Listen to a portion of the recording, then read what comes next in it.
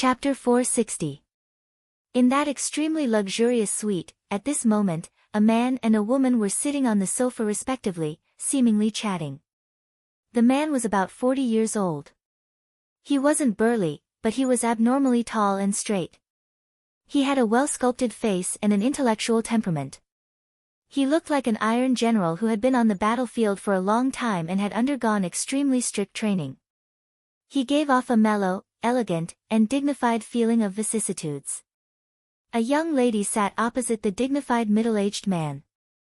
She looked about 15 or 16 years old and was slightly over 160 centimeters tall. She had waist-length golden hair and an exquisite face that made one wonder if it was specially crafted by a famous craftsman. That wasn't the most important thing.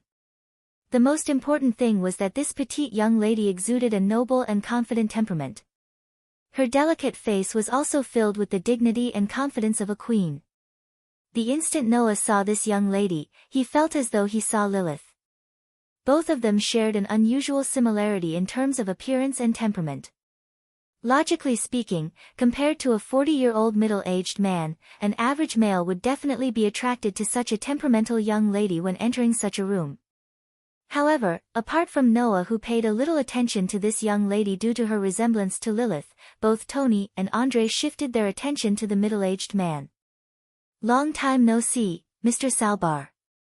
The middle-aged man stood up and bowed to Tony before greeting Andre. "Long time no see, Mr. Andre." "Long time no see, Mr. Salbar, Mr. Andre." The golden-haired girl also stood up.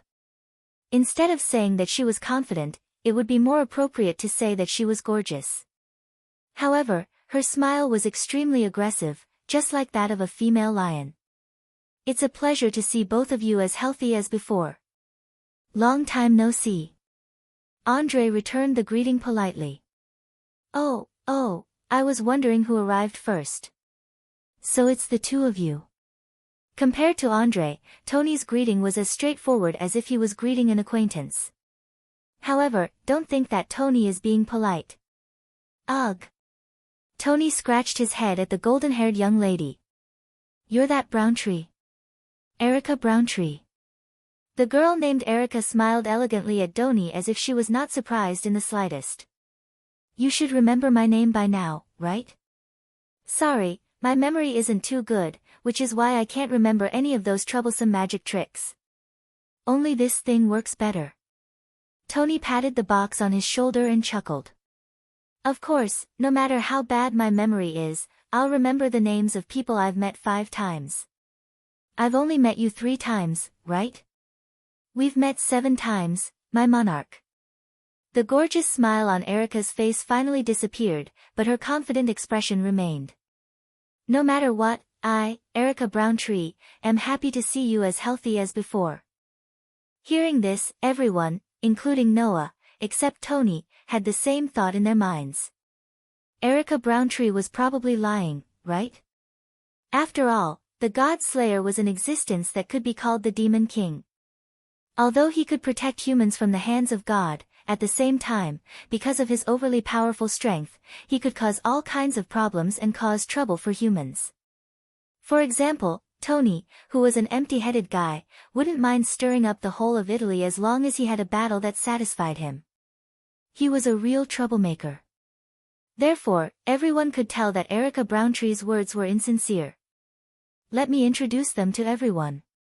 Andre stepped forward to let Noah enter the field of vision of everyone present as if he wanted to change the topic. "This is Paolo Browntree, the general of the Magic Club, Red Copper Black Cross in Milan." Andre introduced the middle-aged man to Noah before introducing Erica. "This is Erica Brantley, also a member of the Red Bronze Black Cross. Generalissimo Paolo is Miss Erica's uncle, and Miss Erica herself is a genius child who has obtained the rank of Grand Knight. There is only one other person in Italy who has obtained the same honor at her age." "Oh." Noah raised his eyebrows and looked at Erica. Under Noah's gaze, Erica wasn't moved by Andre's evaluation at all. Instead, she smiled brilliantly as if it was a matter of course. "Andre, you don't have to say that.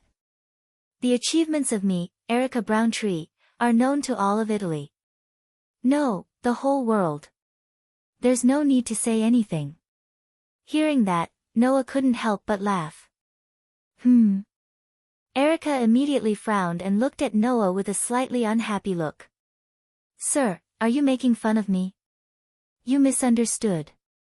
Noah shrugged. It's just that your appearance, temperament, and tone are all very similar to a friend of mine, so I couldn't help but laugh. I'm sorry. That's right. Although they couldn't be said to be carved from the same mold, Lilith and Erica were both confident and gorgeous. Even their appearances were very similar, with both blonde hair reaching their waists. Looking at Erica, Noah felt as if he were looking at Lilith, which was why he chuckled. I see. Erica, on the other hand, combed her long hair with relief. To be able to be mentioned in the same breath as me, Erica Browntree, your friend must also be a gorgeous lady, right? Well, rather than a lady, it's better to call her a young lady, right? Recalling Lilith's willfulness and confidence, the corners of Noah's mouth slowly curled up. In this regard, Miss Erica is exactly the same as my friend. Is that so? Erica narrowed her eyes, and the gorgeous smile on her face began to transition to a somewhat dangerous level. But I'm not a young lady who only knows how to embroider in her room. Sir, why don't you try my sword and magic a little? With that said, traces of spell power began to rise from Erica's body with a confident and elegant smile. In this world, the power used to perform miracles, such as the aura of the East, the magic power of the West, and the spiritual power of the East, were collectively known as spell power. It was due to this that in the previous battle, Tony sincerely said to Noah that his spell power was really strong. In other words, Noah's magic power was also known as spell power, which was the general name of the world. Noah didn't expect Erica to have such a strong desire to show off. His gaze toward her became thought-provoking. She really is similar in all aspects, Erica. Paul reprimanded. Don't be rude. Uncle, you're wrong. Erica suddenly smiled. For us knights, exchanging swords is also a kind of etiquette. Since this sir can accompany Sarbar like Andre, it seems that he is also a capable person who is no weaker than a grand knight. Let me give him the opportunity to dance with me. That's something that others can't even ask for. Andre and Paul looked at each other in dismay. This Erica was no longer confident but arrogant, wasn't she? But this arrogance is not disgusting at all. Sure enough, this girl is carved from the same mold as Lilith. Miss Erica, you'd better leave this opportunity for others. Noah pretended to raise his hands in surrender and took the opportunity to speak. I'm just a passerby. You can talk about business. I'll take my leave. With that, Noah turned around, and Tony's face immediately appeared in front of him, giving Noah a fright. My dear friend, stay with me for a while longer. It'll be over soon. Tony grabbed Noah's shoulder with a smile. While Noah looked sullen, he turned his head and looked at Paul. Are you the only ones here? The other magic societies are still on their way. Paul laughed dryly. The order was just issued last night. It's a bit late. How troublesome. Forget it, I won't wait anymore. You can tell them when they come. Tony made such a declaration. I want news of God. The sooner, the better. Chapter 461. I want news of the gods. The sooner the better. When this sentence came out of Tony's mouth and entered the ears of Noah, Andre, Paul, and Erica, almost everyone had the same thought. This King of Swords must be itching to cause trouble again. This is going to be a little difficult. Paul had a troubled look on his face. Sarbatli, I should also understand that although the gods have left a lot of traces in this world, the god of disobedience can't appear at will. Could it be that Sarbatli has a way to summon the god of disobedience yourself? If there was such a way, it would be easy. I wouldn't be here. Tony waved his hand very casually. Anyway, you all go and collect news of the gods. If there is any, tell me immediately. Also, I don't want the kind of gods that are so weak that they can't even take one sword strike from me. They must be the kind of god of disobedience that is at the level of the god king or main god. There were strong and weak gods. According to Andre, the strength of the gods was not determined by their strength or popularity in mythology, but whether they had a strong sense of self. Therefore, the god of disobedience that appeared on the ground also had strong and weak gods. The powerful god of disobedience could easily sink a small island and bring about disasters like natural disasters. For example, once one of those famous sun gods appeared, the whole earth would be in high temperature just by appearing. The god king and main god level gods that Tony mentioned were such existences, which could be said to be the highest level of gods. Some of the weak god of disobedience couldn't even take one sword strike from Tony. But that was only relative to the kings who killed gods. In the face of such gods, humans were not without the ability to resist, but they were absolutely unable to confront them head-on. At most, they could only seal them. It was because of this that god slayers were not so easy to be born. It was a miracle that could not be achieved by the power of humans themselves, and even the most advanced magicians could not do it. To be able to become a god slayer was all based on luck. Moreover, it wasn't the ordinary kind of luck. It had to be the kind of luck that triggered 3 or 4 miracles under very, very rare circumstances. In other words, wanting to become a god slayer was no less than a beggar wanting to become an emperor who ruled the world. No matter what, gods and god-slaying kings were not welcomed. Such an existence that possessed a power that humans absolutely could not resist brought unimaginable fear and chaos to people. Just like now, Doni proposed that they must find the whereabouts of God. Even if Paolo was the commander of the Magic Society Red Copper Black Cross, which had the ability to rank among the top in Italy, he still couldn't resist. Most importantly, such an irresistible existence was now asking people to find another even more irresistible existence. It was imaginable how difficult and helpless Paul was. I don't think you should be anxious about this kind of thing. Even Erica showed some distress and said, since ancient times, the most abundant thing is the appearance of the god of disobedience. I remember that you have become a god slayer for less than 5 years, but you still killed 4 god of disobedience in these 5 years. So, please wait patiently. There will always be a chance to satisfy you in the future. Here, as a king, you should be more understanding to the person who gives advice. Even Andre was half advising and half warning. Please listen to Miss Erica's request and show your tolerance, King. What a joke. If it was not necessary, who would want to let the god of disobedience fight with the god of disobedience?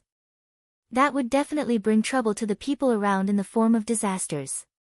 So, no matter what, Erica and others had to be perfunctory. I know these things. Doni frowned. Do I look like someone who likes to cause trouble? As soon as this sentence came out, Erica, Paul, and Andre looked at Doni speechlessly. Their stares made Doni feel guilty. This time, I really don't want to mess around. Doni quickly argued. As you said, the god will appear sooner or later, and by then, this god will still need to be dealt with. In that case, isn't it the same for you to take the initiative to collect information? Upon hearing that, Erica, Paul, and Andre exchanged glances. They had to admit that Tony's words made sense. I understand. Paul hesitated for a while and finally nodded. You're right. If the god of disobedience appears, we still need to deal with it. Only the king can fight against the god, so it's not strange for us to collect information for you. As long as you don't mess around. Erica said bluntly. I'm just afraid that you can't wait and really do something to make the god of disobedience appear. Doni was taken aback and muttered to himself. Seeing this scene, Erica, Paul, Andre, and the others felt a chill in their hearts. Noah, who had been watching from the sidelines, could only express his understanding of the three's reaction. After all, this Doni seemed like he was really considering whether to take the initiative to lure out the god of disobedience, wasn't it? Andre, Tony's trusted aide, who acted as a supervisor to prevent Doni from messing around, was about to say something when Doni spoke first. All in all, it's right for you to collect information on the god. When those who are late arrive, let them collect as well. Until then, I'll be waiting here. Hearing this, everyone was surprised. Wait? The King of Swords who could stir up chaos in Italy for the sake of battle was actually willing to wait? You didn't come here for this purpose, did you? Is it necessary to do this? Noah couldn't help but ask. Mr. Paul also said that only the God Slayer can deal with the god. When the god of disobedience appears, they will definitely report it to you. Why are you in a hurry to collect information on the god? Isn't that obvious? Doni replied without hesitation. Of course it's for you. As soon as these words came out, everyone was startled. For me? Noah looked at Doni in astonishment. Why? Do you still need to ask? Doni said with a smile. This god is not for me, but for you. Everyone suddenly fell silent. Ahem. Andre coughed, pushed his glasses, and pretended to be calm as he asked. If I understand correctly, Salbalay, you want His Excellency Noah to slay the god? Paul and Erica also cast their gazes on Doni with absurd emotions in their eyes. Sigh. Noah sighed and said to Doni tiredly. Just tell me what you're thinking.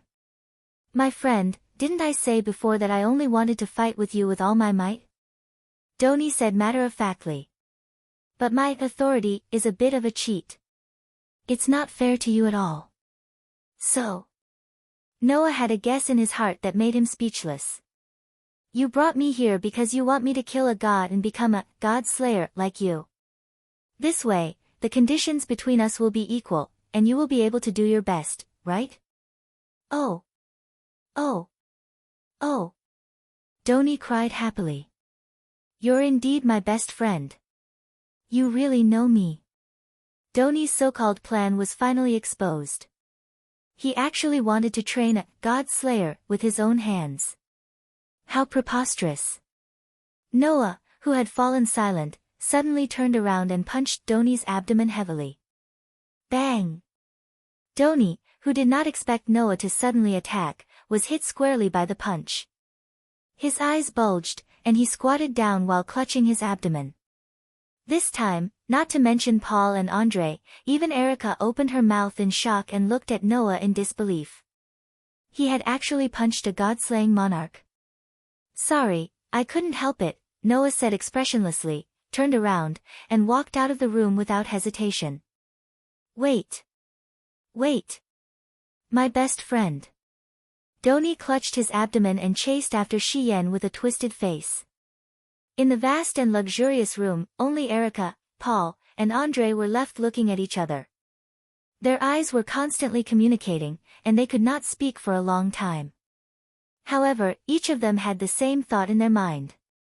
This time, there would be a lot of trouble because of that idiot. Chapter 462. As the largest hotel in the Italian capital, Rome, although the people here did not have the habit of sharing baths, there were still large baths. Splash, with the sound of water splashing, Noah lay down in the water and leaned back. He rubbed his temples and sighed. On the other side of Noah, a chuckling, frivolous voice sounded. I knew you wouldn't want to leave me. These words sounded like words of love from someone who was very infatuated with Noah. It was a pity that the person who said that wasn't a beauty or even a woman. Instead, it was a man who made Noah wish he could slash him to death with his sword. You and I are best friends who have crossed swords. Even I feel like I'm cheating. You must be unwilling to lose to me in terms of authority, right? Tony, who was soaking in the hot water like Noah, said with a proud expression. As a swordsman, this is the time for you to work hard and become stronger. Then, you can seek revenge on me and defeat me with your sword once again. This is the true path of a king. For example, you can kill a god or something like that. My dear friend, I believe you can understand. Noah squinted his dead fish eyes at Tony, who was constantly trying to persuade him to kill a god. For the first time, he had the thought of kneeling down and surrendering to someone.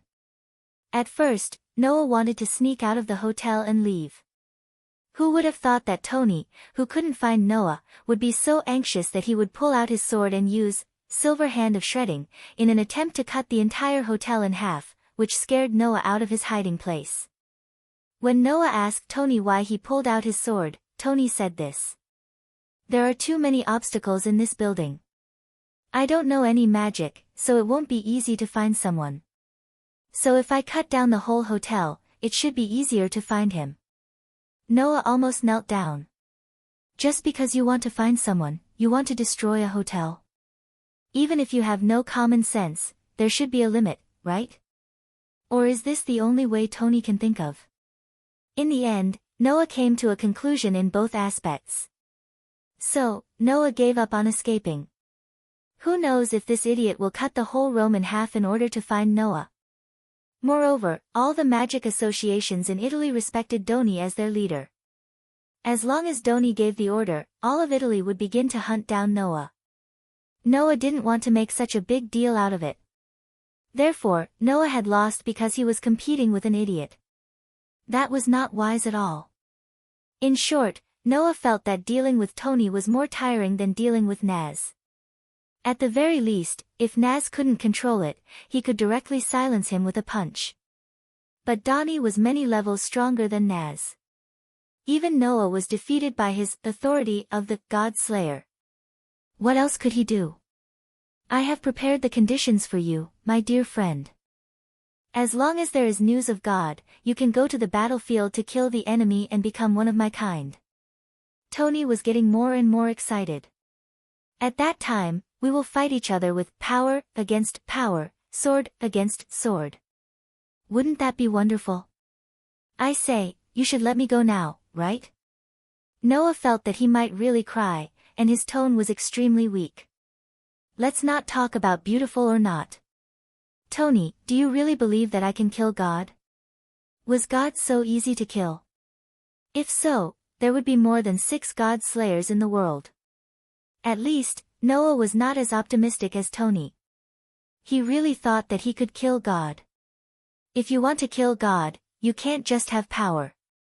From Andre, Noah also learned about the current situation of the 6 God Slayers.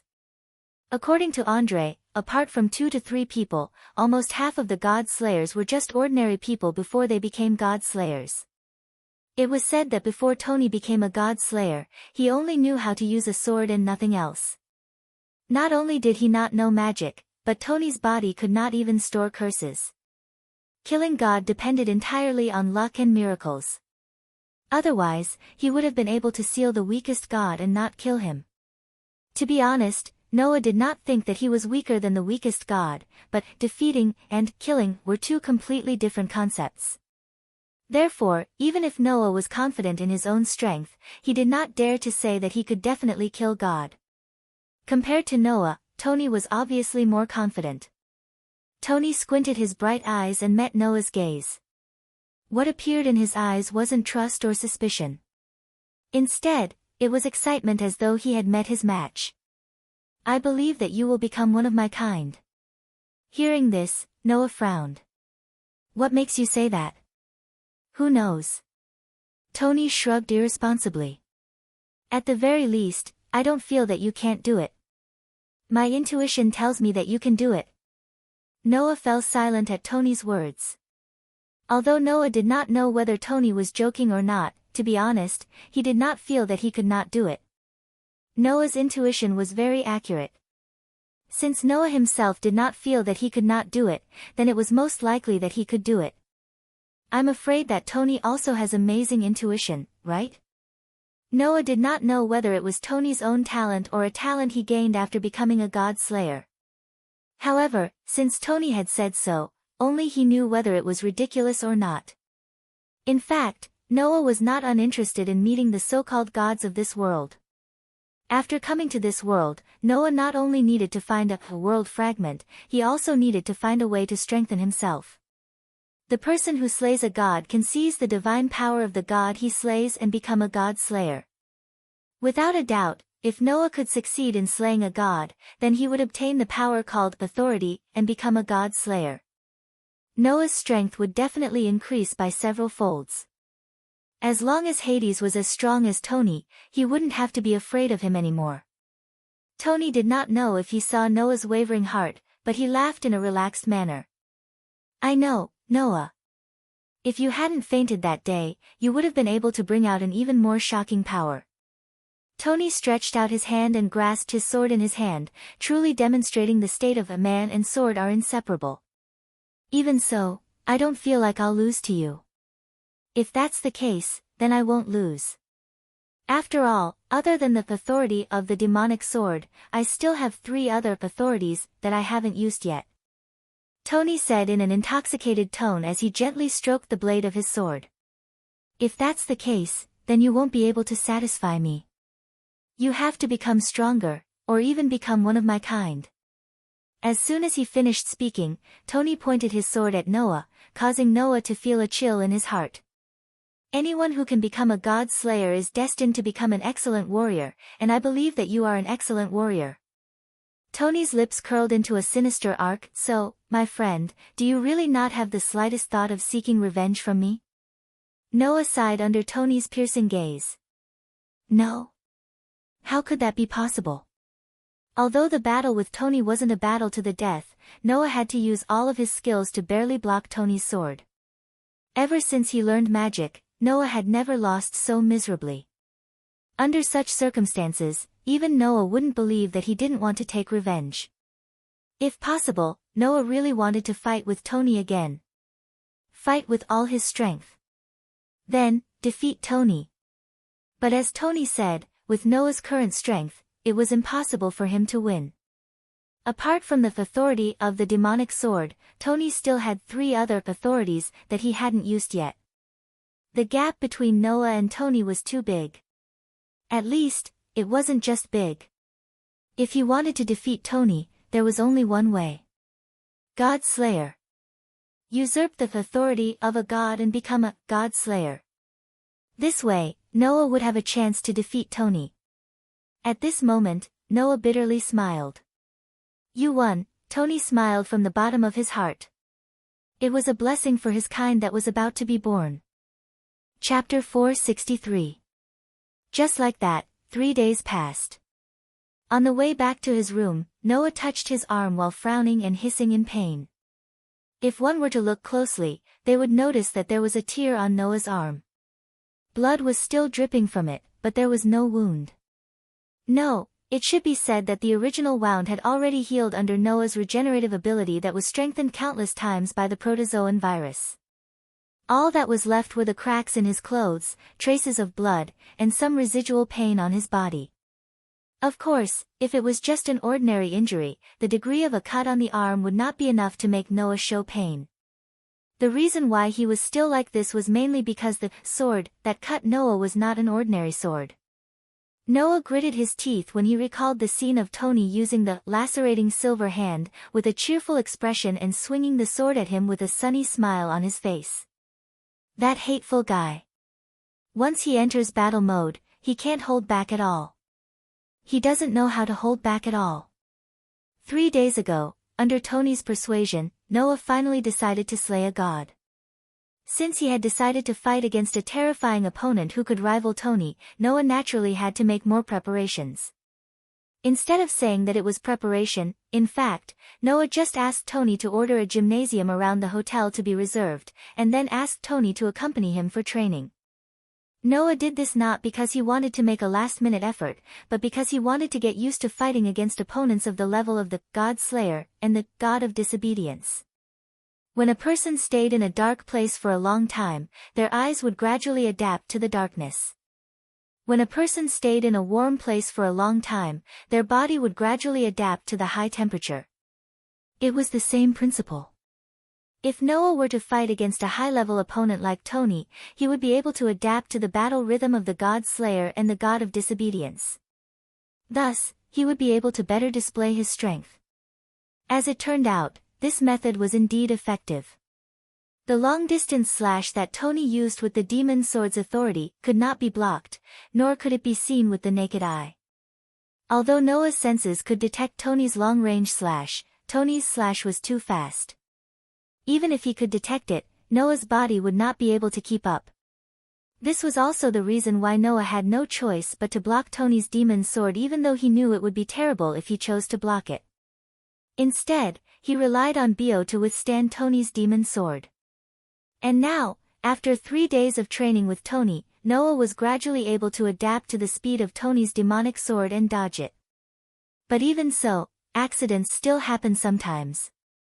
Noah's arm was injured because he was a little slow to react in the gymnasium just now. As a result, he was grazed by Tony's magic sword. With that, Noah's arm was split open with a large wound. An unstoppable demonic sword was not just for show. It seems that in addition to increasing the attack range and non-stop attacks, Tony's demonic sword can also make injuries more difficult to heal and aggravate the pain. Noah nodded as he wiped the blood off his arm. There are strong and weak gods, and naturally, there are strong and weak authority. Tony's demonic sword, authority, is one of the best among all the god slayers and the god of disobedience. If I can adapt to that kind of slash, I'll have a better chance against the god of disobedience. I just don't know what kind of god Tony will find. Noah shook his head helplessly. I hope it's not the kind of god of disobedience that has troublesome authority. At this moment, a voice sounded behind Noah. Ah, isn't this Lord Noah? It was not so much a sweet voice, but rather a voice that purposely emphasized elegance and confidence. The moment he heard this voice, Noah knew who it was. He turned his head and looked behind him. What entered his sight was the person Noah had expected. She had long golden hair that reached her waist like a crown. She was a little short in height, but her figure was extremely large. Like a noble lady, she was walking out of the elevator. Her walking posture was very proper and majestic, attracting the attention of the people around her all the time. The Grand Knight of the Red Copper Black Cross, Erica Brantery. Beside this girl who had always emphasized her elegance was another girl. It was a girl who reminded people of a fairy. Her appearance was delicate and proper, but her expression was extremely tense. She gave people a feeling of cuteness and majesty at the same time. The girl tied her long silver hair into a ponytail and let it hang behind her. As she walked, it swayed like a tail. Together with Erica, she gradually approached Noah. Looking at this unfamiliar girl, Noah stopped walking and allowed Erica and the silver-haired fairy girl to walk in front of him. However, as soon as she arrived in front of Noah, the silver-haired girl clearly sized up Noah with a scrutinizing gaze. After a while, she suddenly opened her mouth. After a while, she suddenly said, "Are you Lord Noah Dole?" The girl's tone was the kind that would make people feel that she was too rigid and stern. Noah often encountered such a tone from people like Elisha and Orange Bar, so he nodded with ease. "You are?" "Excuse me. As a knight, I should first report my name." The silver-haired girl clenched her right fist and placed it in front of her left chest. She bowed slightly to Noah and saluted. "Greetings from the Red Copper Black Cross, Liliana Kranikar." Liliana Kranikar. Noah seemed to have heard this name from somewhere. "I remember, it seems to be related to a genius child who obtained the glory of Grand Knight before she reached adulthood, just like me, Erica Brantley."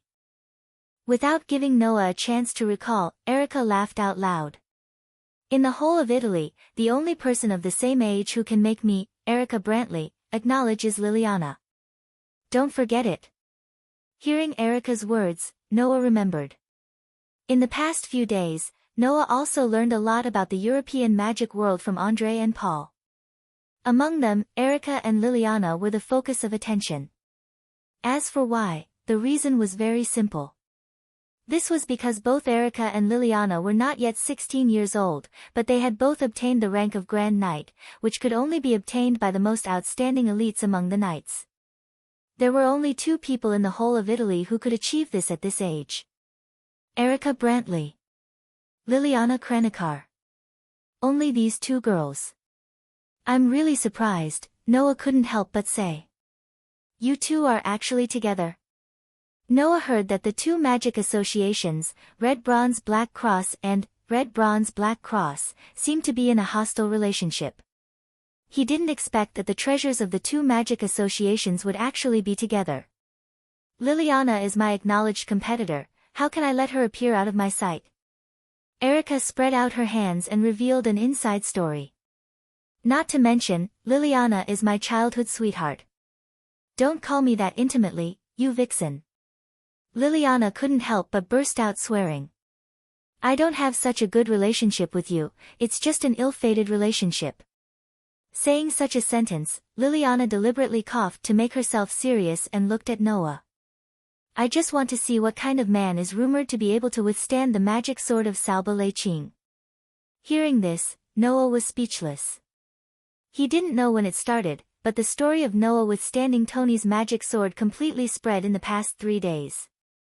This also led to the heads of various magic associations from all over Italy looking at Noah with amazement, surprise, horror, and sometimes even horror. Not many people dared to come up and greet Noah. As Andre said, Noah had completely become a celebrity. Under such circumstances, Noah could only answer. You came to me because of this? No, this is just by the way.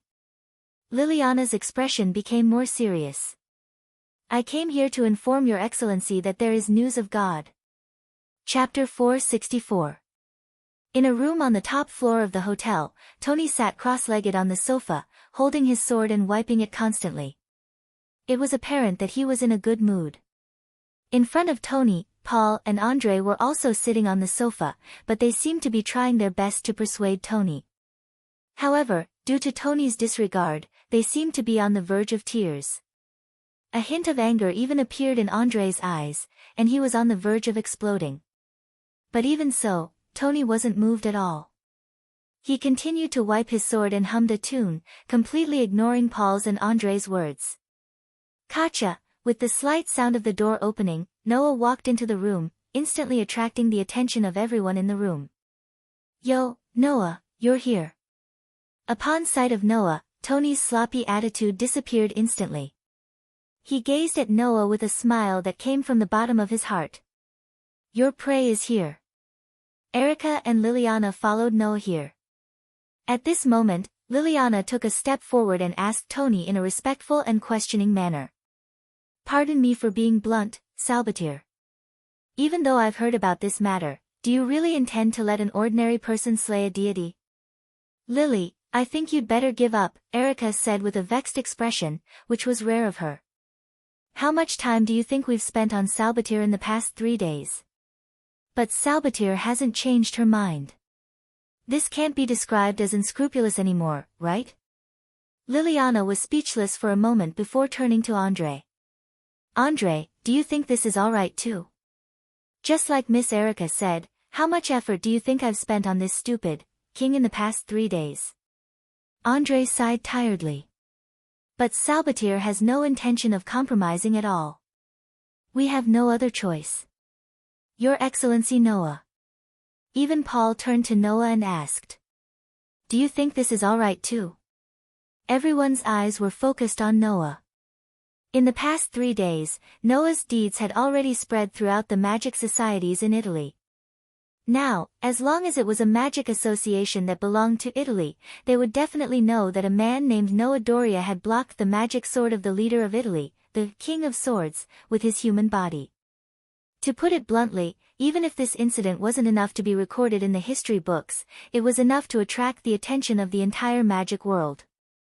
I believe that in the current Italy, there shouldn't be anyone who would feel that Noah is inferior to those who have the highest honor of the Holy Knight rank, right?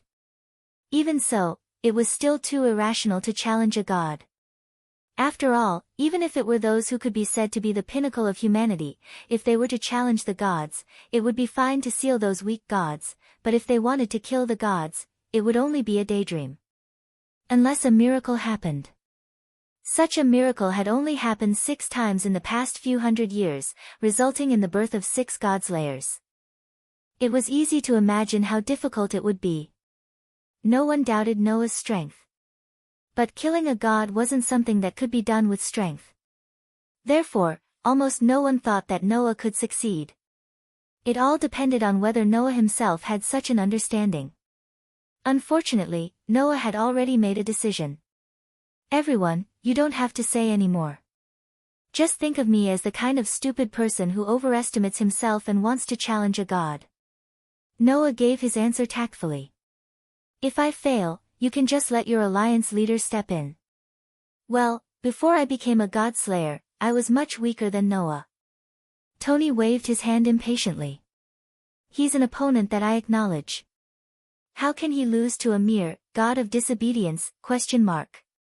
Hearing this sentence, whether it was Erica, who valued beauty, Paul, who had the identity of the commander-in-chief, or even Liliana and Andre, they all cursed in their hearts. A mere god of disobedience? Not many godslayers would dare to say that, right? However, that was what Donnie said. It wasn't because Tony was so strong that he could trample on the god of disobedience like an ant. It was just that Tony was talking nonsense with his own subjective impression. Compared to the god of disobedience, Tony obviously paid more attention to the so-called opponent, Noah, which was why he said so. Perhaps, in Tony's heart, he had already determined that Noah couldn't fail, right? Should I say that he's really an idiot? Since even Sir Noah said so, it's useless for us to object. Paul shook his head and looked at Tony. We only hope that if Sir Noah fails, you can immediately rush over and deal with the god of disobedience, who brought disaster to the people. Don't worry. Tony smiled confidently. There's no need for that. Looking at Tony, who had no intention of changing his mind, everyone could only smile bitterly. To be honest, Tony might really believe that Noah could successfully kill a god more than Noah himself. Noah shook his head with a smile and looked straight at Paul. So, Mr. Paul, did the god of disobedience really appear? Yes.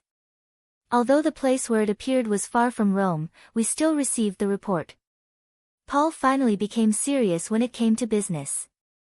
In the past, magic societies like us that were far away from the place where the god of disobedience appeared could only passively wait for the god of disobedience to cause trouble. But this time, because of your request, we were lucky enough to collect the information in advance. Just this morning, the Bronze Cross also received the same secret report. Perhaps because the society she belonged to was hostile to Paul, Liliana was not willing to be outdone. It is said that the god that appeared this time seems to have the appearance of the god of youth, and it hasn't caused any trouble yet. It seems like it's looking for something. God of youth? Noah and Tony looked at each other. Gods were originally born in myths.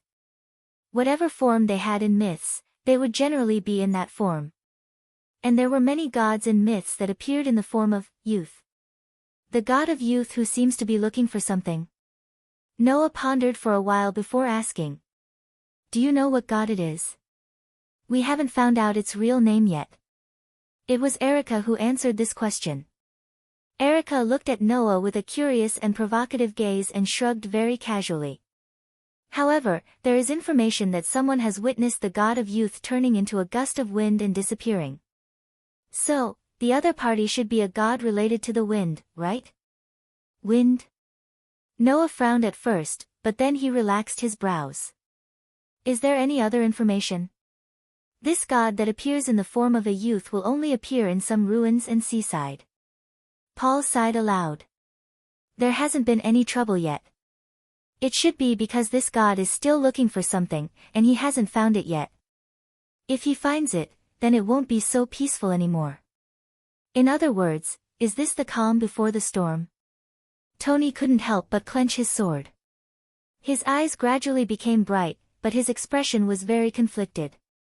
I really want to go and meet this god, but it's Noah's prey. Ching, are you really not going to think about it? Erica seized the opportunity and said in a tempting tone.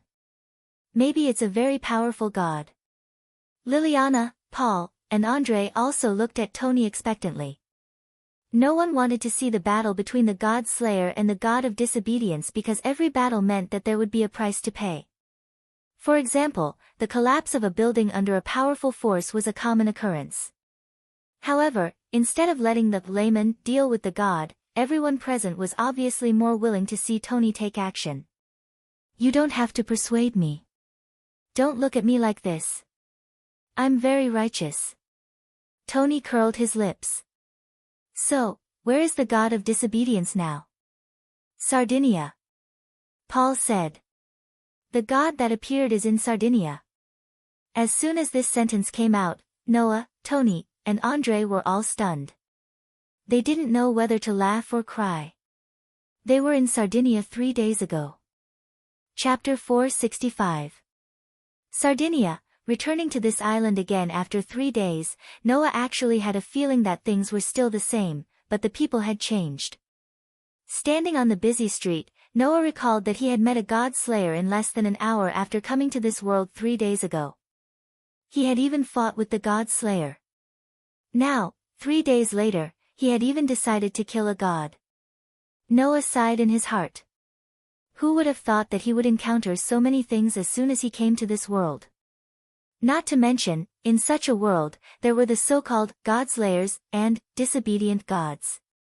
I've really come to an incredible world. After leaving such a murmur that only he could hear, Noah lifted his feet and walked forward. Around him, on the streets that were filled with people, regardless of whether they were men, women, old or young, all of them cast their gazes in Noah's direction the moment he passed by. Their eyes were filled with amazement. Of course, this amazement was not directed at Noah, but at the 2 girls beside Noah. Her long golden hair and silver hair shone brightly under the light of the setting sun, even giving off a feeling of sparkling light. Erica and Liliana walked to Noah's left and right and chatted with each other. Lily, we are now on a holiday island. Why don't you relax a little and let yourself relax? Erica Brantley, although I know that the more important the time, the more you like to use a relaxed attitude to show your ease, at such an important moment, I really hate your pretentiousness. Have you forgotten what we are here for? You are still the same. Once you are in a bad mood, you will speak without thinking. You are always so serious, which will scare away the gentlemen who come to chat with you.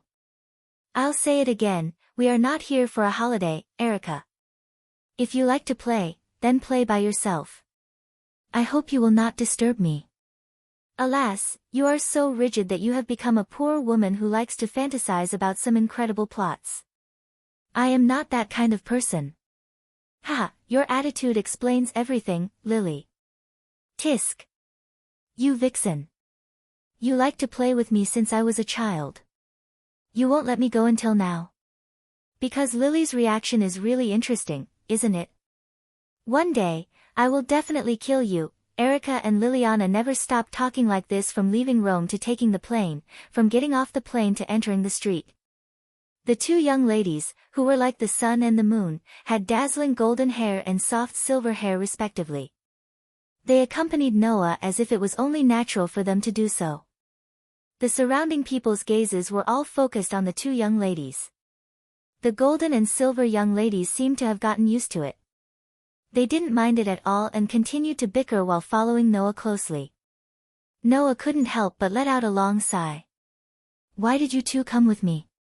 Noah was just talking to himself. Noah had already guessed the reason. As expected, Liliana gave a serious answer. Since you don't intend to take action, it is our responsibility to stop the disaster brought by the god of disobedience. As a knight, be it me or the Bronze Cross, we have the obligation to face it. Compared to Liliana's serious reason, Electra's explanation was a little strange. Even you, who came out of nowhere, can replace Salba Lay to face the god. If I, Erica Brantley, can't show my bravery, that will be the most humiliating thing. Although Noah said that, he knew that there was another reason for these 2 girls to come with him. And that was to supervise Noah. To be more precise, they were here to witness the entire process of Noah challenging the god. If Noah failed, Erica and Liliana would immediately report this matter to the Bronze Cross so that Tony, who was on standby in Rome, could rush over to clean up the mess and avoid causing more trouble. And if Noah was lucky enough to succeed, then the birth of the world's 7th king who killed a god would be a big deal, more important than the appearance of the god of disobedience. Naturally, they would need to bring back the information in this regard truthfully. After all, as the demon king that humans could not challenge, the birth of every god slayer meant that the world had one more atomic bomb that could explode at any time. Therefore, the birth of a god slayer had always been the most concerned issue in the world. In this regard, even the god of disobedience was not as important as the god slayer. That was why Erica and Liliana came with Noah, right? Of course, Erica and Liliana's reason was also one of the reasons. There was no doubt about it. Forget it. It's up to you, as long as you think it's okay, Noah paused and said as if nothing had happened. However, since you followed me here, should I treat you as my competitors? Or should I treat you as my companions? We don't mean to disagree with you, Liliana said without hesitation. Since we're here to solve the problem of the god of disobedience, helping the people here to solve their problems is our consensus, so I'll help you. Or rather, whether we're competitors or companions, don't you think it's a good thing to let these two relationships coexist? Erica suddenly smiled in a noble manner. Just as Lily said, we're all here to solve the problem of the god of disobedience, so we should be companions. But in the process, we can show each other our talents and see who's better. Isn't that a wonderful thing? In other words. Noah glanced at Erica and Liliana. It doesn't matter if we're companions or not. You're not the kind of people who would stab me in the back at a critical moment, right? Of course. Liliana frowned. Noah Dole, do you think a knight like me would do such a despicable thing? You can't pretend that you didn't hear that. The smile on Erica's face gradually changed. If it's a duel, it should be fair and square. If you force that kind of undignified method on me, I'll take it as an insult to me. Don't be nervous. I'm just making sure. Noah spread his hands and patted his cheeks. So, where should we go next? Seeing that Noah changed the topic, Erica and Liliana didn't want to continue the conversation. They looked at each other and turned their gazes to Noah, who was walking in the middle. The god that appeared on this island appeared in the form of a young man named Wind Follower. He has also been to some ruins on this island, Erica replied. We don't know where that young god is now. Because he can transform into Wind Follower, our helpers on this island have long lost track of him. That's why we have to find God first, Liliana said in a serious tone. That God seems to have been to some ruins. Our destination is there. If I'm lucky, I might be able to find out where that God went through spirit vision. Hearing this, Noah felt relieved. Noah had more or less heard about spirit vision. It was said that it was a special ability that could decipher the mysteries of the world.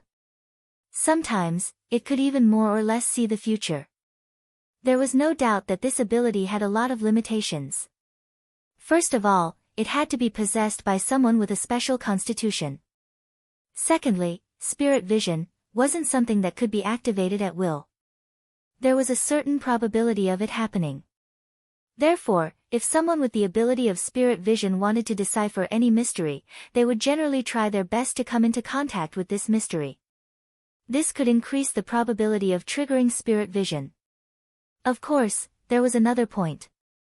The number of things that could be seen by spirit vision depended on the aptitude of the person with the ability of spirit vision. In addition, it also needed to be random. Liliana had this ability.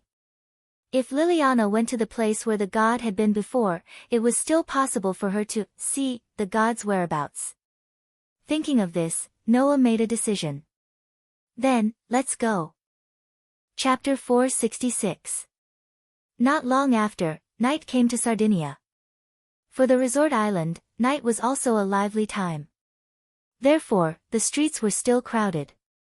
Not only did the number of people not decrease, but it also gradually increased. However, this was no big deal to Noah, Erica, and Liliana, who had walked out of the streets.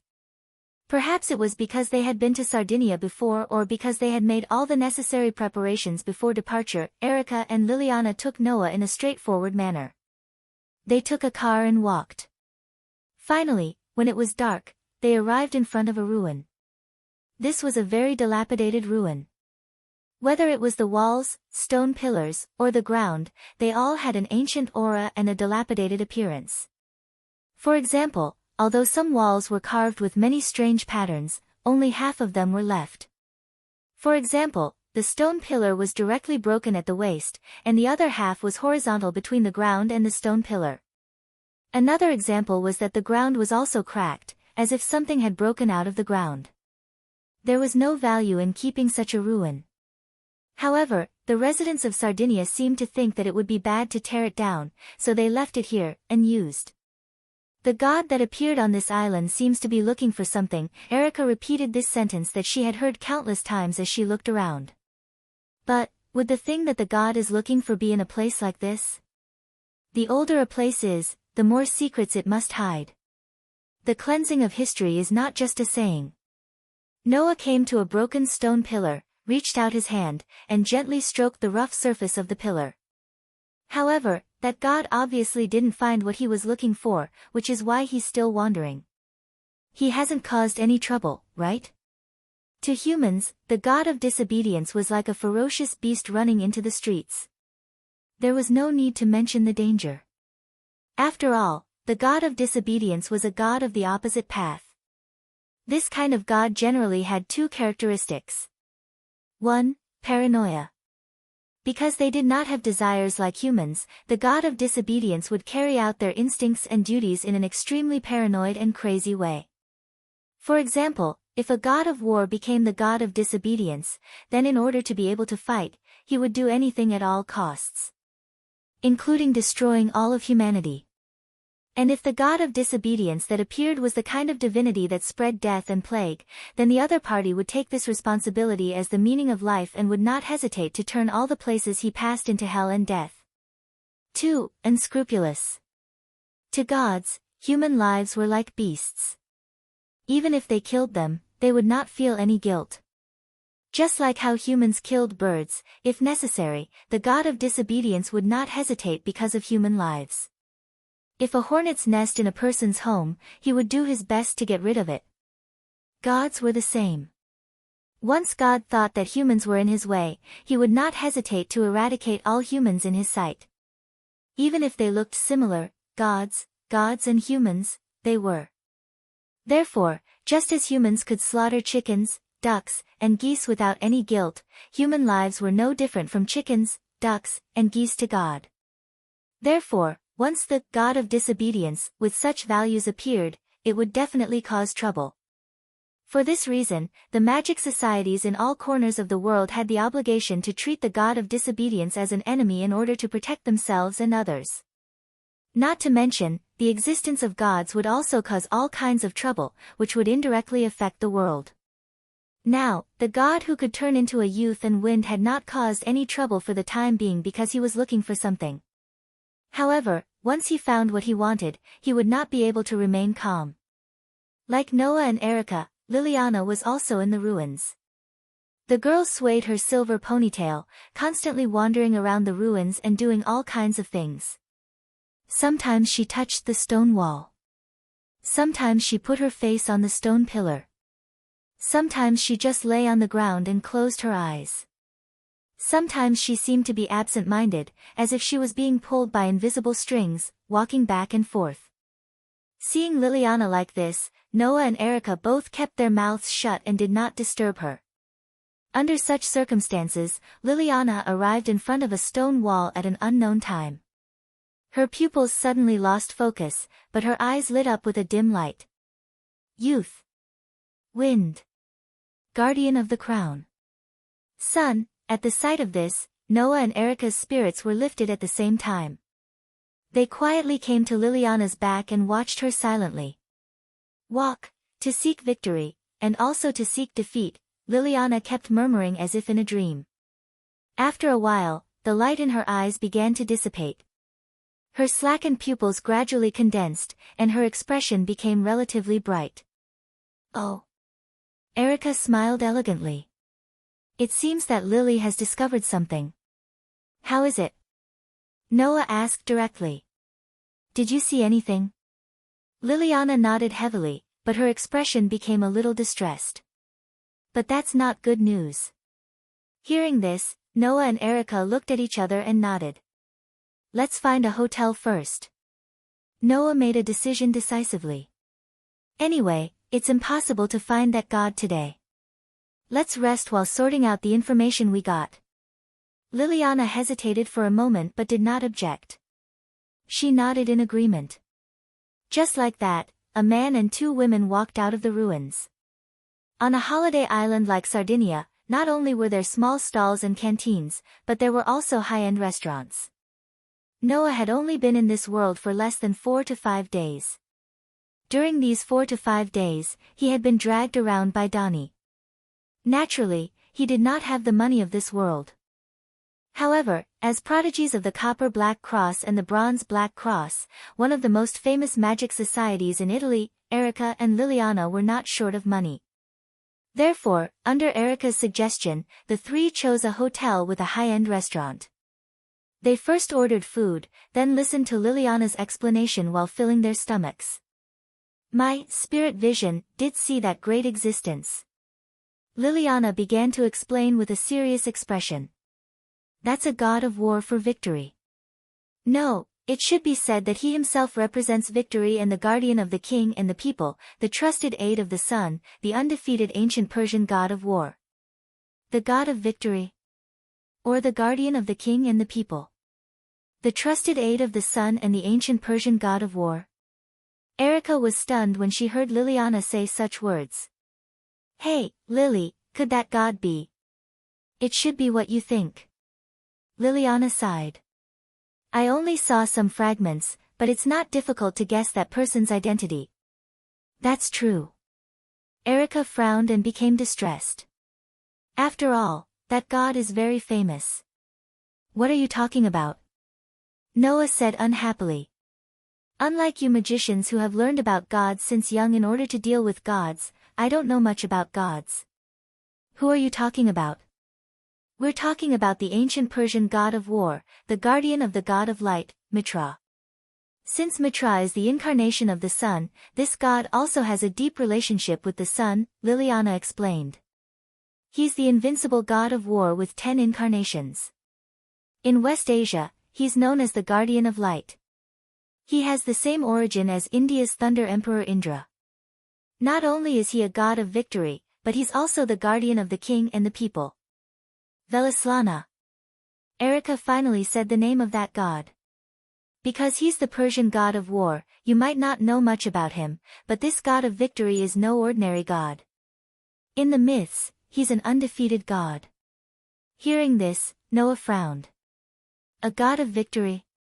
Didn't that mean that if Noah wanted to slay a god, it was equivalent to doing something that no man or god in the myths could do? Was it that difficult? That might be the worst god for you. Liliana seemed to understand Noah's thoughts, but she revealed another piece of news. The most troublesome thing is that now, this god is preparing to summon another god. Chapter 467.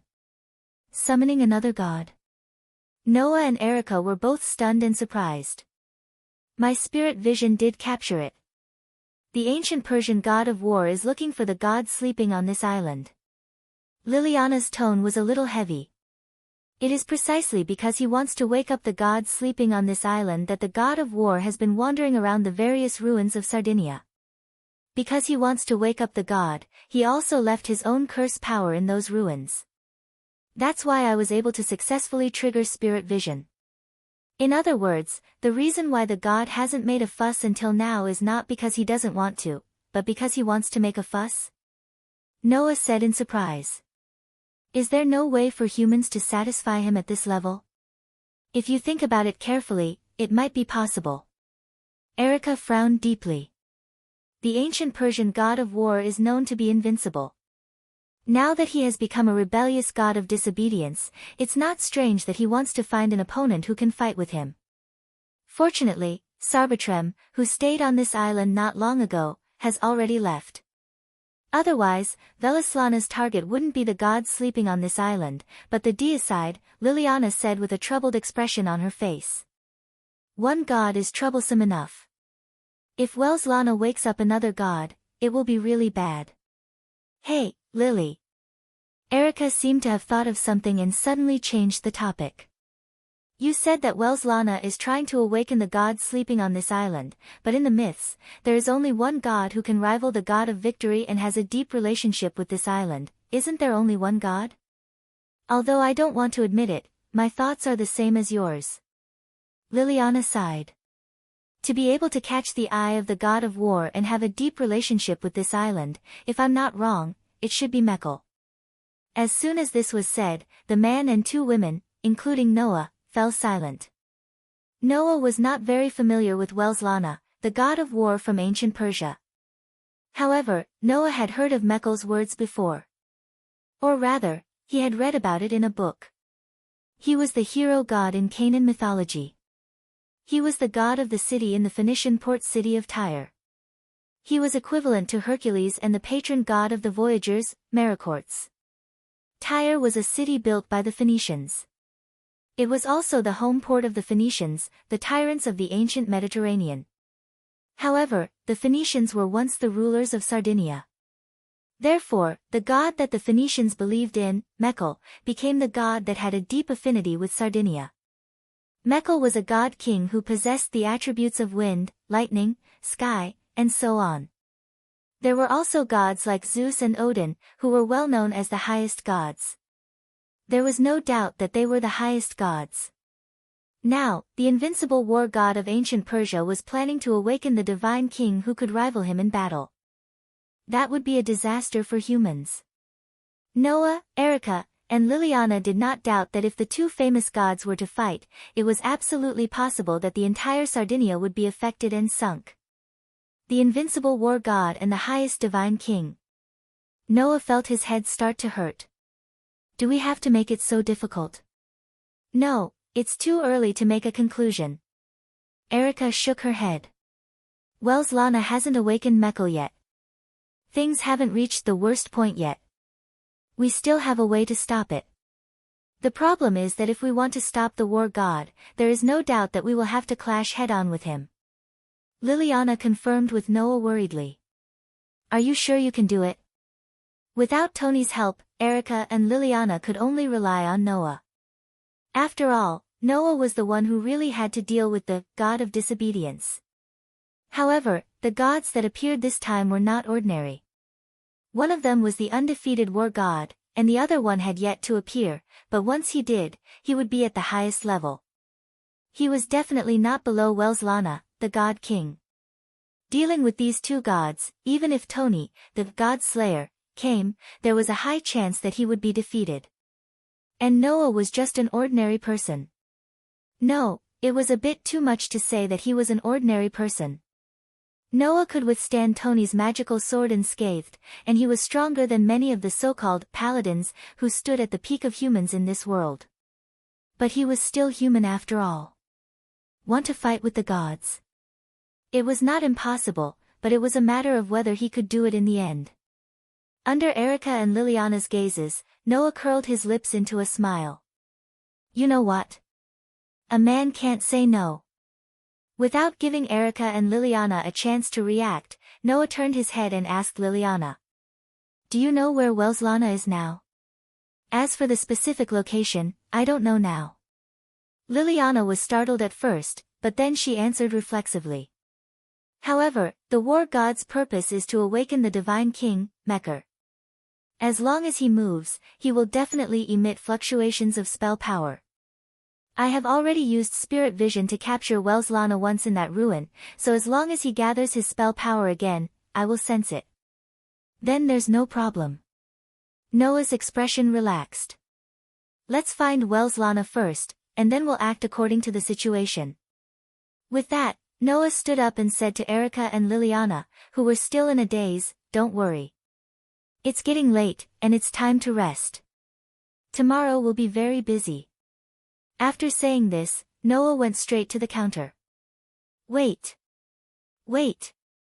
Erica and Liliana woke up and quickly stood up and chased after him.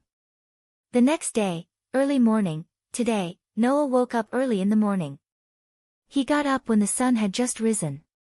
After washing up, Noah walked out of the hotel and looked at the deserted street. After a while, his eyes fixed on a vast square next to the hotel. Yesterday, when Noah, Erica, and Liliana came to this hotel, this vast square was already filled with all kinds of stalls. But now, the sun had just risen, and there were not many people on the street.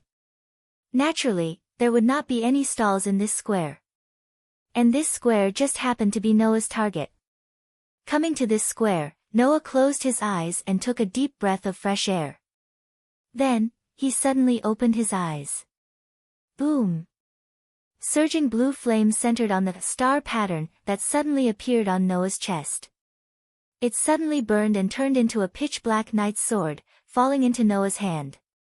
Holding the knight's sword tightly, Noah raised it in front of him and pointed the tip of the sword forward, as if aiming at an invisible enemy. He began to concentrate. In the battle against the gods, Noah could only rely on the two weapons in his soul. Because, whether it was the God Slayer or the God of Disobedience, they both had an extremely foul physique. The nullification of magic. No. Not just magic. Spells, yin-yang spells, and so on, as long as they were used against the God Slayer and the God of Disobedience, they would all be nullified, even if they were beneficial spells such as healing and support. In other words, the magic and spells that Noah mastered could not be used against the God Slayer and the God of Disobedience, unless it was a magic that worked on himself like the enhancement magic. Otherwise, as long as it was used against the gods, it would be nullified.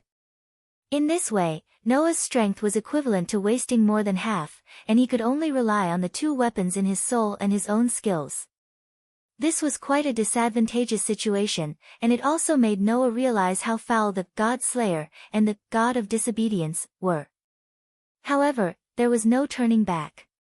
Since he had decided, Noah would not go back on his words. If he wanted to obtain authority and become a God Slayer, he would not have the consciousness to risk his life. It was better to go home early, wash up, and sleep. What Noah could do was to race against time to strengthen the cards that he could use. At this time, a voice sounded from behind Noah. Is that your sword? Hearing this, Noah's hand movements stopped and looked behind him. He saw that Liliana, who was dressed in a blue and black formal dress, walked towards Noah with a proper posture, and a trace of curiosity appeared on her usually serious face. Do you want to compete with me? Chapter 468. Would you like to have a duel with me? While saying that, Liliana's eyes began to burn with passion. I, Liliana Kranikar, request an audience with your sword, the Grand Knight of the Bronze Black Cross, whom even Minister Sarbitrii praised. At this moment, Liliana's voice was full of provocation, just like Erica's. From this provocation, Noah didn't sense any hostility, but her fighting spirit was awe-inspiring. Noah had heard this tone from Erica more than once in the past few days. And the reason why Erica used this tone was obvious to Noah even if he used his knees to guess. It was because only 2 people in the entire Italy had achieved the rank of Grand Knight when they were still underage. Erica and Liliana were known as prodigies by the relevant people in the magic world. It wasn't difficult to understand why Erica would be so confident after achieving such an achievement when she was still underage.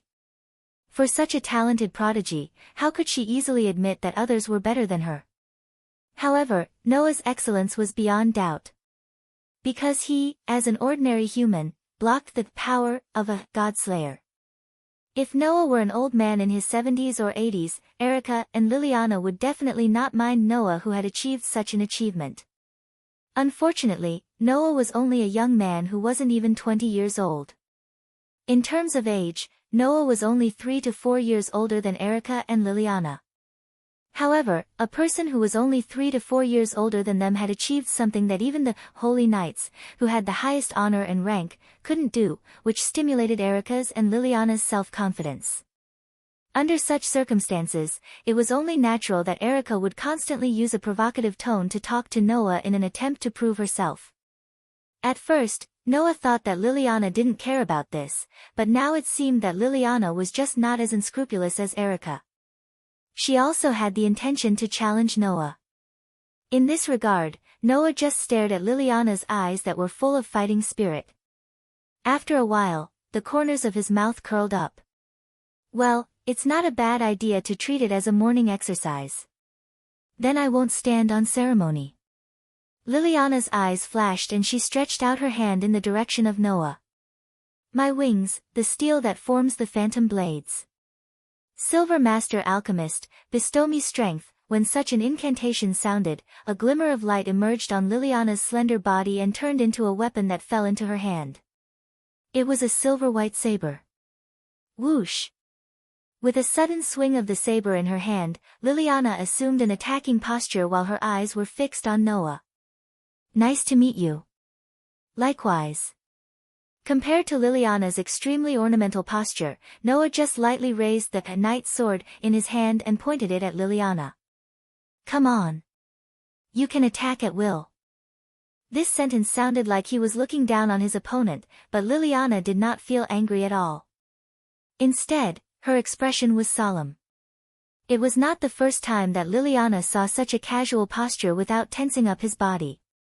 Italy's King of Swords was almost the same after drawing his sword. He did not assume any stance, just relaxed his body, and the right hand holding the sword drooped down casually.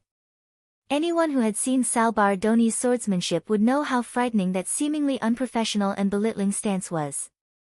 Because if there was no stance, it meant that any move could be derived.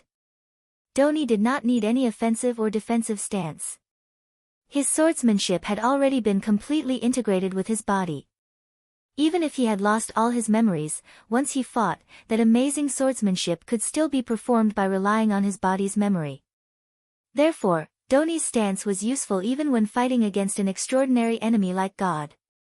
It was truly a realm where he did not need any moves to adapt to the situation. The East called this realm, having no moves is better than having moves. Liliana, who had seen this realm, saw that although Noah was not sloppy, he was more casual and relaxed than Doni. Naturally, all the vigilance in her heart exploded. Sure enough, in terms of swordsmanship, he's already comparable to Salbar Lay. Liliana's expression became more and more solemn, but the scorching heat in her eyes became more and more intense. However, this is what makes the challenge meaningful. As soon as she finished speaking, she looked at Noah who was casually standing in front of her. She slowly clenched the Silver Grandmaster Craftsman sword in her hand, and a faint spell power quickly flowed on the surface of her body, giving Liliana a sense of tyrannical power. Hey dash! With a clear shout, Liliana tapped the ground with the tip of her toes and charged straight at Noah who was close at hand. She slightly bent her wrist, and the blade of the military knife in her hand glowed with a cold light. When she was only half a meter away from Noah, she suddenly stopped and drew a tricky arc in front of Noah. Chi! Like a flash of silver light, Liliana's military knife turned into lightning and shot straight at Noah's direction. Looking at the incoming military knife, Noah just raised his hand unhurriedly and pointed the knight's sword in his hand. Ding! In the next moment, the tip of the pitch-black knight's sword accurately hit the tip of Liliana's military saber. With a crisp sound, the military saber was pushed back. Clang! The sudden force acting on the military knife made Liliana's body feel as if she was hit by something. She instantly retreated more than 10 steps, and after a while, she stopped her body awkwardly. Liliana's expression changed. She gritted her teeth and mixed some curse power with the military knife in her hand. Her body rushed toward Noah again. The military knife turned into a flash of silver light and suddenly stabbed out. Ding! Another crisp sound rang out. But this time, the tip of Liliana's military knife accurately pointed at the tip of the pitch-black knight's sword that Noah had not yet retracted. Perhaps, Liliana wanted to return an eye for an eye. However, Noah narrowed his eyes slightly. His hand that was holding the sword suddenly turned and retracted, pulling the knight's sword back. Then, something strange happened. Liliana's Silver Grandmaster Craftsman seemed to be directly attracted by Noah's knight's sword. As Noah retracted the knight's sword, Liliana and her sword were pulled over. Wadash! Liliana's heart skipped a beat. Her feet subconsciously gripped the ground, but her body still drew an arc in the air and crashed straight into Noah. Then, looking at Noah who was getting closer and closer to her, Liliana's gaze turned cold. she simply gave up resisting and let her body crash into Noah's direction. The curse power in her body quickly condensed on her palm and quickly gathered on the Silver Grandmaster Craftsman. If you can't resist, then attack. With a cold shout, Liliana's body turned and she fiercely tightened the military knife in her hand. Accompanied by a sharp wind-breaking sound, she fiercely slashed toward Noah's shoulder. Feeling the sharp wind coming toward him, Noah's hand tightened. The knight's sword suddenly slashed out like a meteor and once again accurately pointed at Liliana's Silver Grandmaster Craftsman. Ding! This time, it was on the blade of the Silver Grandmaster Craftsman. A violent force gushed out along with Noah's stab, causing the tip of the knight's sword to ignite a spark on the blade of the Silver Grandmaster Craftsman. An invisible repulsive force fiercely hit Liliana's Silver Grandmaster Craftsman. After a moment of stalemate, it rushed toward Liliana's direction like a shock wave. Bang! Liliana only felt a huge force coming from the Silver Grandmaster Craftsman. Her body was shocked by the repulsive force and she slid more than 10 meters on the ground, leaving a long shoe print on the ground. Ha! Ha! Liliana could not help but gasp. First, she glanced at Noah, who did not even move from his position, then she looked at her trembling hand that was holding the knife. Her eyes fluctuated. So strong. This person is so strong. Maybe, he can really, how is it? Noah raised his eyebrows. Still want to go? Hearing this, Liliana's expression became uncertain. In the end, she sighed and shook her head. I lost. Noah smiled. Chapter 469. Here. After buying the cold drinks from the small stall that had just been set up, Noah walked towards Liliana, who was sitting on the bench in the square, and passed one of the bottles to her. Although it's not a strenuous exercise, it's better to drink it. Hearing this, Liliana looked at the cold drink in front of her. After hesitating for a while, she nodded her head. Accepting gifts from others without any reason is not something that a knight should do. However, since it's done out of goodwill, it's a different story. I'll accept it with gratitude. After speaking like an honest and upright official in the face of a bribe, Liliana politely reached out her hand and took the cold drink in Noah's hand while Noah was at a loss of whether to laugh or cry. Perhaps because she was too concerned about whether she should accept it or not, Liliana's hand accidentally touched Noah's hand. Eh! Suddenly, Liliana opened her eyes wide and blushed. She quickly retracted her hand. Seeing this, Noah tilted his head and asked curiously. What are you doing? No, nothing. Liliana replied loudly, giving Noah a shock. What's wrong with this girl all of a sudden? Little did he know that Liliana seemed to have thought of something and looked at Noah shyly. You. Could it be that you deliberately did this to me for this purpose? Huh? Noah was at a loss. What purpose? What do you mean? Just. Liliana seemed to be very nervous as she twisted her hand. She lowered her head and said shyly. To touch my hand, give me water, what? Liliana's voice was too soft. Noah frowned and subconsciously moved his head closer to her. Say that again. Looking at Noah's head that suddenly moved closer, Liliana shouted and jumped up. She pulled a distance away from Noah and pointed at Noah with a flushed face and shouted. What are you trying to do?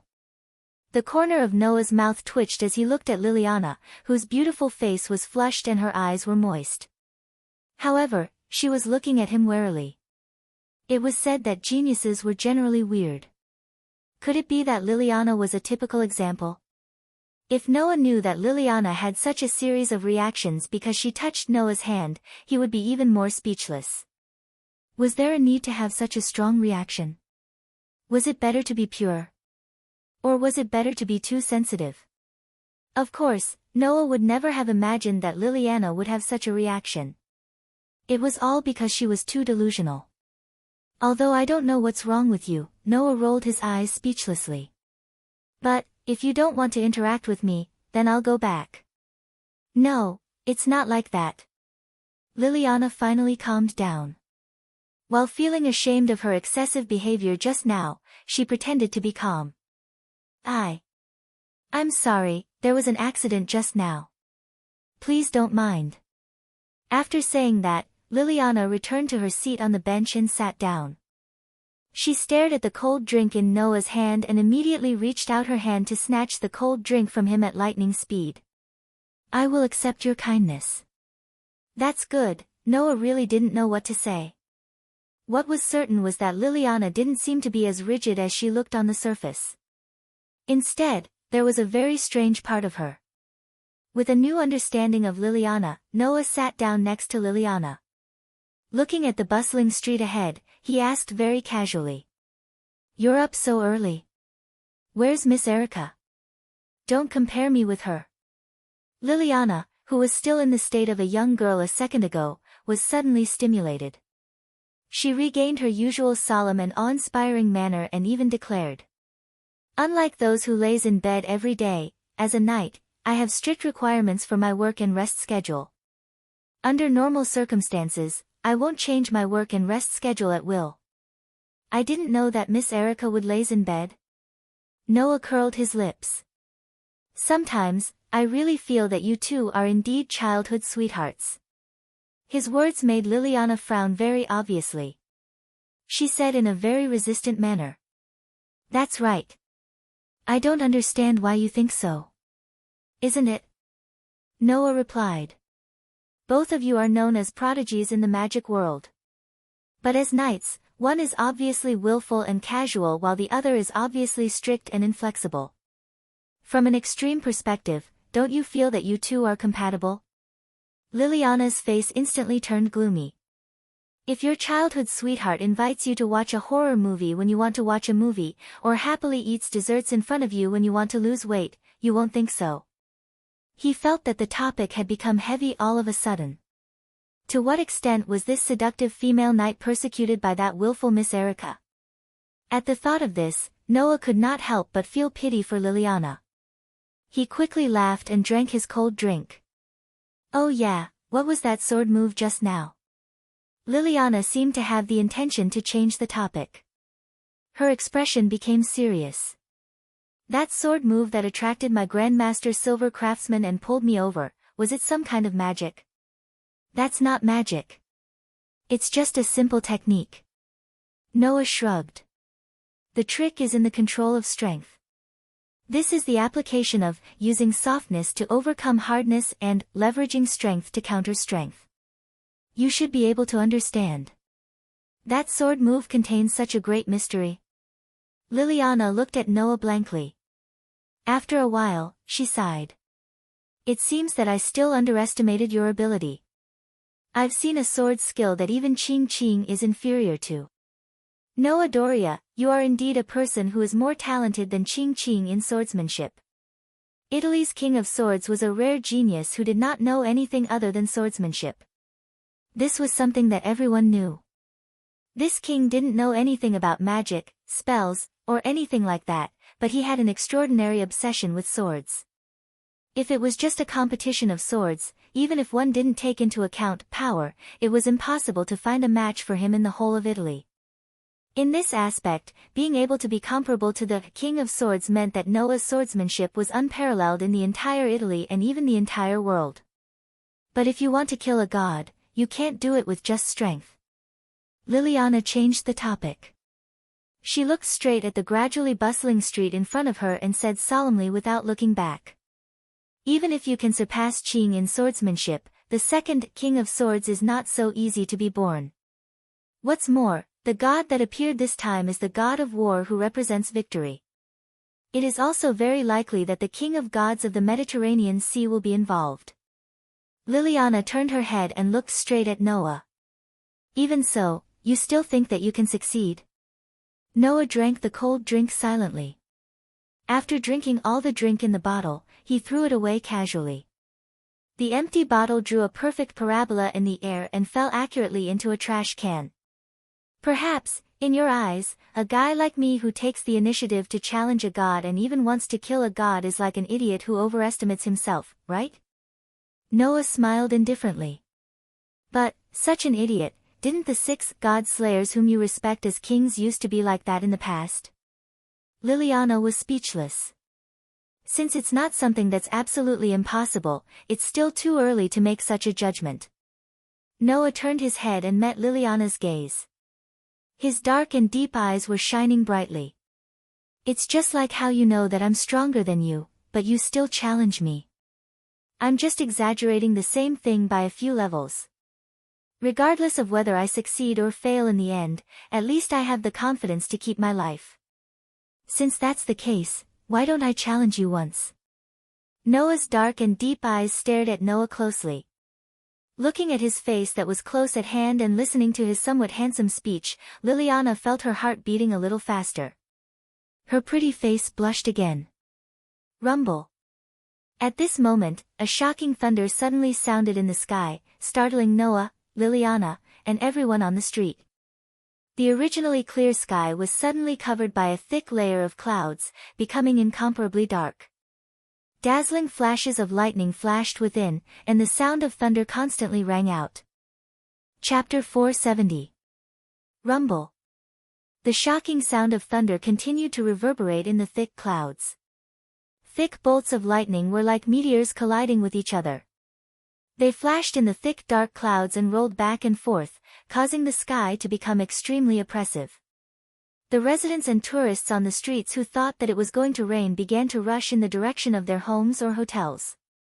Those who were setting up their stalls and preparing to make a fortune today were grumbling as they quickly packed up their stalls and walked away. Not long after, there were only a few passers-by and Noah and Liliana who didn't move at all in the square and the entire street. A man and a woman stood under the gloomy and cold sky, looking up at the scene where the sky that was clear not long ago suddenly became like the end of the world. Their expressions turned solemn. Noah Dole. Liliana's palms began to sweat unknowingly, but her voice was still as stern as ever. Do you feel it? At this level, if you still can't feel it, you can really go home, wash up, and sleep. Noah stared at the dark sky and narrowed his eyes. This is not a simple storm. There is an extremely large amount of curse power gathering in the clouds. In other words, it was not a natural phenomenon, but a man-made phenomenon. No. It was impossible for an ordinary person to cause such a phenomenon that was thicker than a normal storm. Affecting the weather was not something that could be done by ordinary power. Therefore, whether it was Noah or Liliana, they could only think of one possibility. God. Liliana's eyes glowed with a faint light. I see it. It's God's power that is affecting the weather. Is it Welslana? Noah immediately asked. Does the ever-victorious god of war also have the power to cause such a phenomenon? The ancient Persian god of war, the god of victory, often incarnated into 10 forms in myths and traveled between heaven and the human world.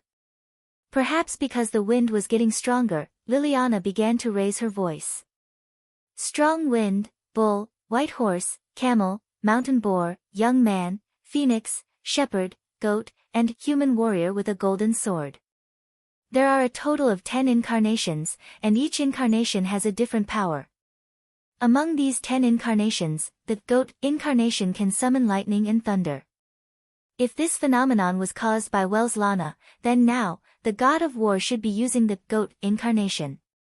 Liliana's face showed a hint of uneasiness as she said this. However, to be able to affect the weather to such an extent, without a certain degree of control over the sky, and there's the storm, this was beyond the reach of the power of Welslana's goat incarnation. Liliana didn't say it out loud, but Noah could understand it. Storm.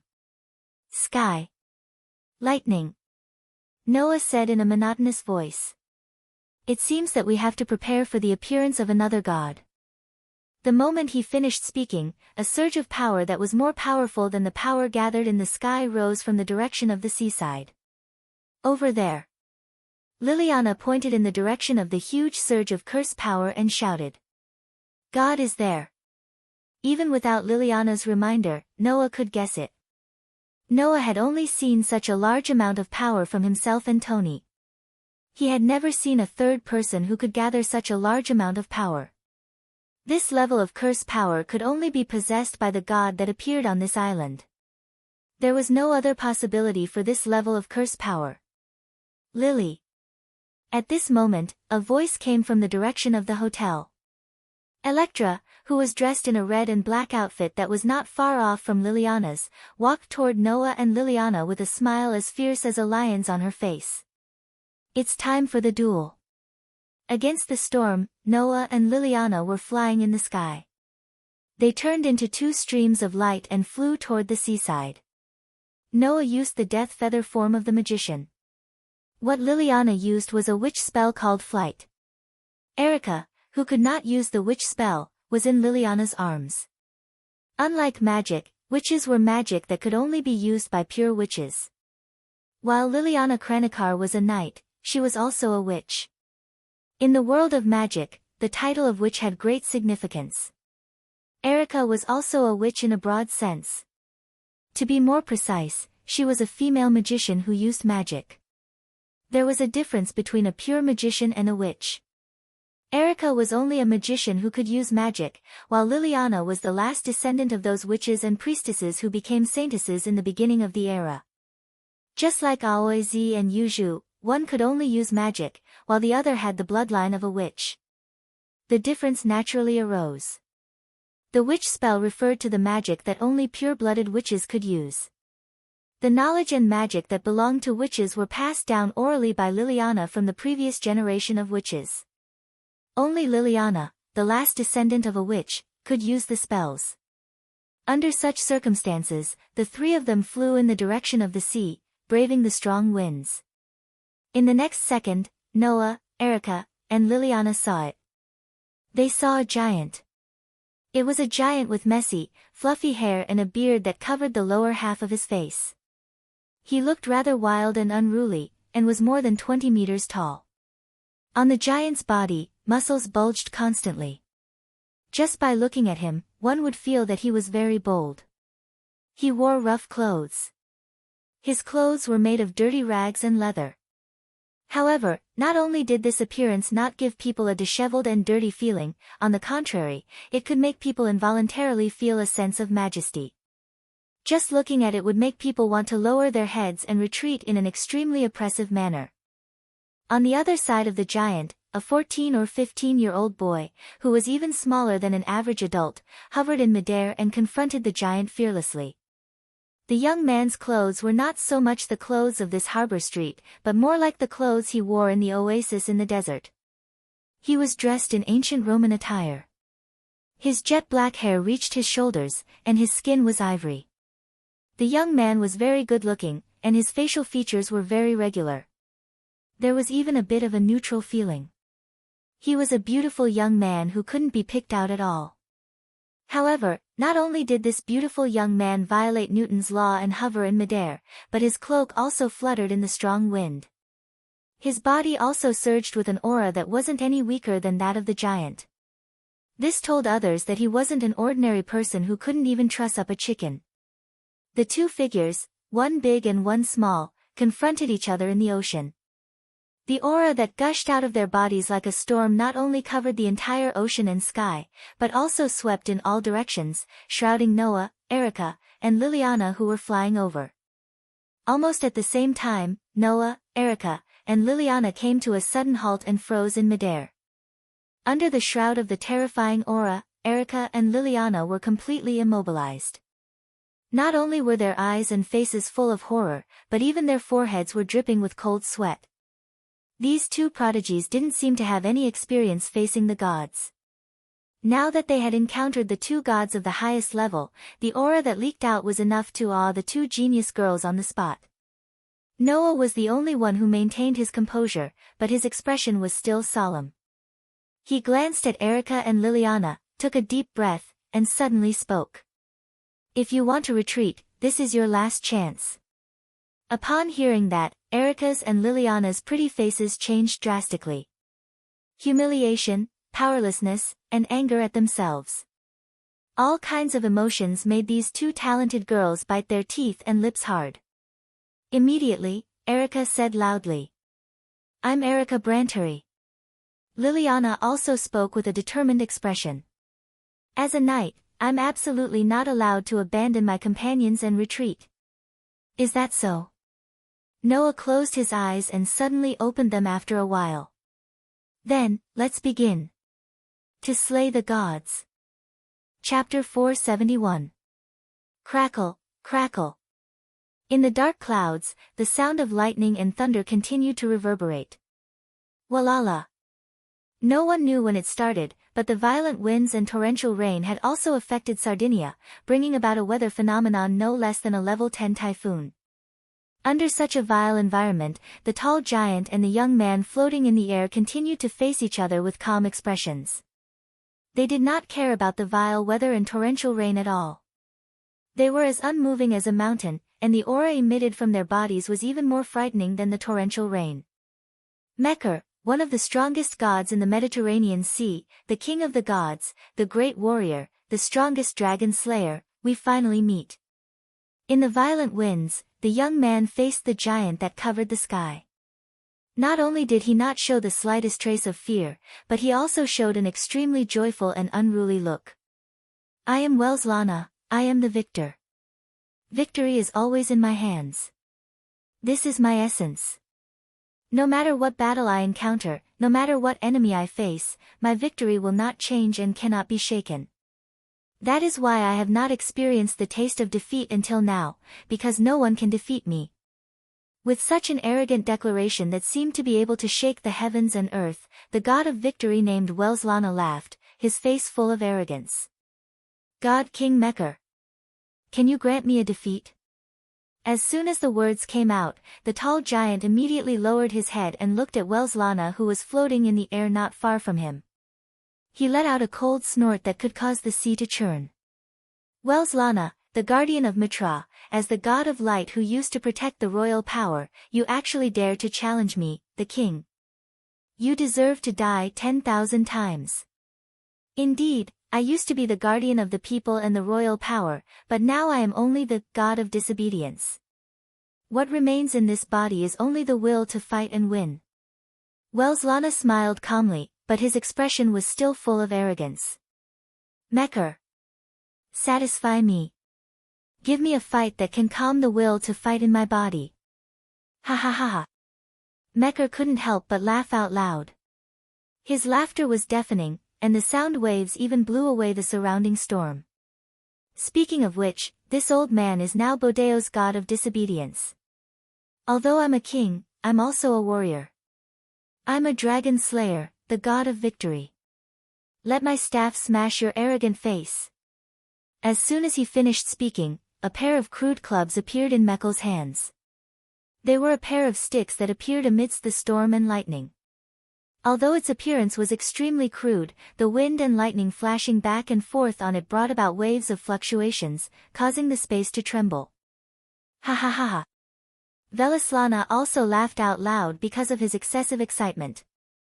The cloak behind him fluttered, and an extremely terrifying curse power rose with his petite body as the center. Come on. The king of the Mediterranean. The heavy atmosphere in the air exploded at the slightest touch. Just as the ever-victorious war god and the king of gods were about to engage in a devastating battle, a slightly frivolous voice rang out. If that's the case, can you count me in? The voice was very soft, so soft that it was covered by the storm in less than a second. However, whether it was Welslana or Mekl, they were not ordinary people. They were the highest gods in the myths, so naturally, they couldn't miss it. At that moment, Welslana and Mekl both stopped what they were doing and turned their heads to look in the direction of the island. There, in midair, a figure with two pairs of light wings made of black light behind his back braved the storm and entered the eyes of the two gods. Welslana was slightly startled and said in surprise. Human. Human. Mekl's voice sounded like thunder, and his sharp gaze was directly cast. A mere human, how dare you appear in front of us gods? The moment he was stared at by Welslana and Mekl, Noah felt as if his whole body was wrapped by an invisible pressure, and his body was constantly being pulled down. Welslana was the guardian of the people and the royal authority. Although he was not the king, he represented the royal authority itself. In addition to the great cause of protecting the people, he could make all humans accept his protection and make them submit at the same time. Mekhl was the king of gods and the former king of the Mediterranean. He also had the power to make humans submit. The two of them were the highest gods in all aspects. Now, they were aiming their auras at Noah. Even if they didn't deliberately use their power, their auras and words were enough to make humans kneel down and submit to them. Unfortunately, Noah was not an ordinary human. Like Erica and Liliana, Noah had no experience of facing a god directly. However, Noah had seen Gaia and Aleia, who were even more majestic than gods. In addition, in the past few days, he had been fighting with the god slayer, Tony, who was on par with the gods. Coupled with the countless battles he had experienced in the past and the temperament he had cultivated since childhood, it was impossible to make Noah submit with just their auras.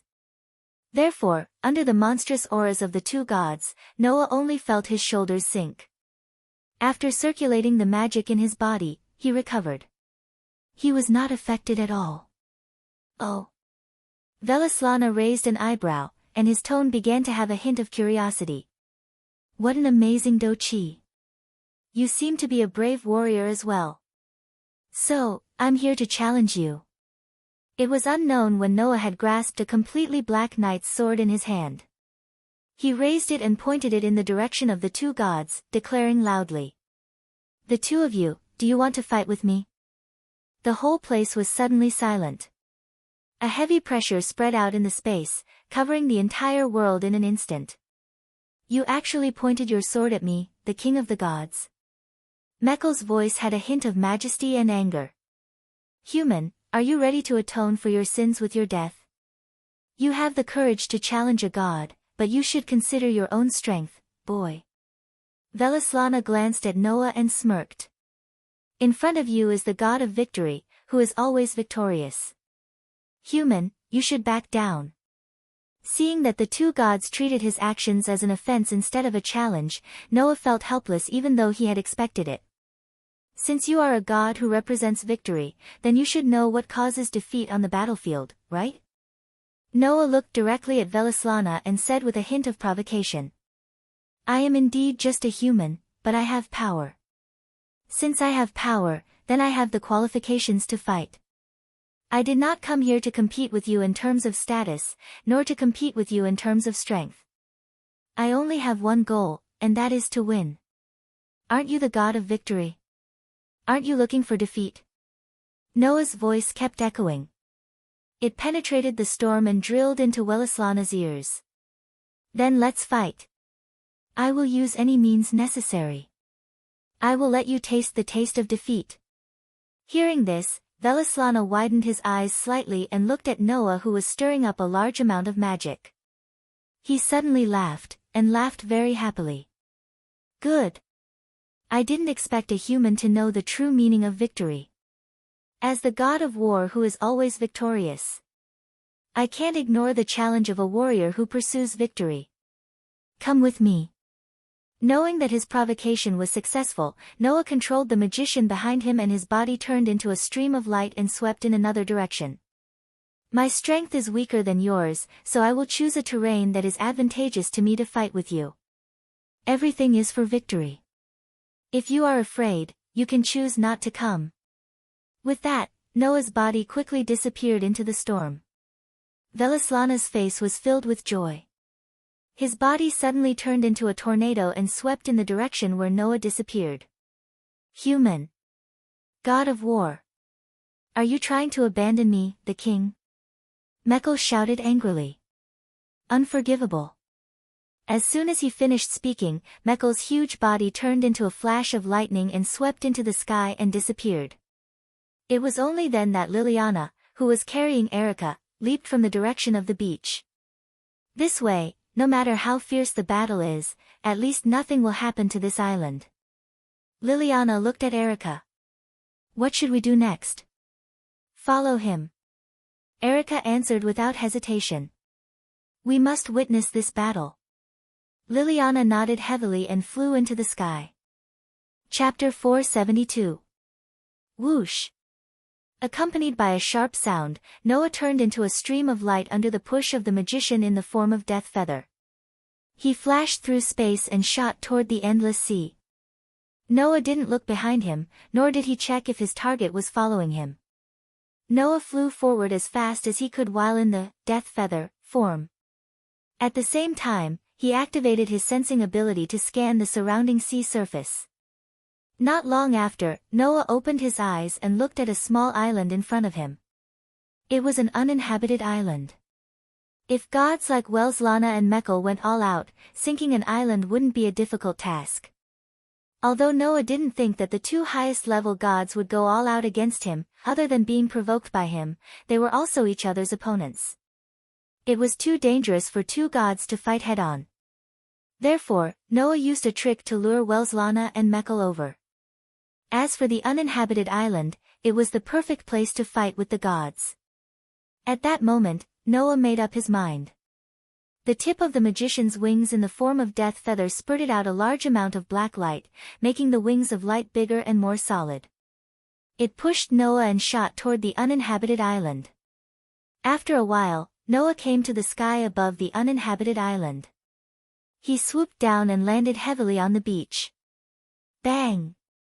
The rough landing made a muffled sound on the beach, and sand flew everywhere. Noah, who was standing on the beach, raised his head and looked in front of him. Whoosh! A gust of strong wind appeared out of nowhere and slowly swirled around, turning into the appearance of a 14 or 15-year-old boy. So this is the battlefield you've chosen? The war god, who had never lost a battle, scanned his surroundings with ease. It doesn't look like a trap, but maybe there's something I haven't noticed. Yes, it's an advantageous terrain if it's not discovered by the enemy. If it's discovered, it's just a weakness. Can you give me defeat here? Brat! Before Noah could answer, the sky was suddenly covered by a thick layer of dark clouds. Boom! A deafening clap of thunder rang out, and a bolt of lightning descended from the sky.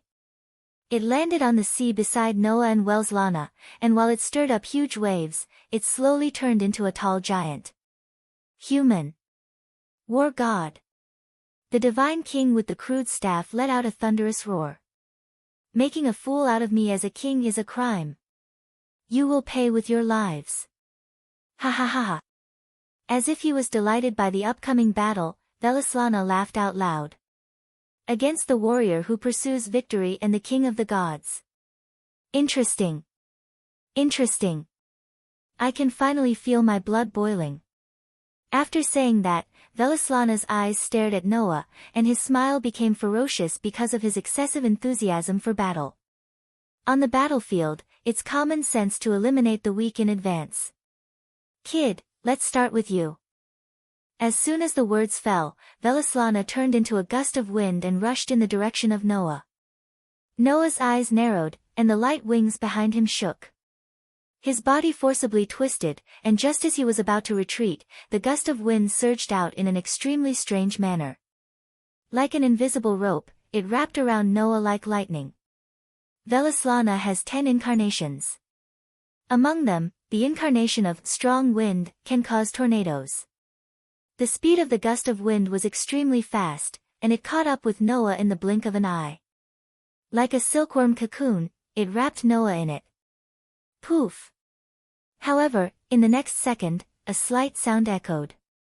In the gust of wind, a figure shot out and rushed out of the range of the gust of wind. Oh! In the rolling gust of wind, Welslana's voice slowly sounded. You are indeed brave and skilled in battle. If this was in ancient times, I would have bestowed you with divine protection and allowed you to enter the battlefield for my constant victories. Now, continue to display your martial prowess in front of me. Suddenly, the gust of wind quickly rose into the air and swept straight in the direction of Noah. Hearing the sound of the wind coming from below, Noah hurriedly lowered his head, and immediately his expression changed. The light wings behind him flapped, and his figure quickly retreated. Although temporarily retreating for victory is not a cowardly act, blindly retreating is too boring. Human, don't let me down. The speed of the gust of wind immediately increased again, and in the blink of an eye, it blew in front of Noah. Looking at the approaching gust of wind, Noah remained silent and just flapped his wings to escape. In the sky above the beach of the uninhabited island, a figure and a gust of wind were chasing each other, and the distance between the two was rapidly closing. At this time, the anger in the heart of another god had reached its limit. Human. Military god. You dare to ignore me, a king? Mekar angrily attacked. Whoosh! The stick in his hand seemed to turn into an illusory flash of lightning, and Mekar swung it out like a windmill. With the momentum of Mount Tai, in the midst of the heavy explosion, it brought a sharp force that made Noah's skin prickle, and smashed down on Noah's body. Although Mekar's body was huge, his speed was as fast as lightning. By the time Noah noticed the attack, the gigantic cudgel that seemed to blot out the sky was already less than half a meter away from him. Whang! Just as Mekar's attack was about to land on Noah's body, Noah's bandaged arms suddenly burst with a bright golden light. Roar! Amidst a resounding roar that seemed to come from ancient memories, a golden beast shot out from the golden light. Like a meteor, it viciously slammed into the descending cudgel. Dong! The terrifying sound of the collision shook the air, causing a burst of sharp explosions, and caused a violent shock wave. Suddenly, Mekar's stick was forcibly pushed back, and the golden beast was like a rubber ball that had been slapped away, rapidly falling to the ground. This sudden turn of events caused Welslana and Mekar, who had turned into a gust of wind to chase after Noah, to stop and look down. Over there, the golden wolf, whose beautiful fur fluttered in the wind. Her entire body seemed to be surrounded by golden light as she stood there with an indomitable spirit. Her entire body reflected the golden light, and at a glance, she was extremely beautiful and noble. The golden wolf was naturally Bio, who had been sleeping in Noah's body all this time. Facing the two gods of disobedience, Noah was not arrogant enough to think that he could deal with them alone. So when Mekar joined the battle, Noah did not hesitate to release Bio. Bio's appearance surprised both Welslana and Mekar. A divine beast. It doesn't seem to be one. To be able to block the attack of the divine king, its power has already surpassed that of a divine beast. Welslana's surprised voice sounded from the gust of wind. A beast that isn't a divine beast actually has that kind of power? Mekar, who had used the identity of Baal to kill the dragon king Yamu, could see that Bio was not simple, but he still spoke angrily. Do you want to challenge me, the dragon hunter? Roar! Bio raised his emerald eyes and stared at the tall giant. With a long roar, his body suddenly shone with golden light. As the golden light bloomed, Bio's body was like an inflated balloon, rapidly expanding. Originally, he was only half the size of a human, but in a moment, he had become a monster that was even bigger than Mekar. As his body grew larger, a vigorous golden light slowly overflowed from Bio's body, causing the space around Bio to ripple like water. Welslana was surprised at first, but then he smiled happily. Like me, you have the ability to change your body at will? Bio was a fantasy breed that was born from miracles, fantasies, and mysteries. Its form was not fixed, so it could indeed change into various forms like Welslana. Roar! After transforming into a gigantic body, Bio's originally bewitching gem-like beast eyes finally had some of the ferocity that originally belonged to him. He opened his gigantic mouth and with a resounding roar, he pounced towards the similarly gigantic Mekar. Bio was a true immortal. It definitely wouldn't be a problem for him to entangle Mekar. Chapter 473. Looking at Bio, who was rushing towards Mekar, Noah's wings of light flapped behind him. After retreating a distance, he let out a sigh of relief. Fortunately, there was still Bio. Otherwise, no matter how confident Noah was, he wouldn't dare to say that he could kill one of the gods in a battle between two of the highest-level gods. On the shore of the uninhabited island, the huge man and beast finally collided. Ha! With a roar, Mekar raised his hand and swung the huge stick in his hand. It cut through the void, leaving a long afterimage in the space. Roar! The moment Mekar made his move, Bio also suddenly raised his head and let out a loud and resounding roar. His huge body directly collided with Mekhl. After a moment, under Noah's gaze, the man and beast collided with a loud bang. Dong! At the moment of collision, a thunderous explosion resounded through the sky. As soon as he came into contact with Bio, Mekhl adopted his most ferocious close combat style. The pair of rods in his hands were as thick as mountains, and as he waved them around, they brought about a series of sharp sounds as they broke through the air. Gales and flashes of lightning appeared as he continuously attacked Bio. Although Bio's body had become bigger, his speed hadn't decreased at all. Instead, it gave him an extremely large amount of power. As he collided with Mekhl, his terrifying power seemed to break through the void. He rushed towards Mekhl again and again, entangling with Mekhl. Suddenly, the entire sea was like boiling water under the collision of the man and beast. It rolled back and forth, causing waves to explode. Welslana had returned to the appearance of a teenager. Welslana, who had the power to transform into 10 different avatars, now had the appearance of a teenager. Not only was he a human, but he also had the appearance of a 15-year-old teenager. It was one of Welslana's 10 avatars, the avatar of a teenager. In order to maintain the order of the chaotic world, in the legends, Welslana liked to use the avatar of a teenager when he was fighting against the enemy gods. This was because, among the people and royalty that Welslana protected, this avatar was the symbol of a hero.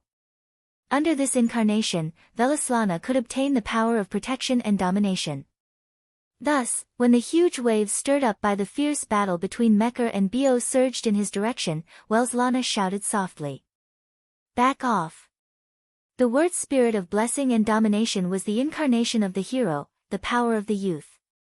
Therefore, under this order, when the rolling waves surged in front of Welslana, they suddenly separated on their own.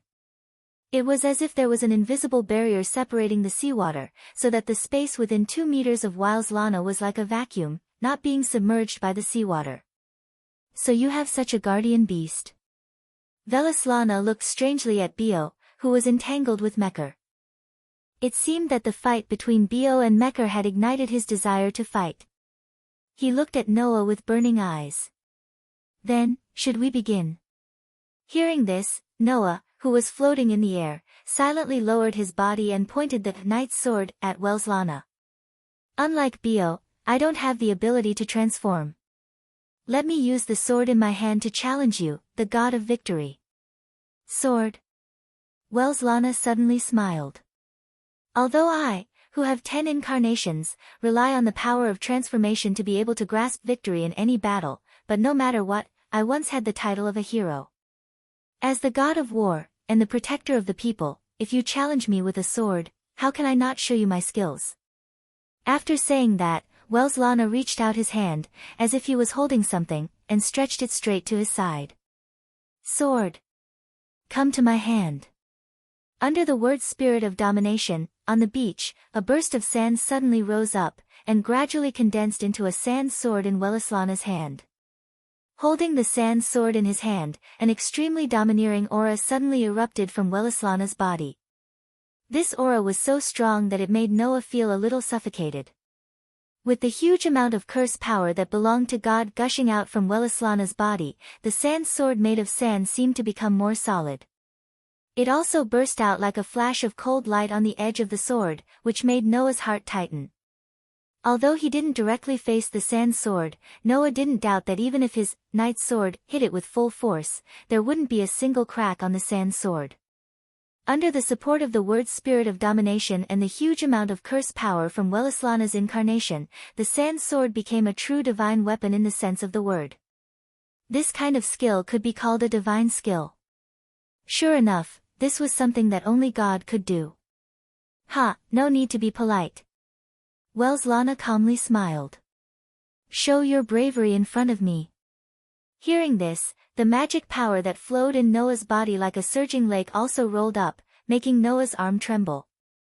The knight's sword, in his hand, pointed diagonally to the ground, and an extremely huge amount of magic power lingered on it, bringing an invisible hot wind, causing the air around the sword to fluctuate. Then, looking up slowly, looking at Welslana, who was also possessed by the curse power, Noah's eyes flashed. "I won't be polite." After saying that, Noah's figure instantly turned into a blurry black shadow, and the faint sound of the engine driving echoed from the death feather form magician behind Noah, allowing Noah to charge forward with an imposing manner towards the motionless Welslana. During the burst, a magic line like electric wires spread out from Noah's body, covering Noah's hand, and also covered the knight's sword and the death feather form of magician, bringing a wave of fluctuation. That was enhance magic. With the enhance magic strengthening, Noah's arm strength would increase, the knight's sword would also become sharper, and the death feather form of magician would burst out with more ferocious speed, directly increasing Noah's strength, slash, and speed. In addition to the rune of knight's sword and magician strengthening, Noah's slash and speed increased several times. The knight's sword in his hand cut through the air like a flash of black lightning, carrying a fierce wind that caused the space to fluctuate, and fiercely chopped down at the motionless Welslana in front of him. The strength of the force was so strong that even the air under the sword was expelled, bringing a low sonic boom that lingered in the ears. The strong wind pressure made the ancient Roman-like clothes on Welslana's body tightly stick to his skin, but the sculpture-like artistic face was not moved by the fierce knight's sword in the slightest. Looking at the knight's sword that was getting closer and closer, when the knight's sword was only half a meter away from his head, Welslana's feet moved very casually and gently. Swish! The pitch-black knight's sword suddenly fell and brushed past Welslana's shoulder. At this moment, Welslana suddenly raised the sand sword surrounded by a huge spell, slightly bent it, and suddenly stabbed in the direction of the knight's sword. Ding! The seemingly random sand sword accurately touched the knight's sword at the moment when it brushed past Welslana's shoulder. Clang! A powerful force burst out from the sand sword, and the knight's sword was pushed up, making Noah, who was holding the sword, exposed a big gap, and even his body lost its balance. Not bad. Welslana smiled calmly. His hand that was holding the sword slightly bent, and he lifted the sand sword that was surrounded by a huge amount of curse power. His arm shook, and the sand sword brought along a cold wind as it mercilessly pierced towards Noah's chest. But, it's still not enough to challenge a god. Noah suddenly reacted in an instant. The light wings on his back suddenly shook, making Noah's body that lost its balance turn half a circle. Holding the knight's sword tightly, the surging magic quickly condensed on the sword, and fiercely slashed out. Just in time, it collided with the sand sword that was thrusting violently. Clang! The pitch-black knight's sword and the sand sword suddenly collided fiercely, and a crisp sound of weapons clashing suddenly sounded at the point of contact, stirring up ripples that caused the atmosphere to fluctuate. Chapter 474. Clank! The collision between the knight's sword and the sand sword made a loud sound of weapons clashing reverberate in all directions like an echo, and it even caused a burst of sparks to fly in all directions. Under the push of the light wings behind him, Noah quickly retreated, leaving a series of afterimages in the air. He raised his head and looked at Welslana, who was still as motionless as a mountain, and frowned deeply. Welslana had 10 avatars. The 10 avatars had 10 different abilities, so Welslana could change his form and ability to fight under any circumstances, and lead the battle to his advantage. Just like Alusha, Welslana could use the most advantageous and useful avatars to restrain the enemy under the most suitable circumstances. But until now, other than using the avatar of Strong Wind at the beginning, Welslana had only used the avatar of Young Man to deal with Noah's battle.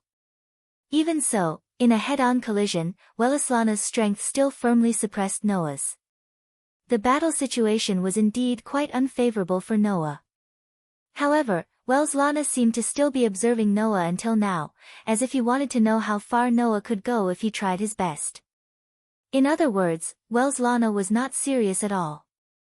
Although he was stimulated by Noah's pursuit of victory and accepted Noah's challenge as the god of victory, Welslana obviously did not treat Noah as a real opponent.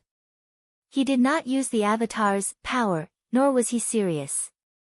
It could not be said that Welslana saw through Noah, but Welslana had not made the judgment that he needed to use that level of power, and was just testing Noah's strength.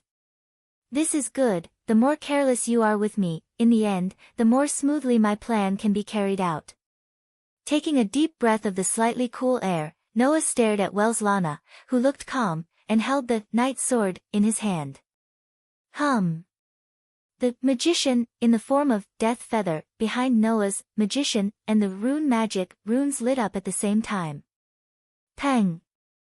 The black light gushing out from the tip of the wings suddenly increased, explosively increasing the performance, generating a huge thrust, making Noah's body almost turn into a black line, sticking close to the ground, and exploding in the direction of Welslana. Welslana suddenly raised his eyebrows, and calmly raised the sand sword in his hand, facing Noah, and prepared to give Noah a head-on blow. However, in the next moment, a scene that surprised Welslana happened. Go! Noah's eyes, and the knight in his hands suddenly, and the knight sword suddenly, Noah. On the body of the Dark Knight sword, the enhance magic pattern and the rune magic rune also lit up. With the help of the enhance magic and the speed rune, the pitch-black knight's sword turned into a blurry shadow. It flashed through the air like a bolt of lightning, and with a faint whistling sound, it shot towards Welslana. Noah's sudden throwing attack made Welslana's eyes flashed with a touch of surprise, but his face was still calm. Facing the sharp knight's sword that shot toward him, Welslana did not retreat, but instead, he raised the sand sword in his hand and slashed at the blurry shadow. At this moment, the knight's sword that turned into a blurry shadow suddenly disappeared. As if directly penetrating through space, the black knight's sword disappeared in an instant, and suddenly appeared in the fluctuation of space. However, when it appeared again, the black knight's sword had already arrived in front of Welslana, and it fiercely stabbed toward his chest. This is... Welslana's pupils shrank, and his expression became serious. The extraordinary eyesight belonging to the gods allowed him to see the truth of this phenomenon. Did he shorten the distance? At this time, the sand sword in Welslana's hand had already slashed out, and he could not withdraw it. He did use his brain. The huge spell that was originally lingering on the sand sword instantly rushed to Welslana's other hand, and that hand was covered by a pale golden light. However, you can't defeat me with this kind of trick. After saying that, Welslana suddenly stretched out his hand, and directly grabbed the knight's sword that shot toward him like lightning, and he directly grabbed the sharp blade of the knight's sword. Clang! When the sharp weapon suddenly came into contact with Welslana's hand, it actually caused a crisp sound that was like the sound of weapons colliding with each other. Welslana, who directly held the knight's sword, shook his hand heavily, and the force carried by the sword was dissolved by him, and he easily received Noah's surprise attack. And since Welslana knew that the knight's sword had the ability to control the distance, it meant that the same trick would no longer work. However, Noah was not shocked, but happy, and his eyes completely lit up. Wanton plunder. Black Tea King. When the spell that released the true power of the knight's sword sounded, the knight's sword that was directly held in Welslana's hand shook, and a blue flame burst out like an explosion. Suddenly, Welslana's face changed. Because Welslana felt it. Although the flame on the knight's sword that was burning with blue flames did not bring any heat, the spell that was originally flowing very smoothly in his body suddenly became chaotic, and regardless of Welslana's control, it rolled up. Then, at this moment, Welslana felt that something in his body flowed into the knight's sword and was absorbed by the knight's sword. Welslana was shocked, and he reflexively let go of the knight's sword in his hand. The knight's sword that was burning with blue flames suddenly disappeared, and when it reappeared, it was already back in Noah's hand. Success! Feeling the power of the knight's sword, Noah fiercely controlled the death feather form of the magician to soar into the sky and shouted. Bo! Bo, who was dealing with Mekar, suddenly flashed his ferocious beast eyes. Roar! It was unknown how many times it had been hit by Mekal's club, but its huge body suddenly turned into a bright meteor. It circled in the air, and before Mekal could react, it fiercely hit Mekal's back. Bang! Along with a muffled sound, Mecker's huge body was directly knocked back, and fell in the direction of the beach. Needless to say, Lana happened to be there. Lana, who did not expect this to happen, was shocked, and then his body was buried by Mecker, who was like a heavy mountain. Boom! In the loud sound, Mecker's huge body fell on the beach, and the sand on the beach exploded in all directions like waves. Roar! Bio, who had turned into a meteor, flew above Makar and transformed back into his golden wolf form. His body swelled up again, becoming a few times bigger. Then, he fiercely landed on the ground, smashing into Makar's body. Bang! In the muffled sound of the impact, the heavy and powerful limbs suddenly fell on Mecker's body, and the bones in Mecker's body were unable to bear the weight. Damn golden beast! Mecker's angry roar resounded through the sky. At the same time, taking advantage of the moment when Bio restrained Mecker, Noah rushed to the sky, and stopped in the sky above the uninhabited island. His body, like a gust of wind, surged with a huge magic explosion, and swept out like an explosion. Hum! A burst of golden light, more dazzling than the golden wolf Bio's, suddenly rose from Noah's body. In the crisp sound of "pa," Noah fiercely closed his palms, and a gorgeous magic array immediately spun out from his closed palms. The magic that turned into a dazzling golden light suddenly surged into the rotating magic array, and the brilliant magic array's hub fiercely lit up. Hum! The space around the uninhabited island shook. Bright pillars of light suddenly rose from all around the uninhabited island, and rushed to the sky, surrounding the entire uninhabited island. Chapter 475. Wang! Along with the sound of space vibrating, a bright beam of light shot up into the sky, surrounding the uninhabited island and releasing a huge amount of magic. Mecker, who was temporarily suppressed by Bio, gripped Bio's neck. The muscles on his huge body bulged, and even his veins began to bulge. With a furious roar, he slowly pushed away Bio, who had used his body to suppress him, who was slowly suppressing him. Whoosh! At the same time, a gust of wind began to blow from behind Mecker's huge body. It passed through Mecker's huge body and drilled its way out. Needless to say, it was Lana, who had used the strong wind incarnation. Although he was affected by Noah and Bio's surprise attack, Lana naturally wouldn't die just because of Mecker's attack. It was more likely that he didn't even suffer the slightest bit of damage. However, Noah didn't let Bio suddenly attack to use Mecker to attack Lana. What Noah wanted to do was to wipe out Lana and Mecker in one fell swoop. Wang!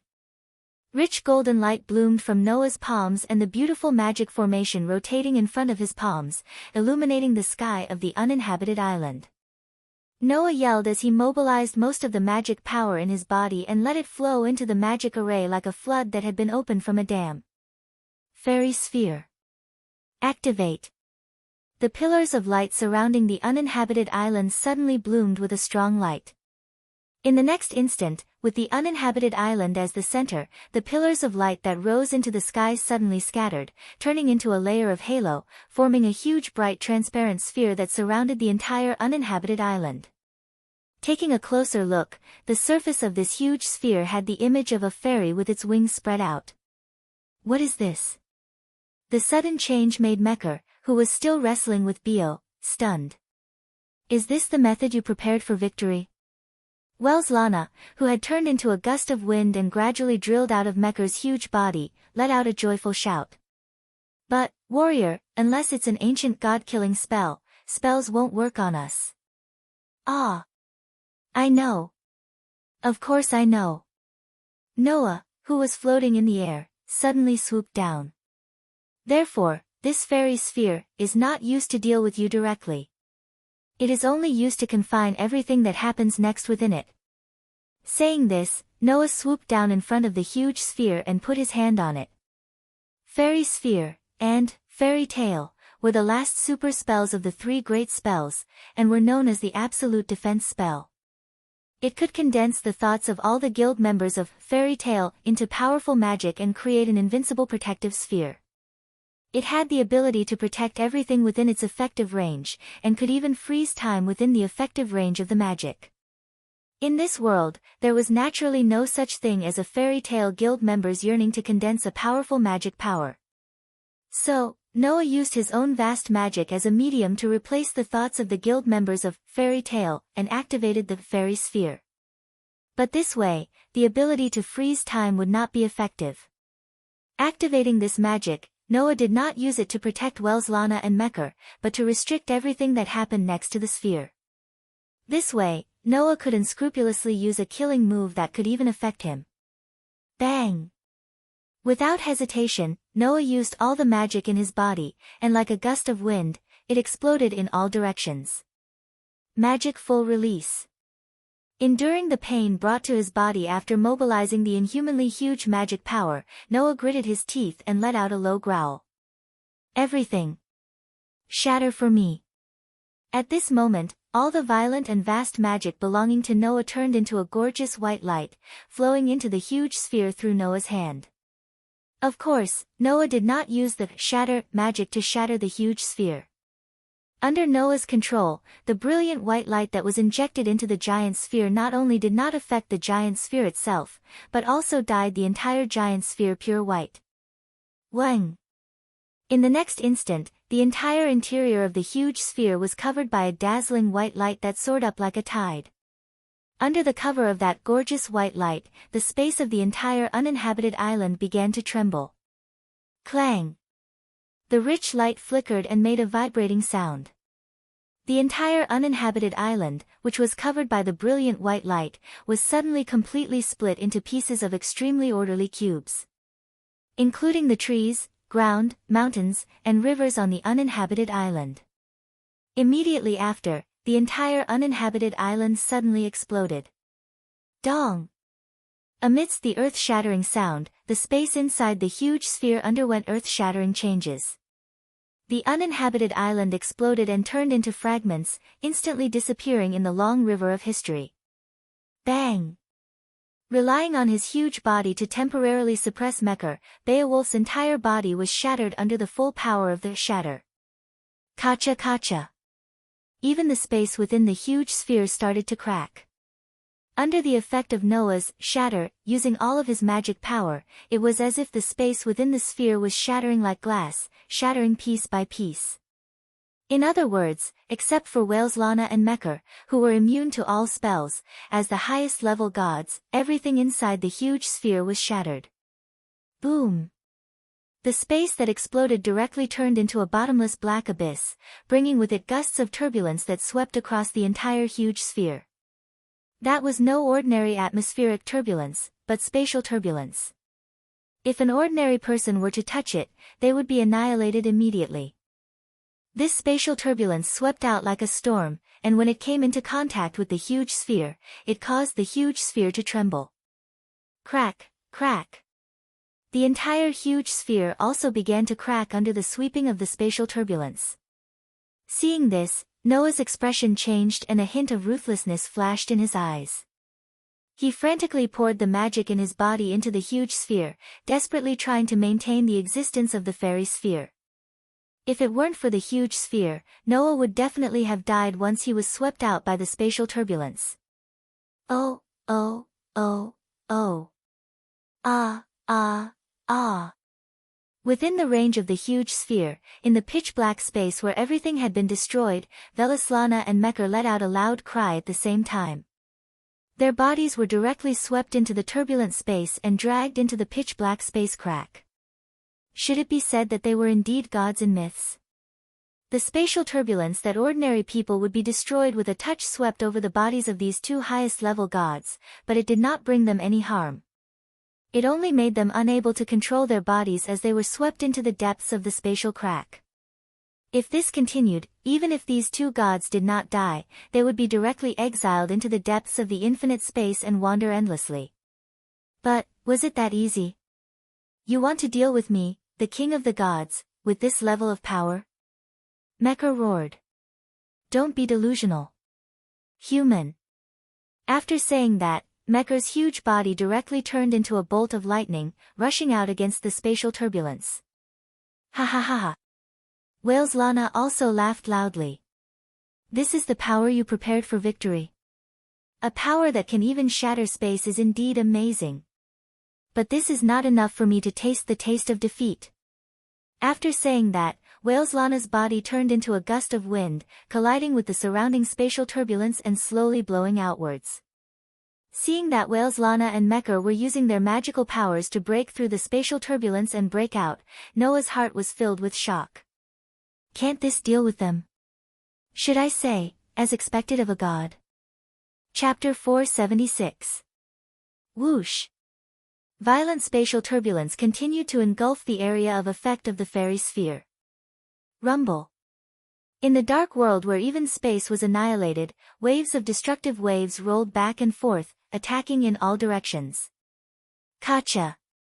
Kacha Kacha, the fairy sphere, which was known as an absolute defense spell, was swept away by the spatial turbulence. Along with the sound of cracking, cracks began to appear on the surface of the fairy sphere. In such a situation, a human and two gods began to fight with their lives on the line.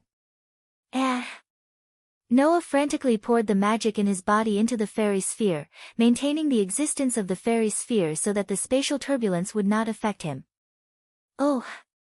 Mekar, who had transformed into a bolt of lightning, kept rushing out. Against the spatial turbulence that could kill an ordinary person, he let out a furious roar. Even Whale's Lana, who had turned into a gust of wind, seemed to have begun to fight with his life on the line.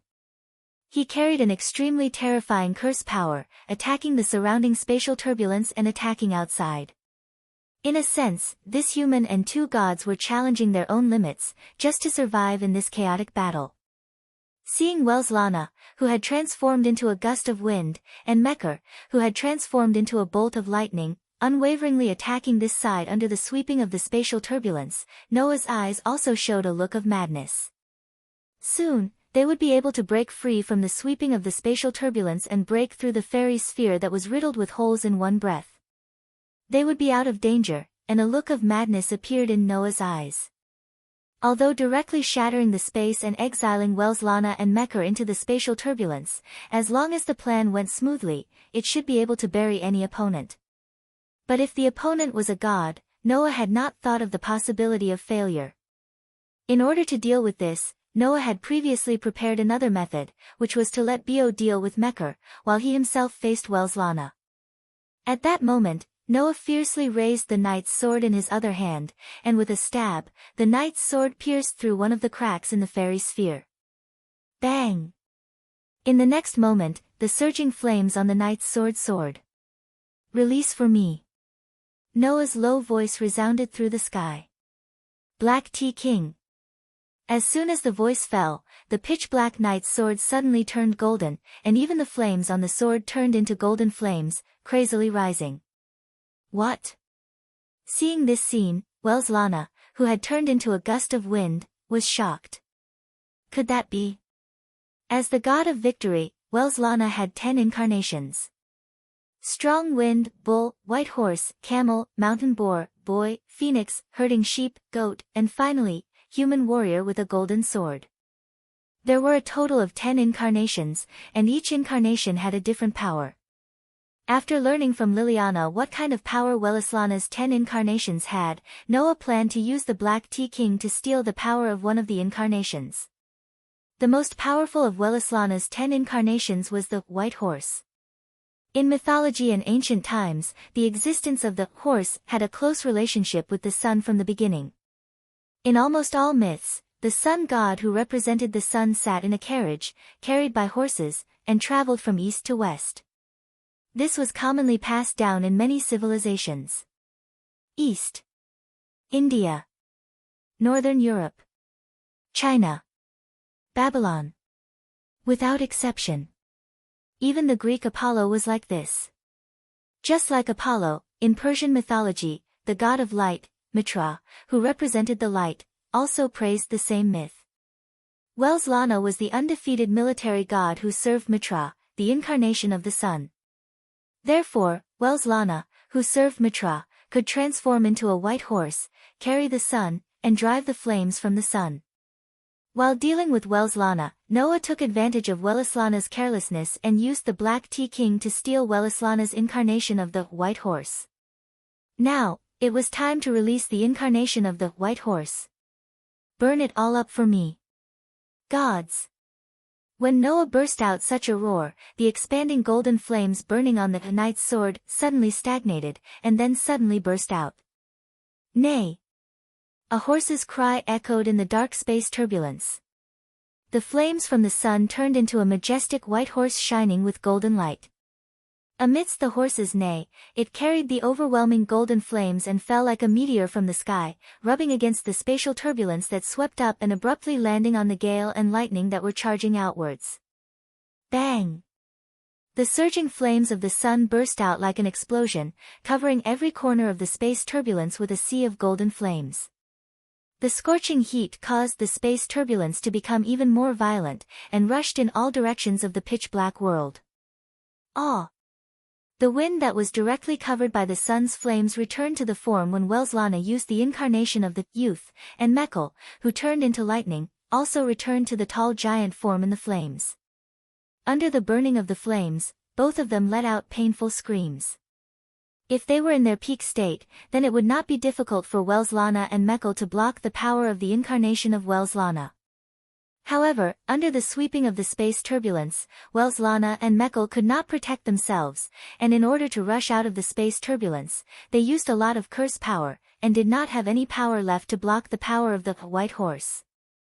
Under the burning of the fire from the sun, Welslana and Mekhl's bodies melted like candles. Under such circumstances, the two gods of the highest level actually laughed, and they laughed with extreme pleasure. Have you let my incarnation fail? Welslana no longer made any resistance, and let his body gradually collapse under the sweeping of the sun's flames and space turbulence. His eyes shot straight to Noah, who was outside the huge sphere, and he laughed heartily. How amazing! Warrior! I admit that this is my failure, but there will not be a next time. Mekhl's deafening thunder sounded. King of the Gods Slayer! You have defeated the King of the Gods, Mekhl. Be proud of it. Then, become stronger. Welslana reached out to Noah, his eyes full of undying fighting spirit. Let my power become thy food. Until I appear in front of thee again. Have the power to obtain victory in any battle. Leaving these words, Welslana and Mekhl's figures were buried by the golden flames and dark turbulence, and they disappeared. At the same time, Noah felt two huge forces suddenly flowed into his body, mixed with the almost exhausted magic power in his body, and violently tumbled. The two huge forces that appeared out of nowhere were like overbearing invaders. Not only did they occupy Noah's body, but they also provoked the little remaining magic power in Noah and caused a conflict. Under such a conflict, Noah's knight's sword and revolver, the two weapons in his soul, suddenly disappeared from Noah's body, turned into pure power, and mixed with all the forces in his body, stirring up all the forces in his body. In the end, even Bio, who had returned to Noah's body, turned into pure power and joined the chaotic battle. In other words, all the forces in Noah's body were in conflict, and some kind of change occurred. In the next moment, an unimaginable pain attacked Noah's body.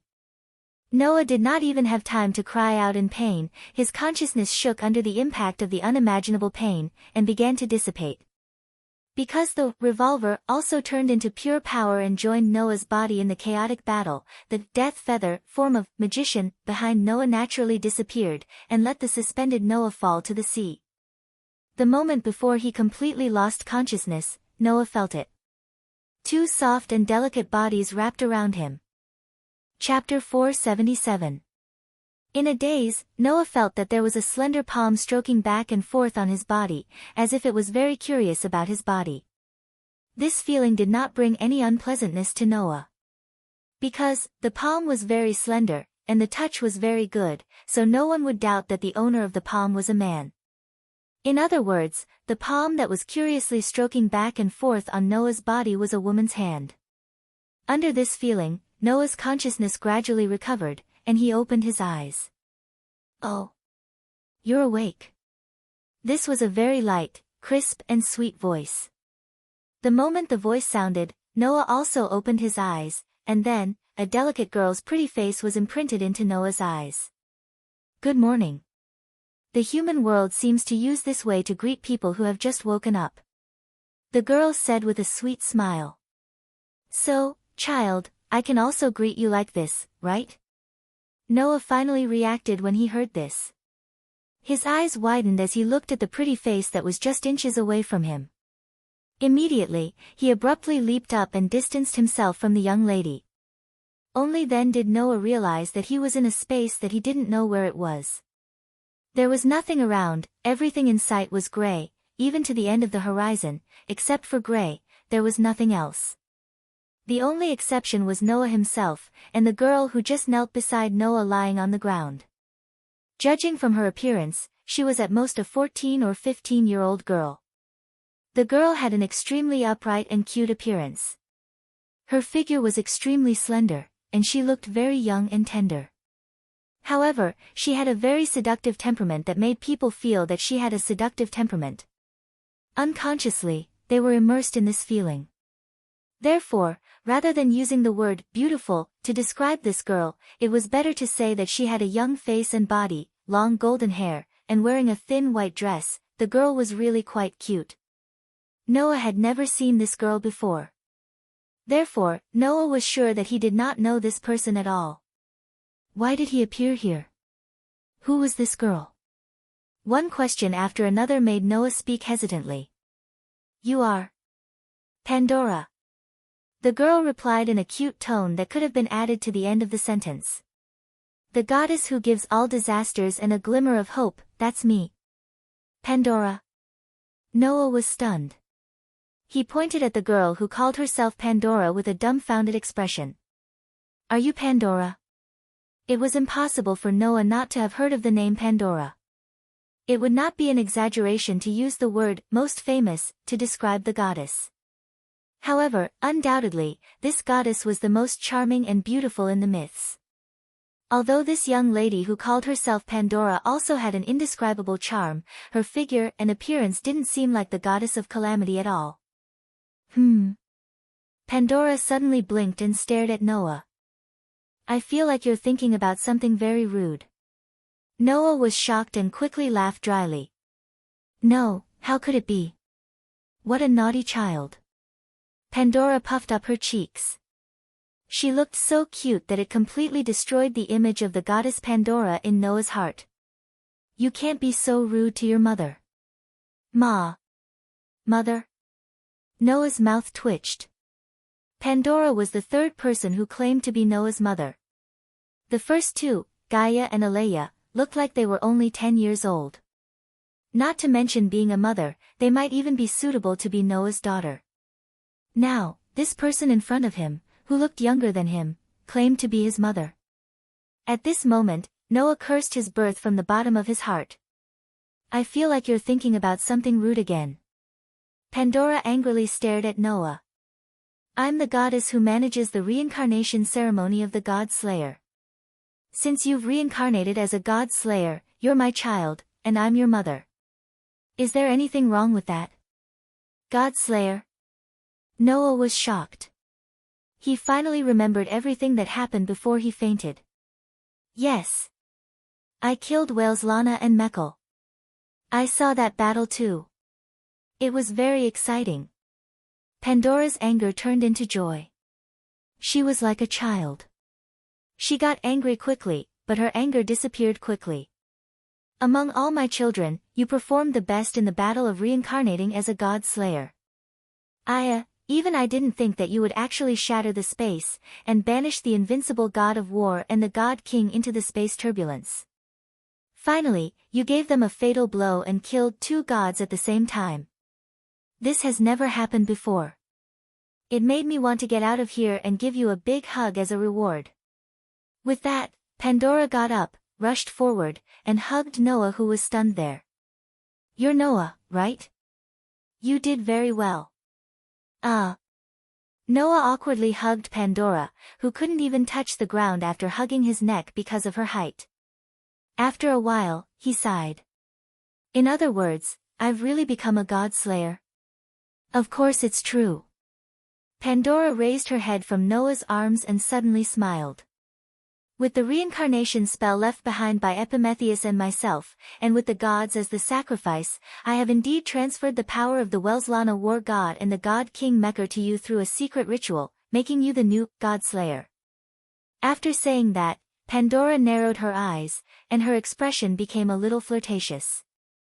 Faintly, whether it was her eyes or her expression, there was an extremely strong curiosity. However, your physique seems to be a little special. Hearing this, Noah was stunned. Do you know? Pandora let go of her arms around Noah's neck and landed on the ground. She raised her head and looked at Noah with an extremely strong curiosity in her eyes. Under normal circumstances, using the secret ritual of reincarnation and using the killed gods as sacrifices, the god slayer can only obtain one god's authority.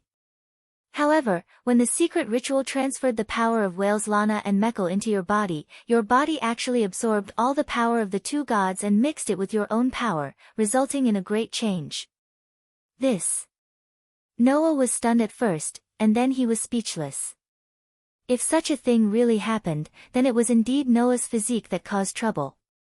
Although Noah was a human, he had the three physiques that even gods could not have. One of the three physiques was that he could absorb all the external power that entered his body for his own use, strengthening himself and increasing Noah's power. It was because of this physique that Noah could absorb all the power of Welslana and Mekar for himself. However, what was that great change about? Could it be that it was the same as when he implanted the daybreak star pattern in the world of the absolute dual blades? The power that entered his body and his physique had a strange conflict, causing his own power to change. To be able to kill two gods at the same time, even if it is inconceivable, it is not absolutely impossible. However, to be able to absorb all the power of the reincarnated gods through the secret ritual is something that I have never encountered before.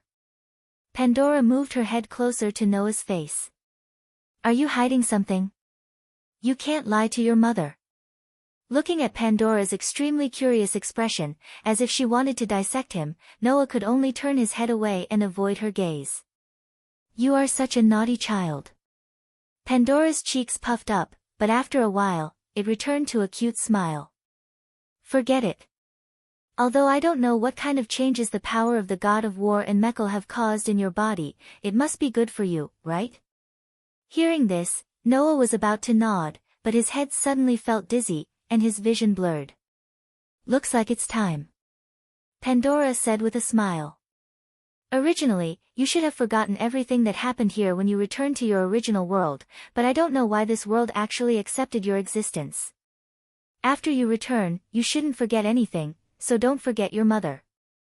As soon as her voice fell, Noah's vision turned black, and he lost consciousness. Chapter 478. When Noah woke up again, a slightly familiar ceiling appeared in front of him. After sitting up, Noah found that he was lying on a bed and surrounded by the layout of a rather familiar room. If he remembered correctly, this room should be Noah's hotel room in Sardinia. Recalling the feeling of being hugged by two soft and delicate bodies before he fainted, Noah's expression slowly relaxed. Erica and Liliana. Other than Erica and Liliana, it should be impossible for anyone else to save Noah. This made Noah feel some gratitude toward Erica and Liliana. After all, if Electra and Liliana hadn't saved Noah, he would have either fallen into the sea and drowned, or he would have been swept into the spatial turbulence that broke through the fairy sphere and died without a doubt.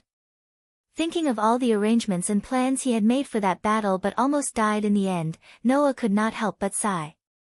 Sure enough, killing a god is not something humans can do. With that said, Noah clearly felt that his body seemed to be different from before. Pandora said that when the power of Welslana and Mekar entered Noah's body, the power in Noah's body seemed to have undergone a great change. Thinking of this, Noah frowned, closed his eyes, and sank his consciousness into his body. Then, Noah discovered the changes in his body. First of all, Noah's bones now became harder than iron, perhaps harder than any alloy in the world. Secondly, rather than saying that the muscle fibers in Noah's body had hardened, it was better to say that they had become more difficult to tear. Coupled with the physique of a god slayer that he had learned from others, Noah had no doubt that once he entered a combat state, his body would instantly burst forth with a more powerful ability than adrenaline, allowing his body to enter the most perfect combat state and exert his greatest strength. Of course, the most significant change in Noah's body was that from today onwards, except for spells that were effective against gods, all other magic and magic would be completely ineffective against him. Whether it was beneficial or not. This was a physical change. Furthermore, Noah felt that his strength had also undergone a significant change. The most intuitive manifestation was that Noah's originally extremely huge magic power had increased exponentially, at least 3 times. As for the others, such as the 2 weapons lodging in Noah's soul, some of the power that Noah could have used, and even the golden wolf bio, all disappeared. No. It did not disappear.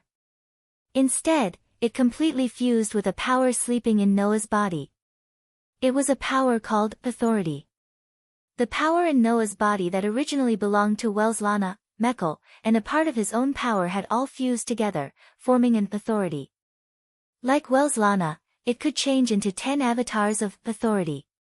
However, due to the fusion of Mekhl and Noah's own power, these 10 avatars had also changed. Sensing this change, Noah sent his consciousness, which had sunk into his body, deeper. Immediately, he saw an ancient stone plate. Around the stone plate, there were 10 patterns connected.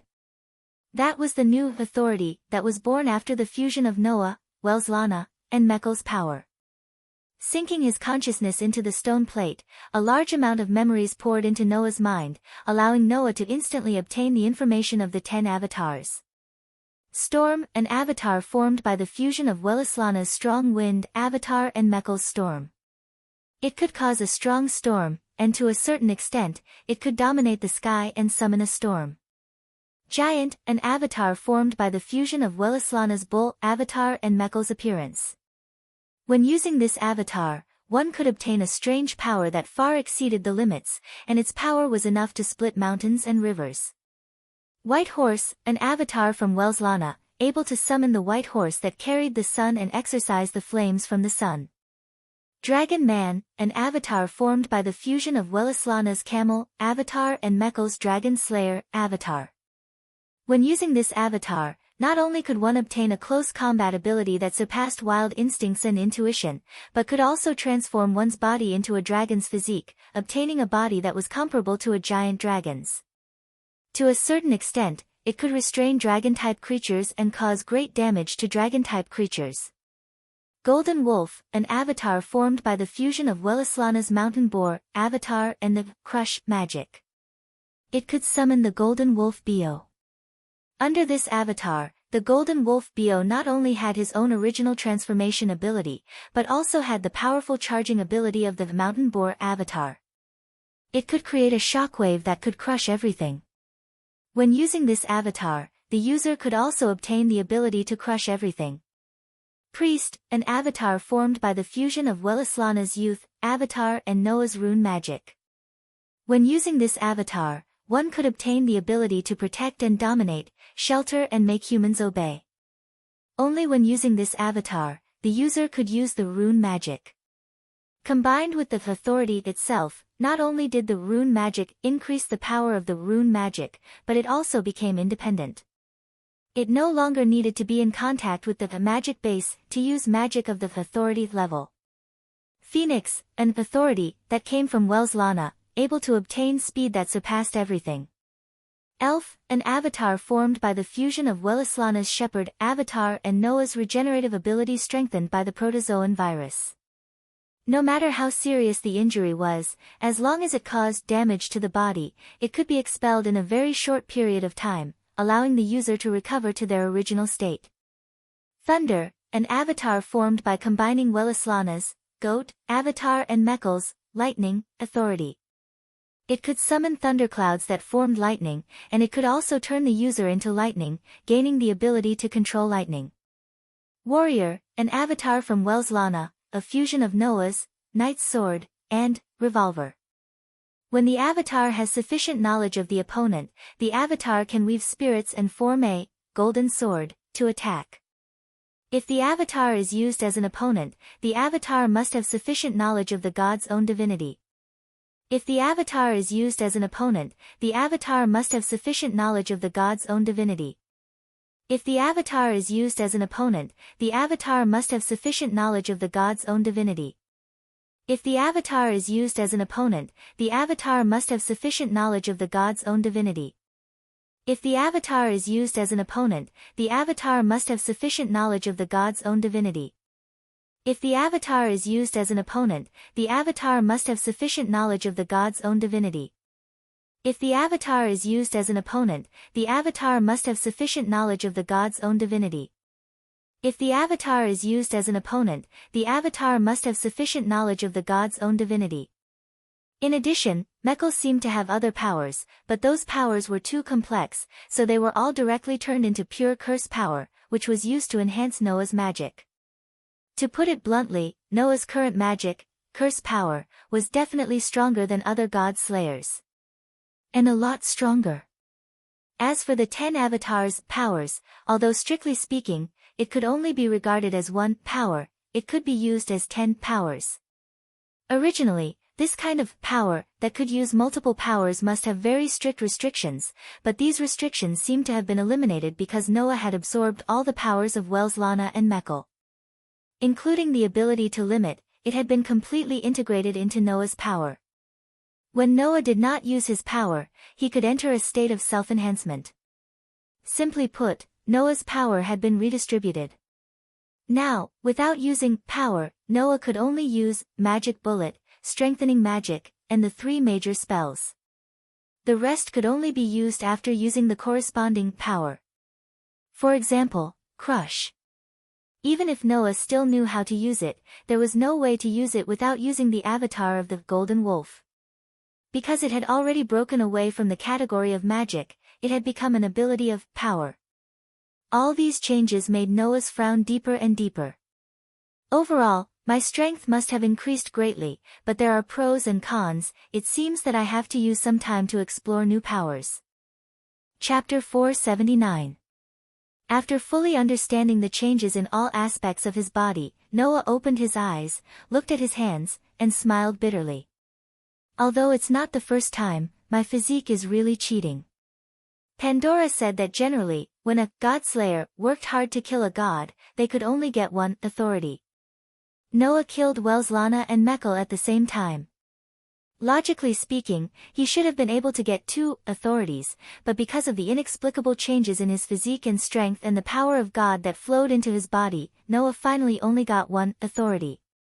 Storm, Giant, White Horse, Draconian, Golden Wolf, Priest, Phoenix, Elf, Thunder, and Warrior. What Noah got was the authority to use these 10 avatars. The authority that could use multiple powers generally had strict restrictions. For example, an avatar could only be used once, and after using it, it had to wait for a period of time before it could be used again. It was even possible that there was a limit to how long the avatar could be used. However, because of his physique, Noah absorbed all the power of Welslana and Mekl and merged it with his own power, eliminating all these restrictions. If one thought about it carefully, this was not strange at all. After all, Welslana also had the authority to use 10 avatars, and Noah himself did not have these restrictions. If Noah was just an ordinary god-slayer, then usurping the power of God would inevitably cause these powers to have restrictions, but Noah's physique tyrannically absorbed these powers and turned the power of God into his own power. Naturally, there would not be any strange restrictions. Therefore, although it was still authority, the authority of the 10 avatars that were born from the combination of Noah, Welslana, and Mekl's power was no longer the power of God, but Noah's own power. Without those restrictions, the authority of these 10 avatars could be used as 10 authority. No wonder Noah said that this was cheating. However, no matter what, it was a fact that his own power had increased exponentially to a different dimension, and Noah could not be satisfied with this. Noah closed his eyes again, and the outline of the stone plate that connected the 10 avatars appeared in his mind. He clearly understood how strong these 10 avatars were, and his heart was excited. With my current power, if I face Hades again, I will definitely not lose. Anne. Noah opened his eyes and raised his hand. A wave of magic lines immediately fluctuated and covered Noah's arm. Even if it's not fused with authority like the Runi magic, my magic bullet and enhanced magic don't have to come into contact with the magic base plate anymore. I can use them completely on my own. This was an extremely good thing. As mentioned before, the power of magic depended on the power in the source. It was a power that had been determined from the beginning. The amount of this power that a magician could use had long been determined. In other words, no matter how much one honed their magic, as long as they reached the limit of the power that had been determined in the source, then no matter how hard the magician tried, there was no way to improve the power of magic. Now, Noah's magic was completely independent. Like the power of Wells Lana and Mekhl that flowed into Noah's body, it had become Noah's own power. It no longer had to be in contact with the magic base, nor was it a power that came from the source. Noah could rely on his own practice to improve the power of his magic, just like the crush magic that he had mastered. And with Noah's magic power that had become even more cheating after becoming a god slayer, why would he worry about the power of his magic not increasing? In addition to magic and magic, my authority is the embodiment of my true power. I must familiarize myself with authority during this period of time. Just after Noah figured out the various changes in himself and the path he should take in the future, the door of Noah's room was opened. Immediately afterward, Erica, who was wearing a black and red princess dress, and Liliana, who was still wearing blue and black casual clothes, came in from the outside. Perhaps they didn't expect Noah to have woken up. When they saw Noah sitting on the bed, Erica and Liliana were startled at first, then they were surprised at the same time. "You're awake." "I just woke up." Noah also reacted and nodded to Erica and Liliana. "It was you who saved me, right?" "Thank you." Electra and Liliana nodded subconsciously. In the next second, the two girls finally remembered. The man in front of them was no longer just a powerhouse who could block the King of Swords of Italy, but a real God Slayer. The seventh God Slayer in the world had been born. And he was right in front of Erica and Liliana. At that moment, Liliana, who was the first to realize this, suddenly knelt on one knee on the ground, put her right hand on her left chest, and performed the highest knight's salute to Noah. "Please allow Liliana Kranikar to greet you, Your Majesty." As she said that, Liliana glanced at Erica, who was still standing there without any intention of saluting, and frowned slightly. "Erica, don't tell me you're still as willful and reckless as before when you meet the king." "How strict?" "No matter what, I won't go to that extent. Besides, I'm not being willful and reckless.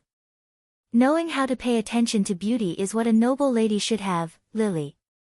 Erica shook her head with a wry smile, but still, like Liliana, she knelt on one knee and performed the knight's salute. "Erica Brantery is also here to offer you the highest salute and congratulations, the seventh king." Seeing that even Erica, who was extremely confident in herself and overly concerned about beauty, knelt and saluted him, Noah opened his mouth slightly. But after a moment of hesitation, he finally chose to accept Erica's and Liliana's submission. Erica and Liliana, who thought that Noah would object to their excessive salute because he was not used to it, were surprised at first. Then, they developed a faint admiration for Noah. Why did the relevant people in the magic world treat the God Slayers as kings and serve them? It was not only because the God Slayers had the power that humans could not resist, but also because the God Slayers were the only existences that could fight against the God of Disobedience, who was wreaking havoc all over the world. This was because the God Slayer represented the human race in challenging the God of Disobedience and was able to protect the human race from the hands of the God of Disobedience. Therefore, the human race would respect the God Slayer as their king and also serve the God Slayer voluntarily. As a newly born king, he would subconsciously resist being saluted as a subject, but Noah did not resist. Instead, he accepted it.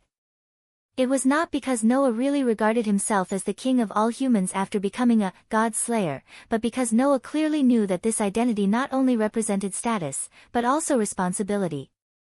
Therefore, Noah did not refuse Erica's and Liliana's salute as a subject, which was a tacit admission that he would bear the responsibility of fighting the God of disobedience and protecting humans from the God of disobedience. Seeing this clearly, Erica and Liliana admired Noah. "How long have I been unconscious?" Noah asked. "You should be the ones who brought me back, right?" "Yes, Your Majesty," Liliana replied respectfully. "You have been unconscious for 3 whole days." "Has it been 3 days?"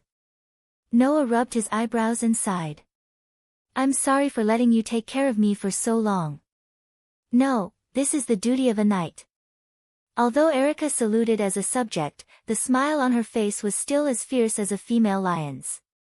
Of course, we've also reported the entire process of our king's battle against the undefeated war god and the god of the Mediterranean Sea to the magic society we belong to. Salba Lei Ching has already received the news and specially instructed us to contact him immediately after you wake up. That idiot. Noah sighed again. Knowing that I succeeded in killing the god, that battle maniac should be unable to hold back anymore, right? With such a sentence, the corners of Noah's mouth gradually curled up. Well, it's time to get back the capital and interest. Chapter 480. Yo! Noah! I've heard about it. I didn't expect you to fight 2 of the highest level gods before you even became one of my kind. You're so lucky. On the other side of the phone, Tony's frivolous and somewhat excited voice reverberated loudly in Noah's ears, causing Noah to involuntarily move the phone a certain distance away.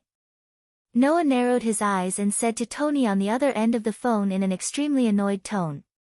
Under normal circumstances, this kind of situation should be said to be bad luck, right? You're at it again. Why are you being so polite? Tony seemed to be a little excited. To be able to fight 2 of the highest level gods at once, that kind of thing is something that can't be asked for. If it were me, I would be so excited that I wouldn't be able to sleep for 3 days and 3 nights.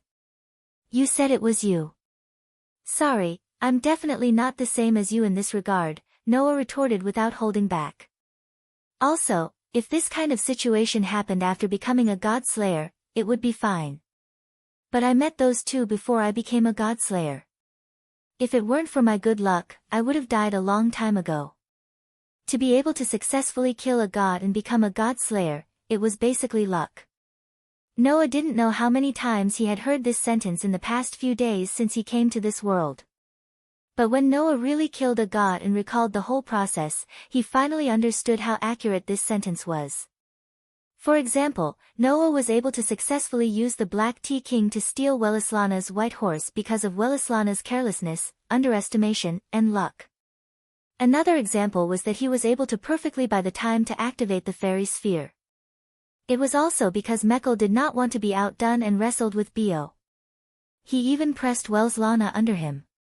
Otherwise, Mekl could have turned into lightning and escaped Bio's control.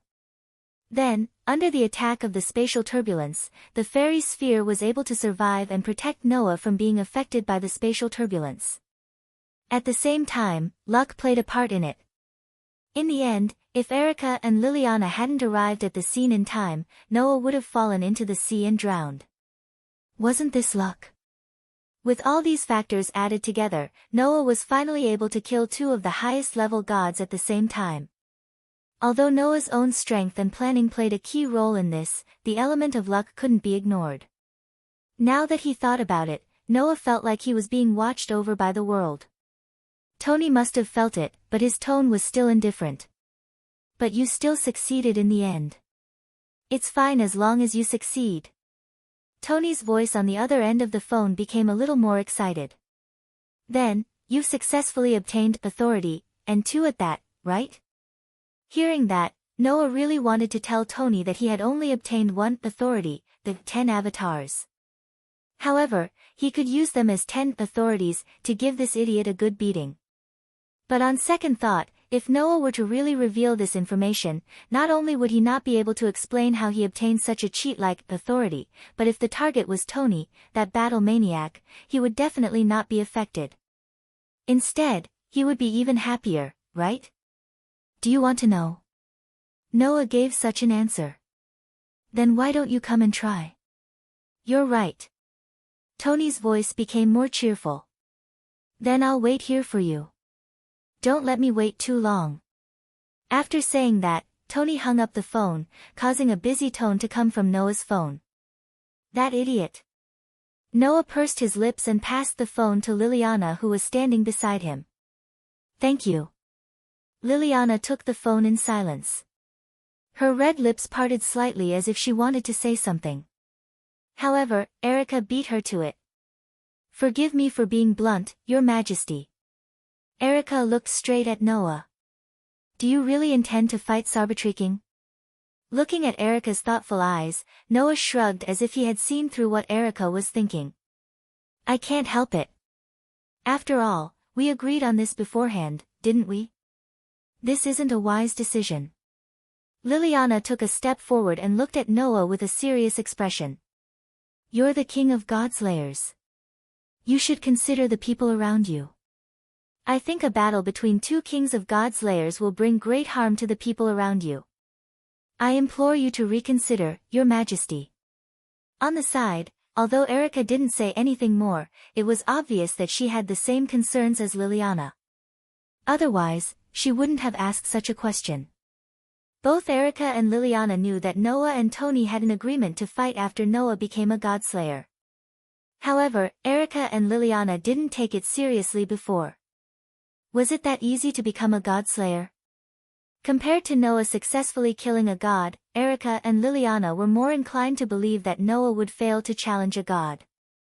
What they considered was how to deal with the aftermath of Noah's failure, how to deal with the battle between the two gods of disobedience, and how to persuade Tony to rush over. In the end, Noah really succeeded in killing a god and became a Godslayer. Naturally, he had to fulfill his agreement with Tony. In this regard, Erica and Liliana, who had spent all their energy thinking about what to do after Noah's failure, had no way to deal with this result. But there was no doubt that if the battle between the two gods of disobedience had the ability to sink an island, then the result of the battle between the two Godslayers, even if it was inferior to the former, would still bring about losses that others didn't want to see. Erica and Liliana naturally had to find a way to stop it. At the very least, they had to minimize the losses caused by the battle between the two kings of disobedience. Don't worry. Noah waved his hand casually. I'm not stupid enough to start a battle of that level in a place where there are people. No, it's not a matter of whether there are people or not. The loss of buildings is also a loss. Erica and Liliana wanted to say this, but because Noah had fully considered the safety of others, it would be really overboard to ask a king of disobedience for some buildings. Erica and Liliana could only swallow this bitter fruit, and they were already prepared to let the Italian Magic Association bear this loss. Sure enough, the Godslayers were a group of troublemakers. Fortunately, in the battle with Welslana and Meckel, Noah did not suffer any injuries. The reason why he was unconscious for 3 days was entirely due to the changes caused by the conflict between the reincarnation of a Godslayer and the power in his body. Therefore, after waking up, Noah not only did not feel any discomfort in his body, but he also felt quite energetic because of his reincarnation as a Godslayer. It was as if he was ready to fight anytime and anywhere. In this way, Noah naturally had no reason to continue to stay in bed. Accompanied by Erica and Liliana, he left Sardinia that day and arrived in Rome when it was almost dark. Noah wanted to head straight to the hotel where Tony was staying, but almost as soon as he exited the airport, Erica and Liliana called out to him as though they knew it was the right time. Wait a minute, Your Majesty, Liliana said.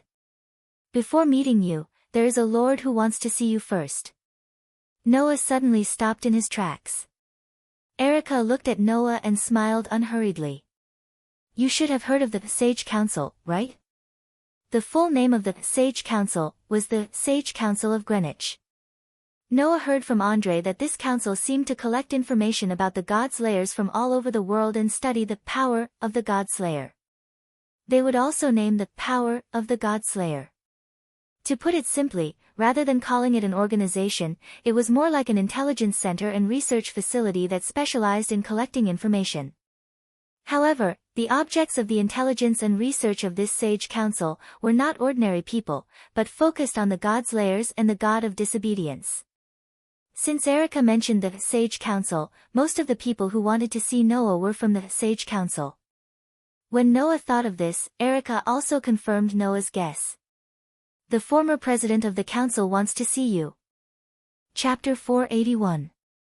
The Sage Parliament of Greenwich was different from the Copper and Black Cross and the Bronze and Black Cross. It was not a magic society. At its most extreme, the Sage Parliament was just like a mutual aid society. In the beginning, the Wise Men's Council was just a simple group of members who exchanged knowledge of the occult. If there was a member who had reached a bottleneck in their research, the rest of the members would also lend a helping hand in terms of economics, academics, and so on. Later on, the Wise Men's Parliament set up many independent research institutions one after another. They also set up educational institutions called academies, gaining great authority and creating the unique nature of the Wise Men's Parliament. However, the purpose of the Sage Parliament's existence was not really to study the occult of this world, but to survive. The Sage Parliament was set up in the 19th century during the Victorian era in England. At that time, the most senior of the deicide, who had lived the longest, was also living in the capital of the British Empire, which was developing rapidly. That God Slayer was not a good person.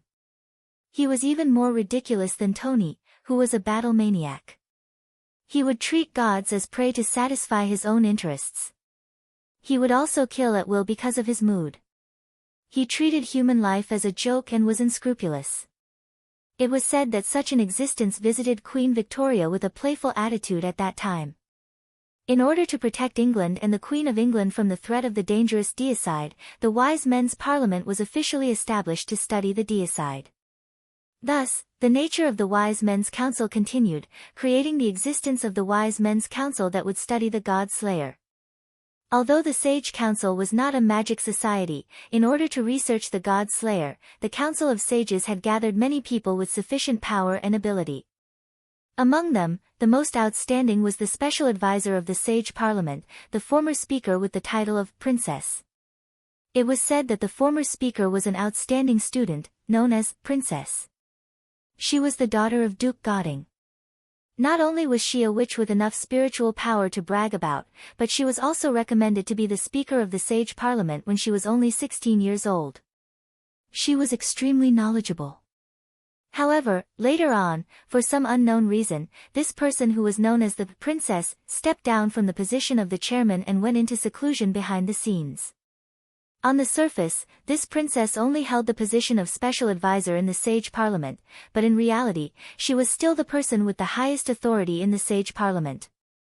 For something as important as the birth of a new God Slayer, the Sage Parliament would definitely receive news of it immediately. But for the princess to personally come out to meet someone is something that has never happened before. As they walked toward the agreed meeting place, Erica mentioned it casually. Presumably, that person should know that the two kings are about to duel in the capital of Italy, so he came to Rome in person, right? Noah could only smile bitterly in his heart as he knew what Erica was implying. It seemed that although the magicians of this world respected the God Slayers as kings, they secretly treated them as if they were dangerous people, which proved the saying, being with a king is like being with a tiger. Noah didn't know what kind of people the rest of the God Slayers were. But judging from Tony's personality, if the God Slayers were all people who lived unscrupulously, it was no wonder that others would treat them as dangerous people. In this regard, Noah naturally wouldn't say anything, nor would he make any promises, nor would he work hard to prove that he was different.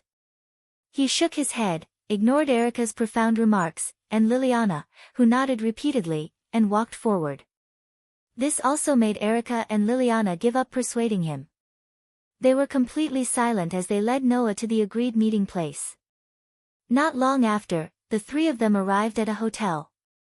Compared to the hotel Tony was currently in, this hotel was not large in scale, giving people a feeling that it was ordinary and unsubstantial.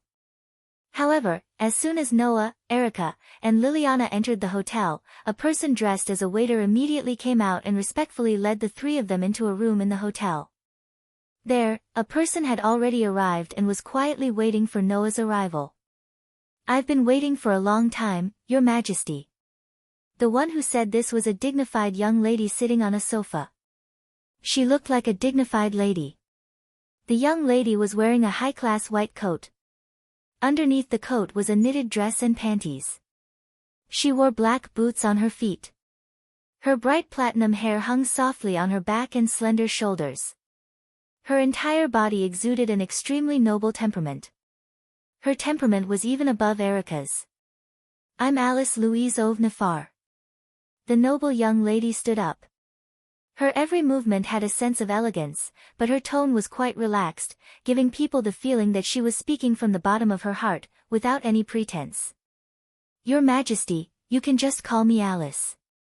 Looking at the scene where Alice still exuded a noble and gorgeous temperament even when she didn't do anything special, Liliana, who had a more serious personality, froze on the spot, not knowing how to react. Erica, on the other hand, had an eager expression on her face, as if she wanted to compete with the young lady with the title of princess in the way of a noblewoman. She wanted to show off her beauty, confidence, and temperament. If it weren't for Noah, she might have actually stepped forward. After all, this was a conversation between the God-Slayer and the former president of the Sage Parliament. Be it in terms of identity, status, or obligation, Erica and Liliana should keep their mouths shut and show enough respect to the king who killed the God-Slayer and the beautiful princess. However, Noah, who was supposed to respond to the princess' greetings, frowned slightly. He glanced at Alice, and after a while, his expression turned to surprise. "This feeling. You're not yourself, but an existence like a clone, right?" After hearing that, Erica and Liliana were both stunned. Alice was also stunned on the spot, but then she nodded in admiration. As expected of the king who was able to kill two of the highest level, god of disobedience, before becoming a god-slayer. To be able to see through my true colors at a glance, even the rest of the god-slayers would not be able to do so. You are really amazing. However, this should be called a ghost body. In the world of magic, it can also be called a plasma body. To put it in a very rough way, it is a soul clone created through mental induction. The real me is now sleeping in a bed in London. Alice blinked her eyes mischievously. "I'm not being disrespectful to the king, but my body can't support me on such a long journey from London to Rome, so please forgive me, Your Majesty." Upon hearing this, Noah remembered that Alice had stepped down from her position as the president of the Sage Parliament and went into seclusion behind the scenes. Alice looked to be only in her 20s, about the same age as Noah. At this age, girls should be more active, but Alice had stepped down from her position as the president and chose to retire. That should be because of Alice's poor health, right? "I don't mind this kind of thing." Noah shook his head and looked at Alice. "Compared to this, I'm more concerned about the reason you called me here." "There are two reasons." Alice didn't beat around the bush and said with an elegant smile. "The first reason is to see what kind of king can kill the two highest level, god of disobedience, at the same time before becoming a god-slayer." "I see." Noah raised his eyebrows. "Your Sage Parliament is an organization that specializes in studying god-slayers, so you're here now to test me?" "No, no matter what, this is too rude to the king. I naturally won't do such a thing." Alice denied with a smile. "Why don't you just take it as a young girl's curiosity at its peak?" Noah immediately took a deep look at Alice and curled his lips into a smile. "Then, what's the second reason?" "I believe the king has already guessed it." Alice looked at Noah closely. "It's about your duel with Ching." Chapter 482. When Alice stated the second reason for her visit, Erica and Liliana both showed an, as expected, expression. Noah was the only one who felt extremely helpless when he heard that Alice was treating his duel with Tony as a major event. "I already said that I would pay attention to the surroundings and not let ordinary people get involved. At most, I'll just destroy some buildings." Is there a need to be so exaggerated? Noah naturally didn't think that it was exaggerated. Because this was also considered a good tradition of fairy tale, right? With Makarov as the leader, the magic shooters of fairy tale had always been unscrupulous. Needless to say, the teams of Naz, Gray, Elisha, Lucy, and the others would usually be unable to stop themselves because of some trivial matters when they were on a mission. They would even destroy half of the city where they were on a mission. And Makarov himself treated the council as trouble. Generally, the council's warnings would go in one ear and out the other, and only the especially important parts would be remembered in his heart. Coming from fairy tale, with such a group of troublemakers, Noah really didn't take one or two buildings seriously. Of course, it wasn't that Noah didn't have common sense, but the trouble brought about by being indecisive during a battle was extraordinarily big, and Noah didn't want to be restrained because of this. After all, Noah was still a relatively strong person. It was fine to be scrupulous about the lives of ordinary innocent people, but if he still had to be scrupulous about not destroying the environment and not damaging the flowers and plants during a battle, then what was the point of fighting? He might as well go home and embroider. This was also the reason why Noah could lure Welslana and Mekar away for the safety of the residents of Sardinia, but could also shatter the uninhabited island and even the space itself for victory. To be precise, this cognition was not wrong. Being overcautious during a battle was obviously courting death. However, from an outsider's point of view, the trouble caused by this was not ordinary. Even the former president of the wise parliament has come to Rome to persuade you. Here, as a king, you should show your magnanimity and listen to our opinions. What do you think? Erica chose the right time to interrupt. After all, this is the capital of Italy. Salbalay isn't the type to care about his surroundings when fighting. At this time, we can only hope that the other king is rational. Although I don't want to admit Erica's words, I also think you should consider this point, Liliana said to Noah as though she was advising him. If it's possible, please cancel your duel with Salbat Lei Ching. Noah was silent, but his eyes were fixed on Alice, which made her feel suspicious. Excuse me, is there anything strange about me? It's not like that. Noah suddenly smiled and spread his hands. I'm just thinking that even though the duel between the God-slayers is rare, the God of Disobedience can also bring about the impact of a battle of that level, just like how I killed Welslana and Mekar. And the God-slayers will travel all over the world to deal with the God of Disobedience that appears on the ground and fight with the God of Disobedience. Logically speaking, even if the impact of a battle of this level is great, the frequency of it happening isn't low, right? Noah looked at Alice with a spurious smile. Then, does the former president of the wise parliament stop every battle of this type? Isn't that too busy? Alice held her breath. After hearing Noah's words, Erica and Liliana were also puzzled. Just like what Noah said, the impact of the battle between the God-Slayer and the God-Slayer, the God-Slayer and the God-Slayer, and the God-Slayer and the God-Slayer had almost the same impact, but the number of times it happened was also not small. Under such circumstances, Erica and Liliana had never heard of Princess Alice personally taking action to stop a battle like this. She was indeed too busy. So, this time, why did Princess Alice take action personally?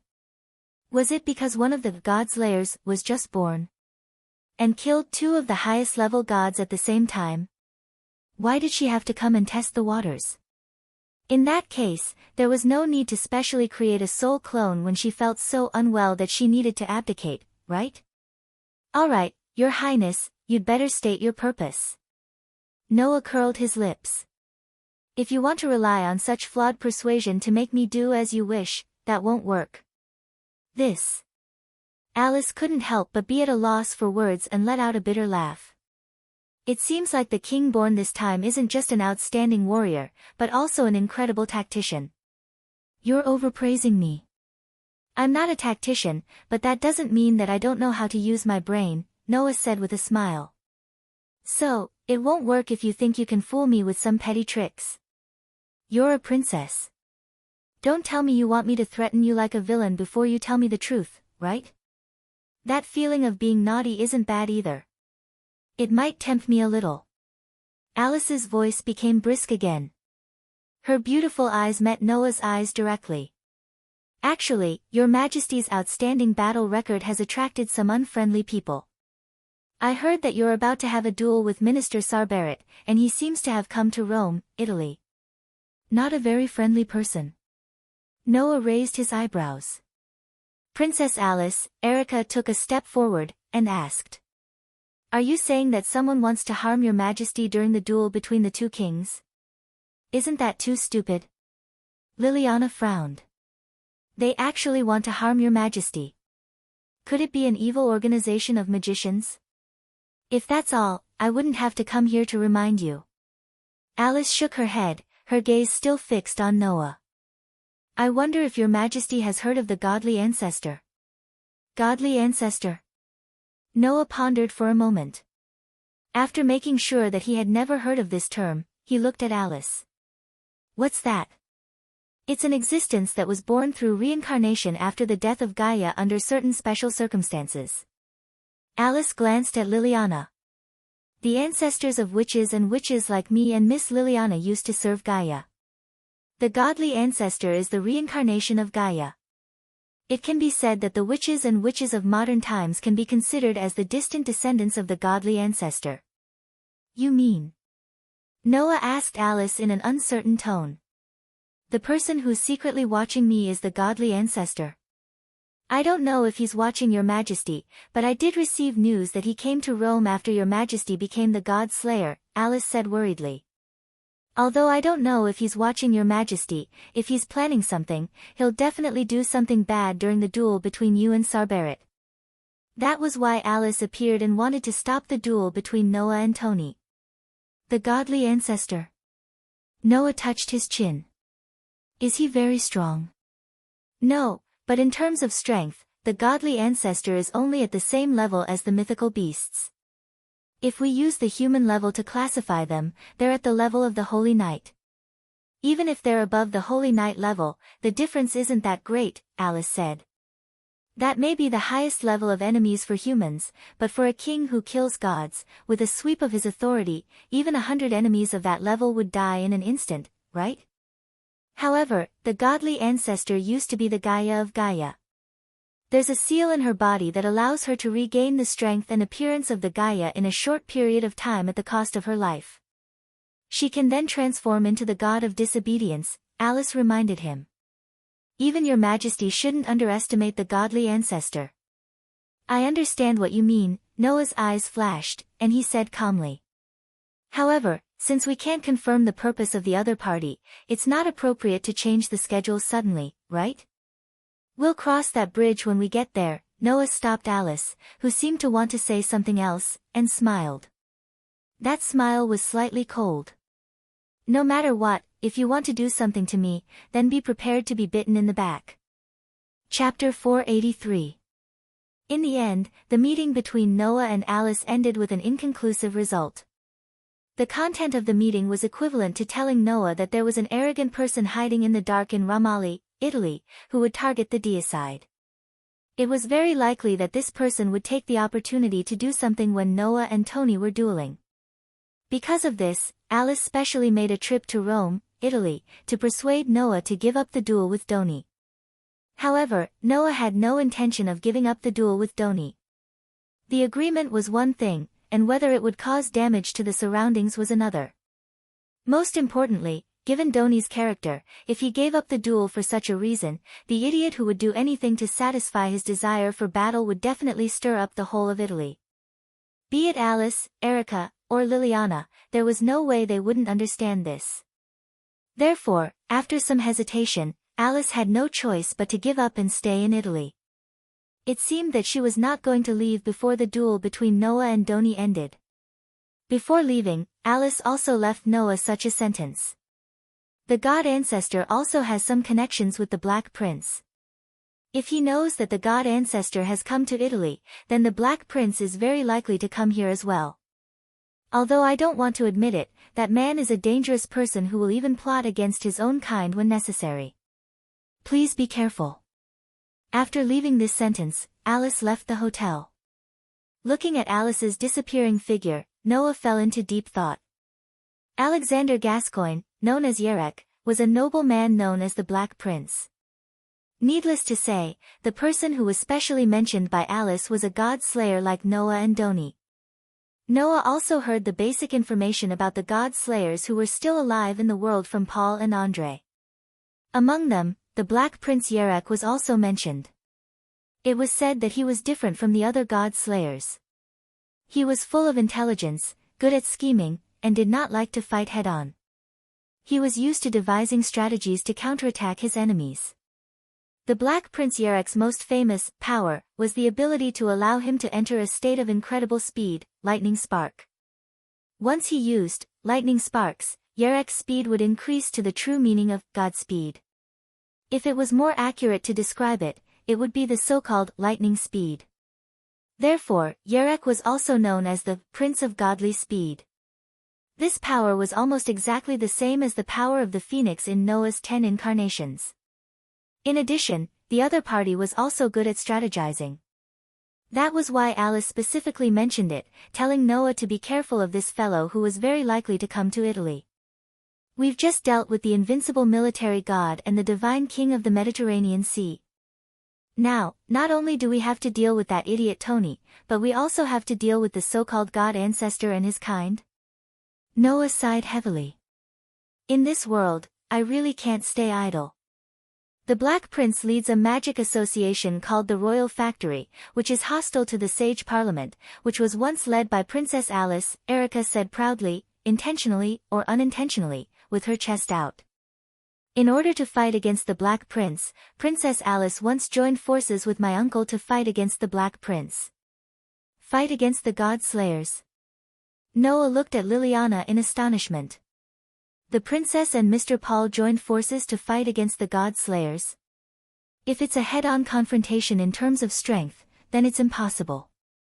Otherwise, the God Slayers would not be called the Demon King. Liliana's face was tense. However, Lord Paul is indeed an outstanding knight. In the battle against the Black Prince, after joining forces with Princess Alice, that lord still left behind many glorious achievements for humans. Thus, he obtained the title of Crimson Demon, and is a holy knight of the highest level. Just like you, before you became the God Slayer, didn't you also block Mr. Salba's demon sword? Liliana glanced at Noah. Even if you can't fight against Mr. Salba, it's a fact that you blocked Mr. Salba's demon sword. That's quite an amazing achievement. Compared to you at that time, Princess Alice and Mr. Paul only achieved a similar achievement after joining forces. But it's still amazing for the human race. I'm not afraid to tell you that my goal is to inherit the title of the Crimson Demon left by my uncle. No, it should be said that it's my ambition. It's something I must do. Erica had a fierce smile on her face. If the Black Prince really comes to Italy, I'm looking forward to fighting with him. Erica. Liliana was speechless. Don't tell me you really want to fight against the God Slayer. Lily, didn't you say that it's impossible to compete in terms of strength? But the example of Princess Lily and Uncle also told us that apart from strength, there are many other ways for us to deal with the God Slayer, Aaliyah said with a fearless smile. No matter what, I'm not so self-righteous as to think that I can defeat a God Slayer with my strength. Lily, you don't have to worry about me. I'll be satisfied as long as I can obtain the merit of inheriting the title of the Crimson Demon. Liliana seemed to want to say something, but in the end, she chose not to say it. She turned her head away and fell into silence. Seeing this scene, Noah understood the relationship between Erica and Liliana. Although the Copper Black Cross and the Bronze Black Cross were enemies, Erica and Liliana were not only the only two prodigies in Italy who had obtained the rank of Grand Knight when they were still underage, but they were also childhood sweethearts. Each of them regarded the other as their competitor. Even if it was not obvious on the surface, Erica and Liliana did have a good relationship. They both cared about each other from the bottom of their hearts, right? Just as Noah, Erica, and Liliana fell into an indescribable silence at the same time, an extremely terrifying curse power and aura suddenly rose from the sky outside and gradually approached. Erica and Liliana were shocked at the same time. Their hearts tightened, and they subconsciously tensed up their bodies and entered a battle stance. This aura.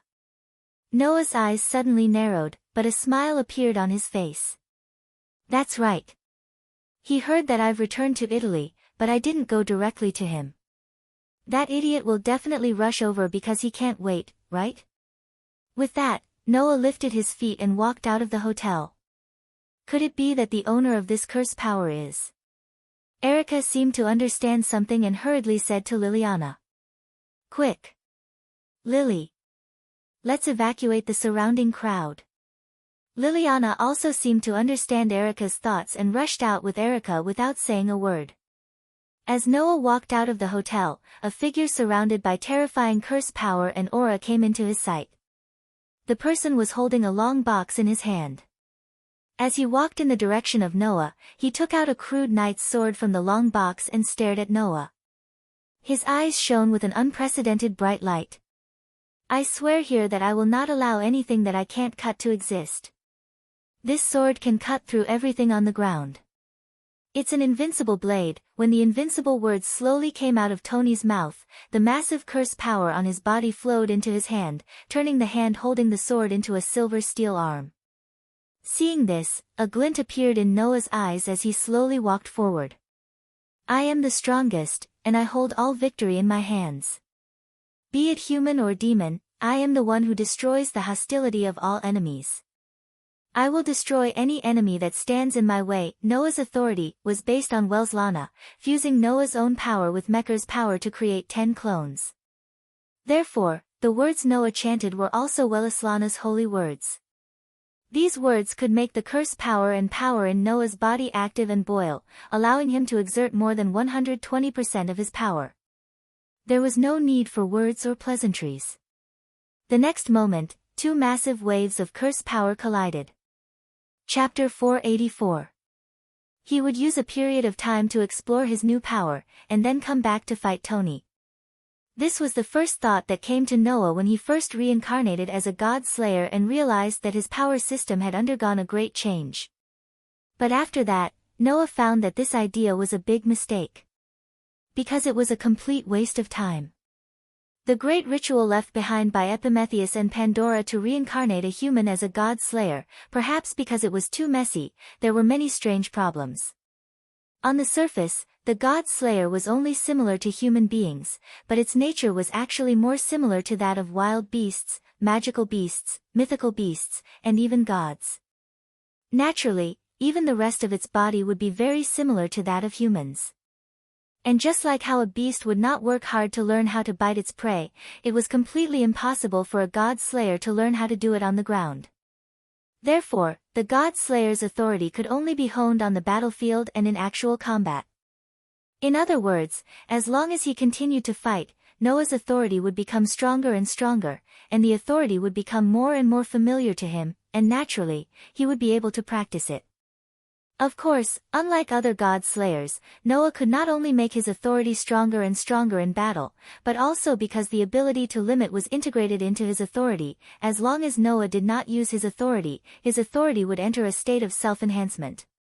However, once he entered a combat state, his authority would become more and more proficient, and he would be able to use it naturally.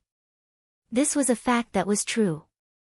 Therefore, when Tony came in front of Noah with a violent battle intent and curse power, Noah's whole body and mind heated up, and he instantly entered a state of combat.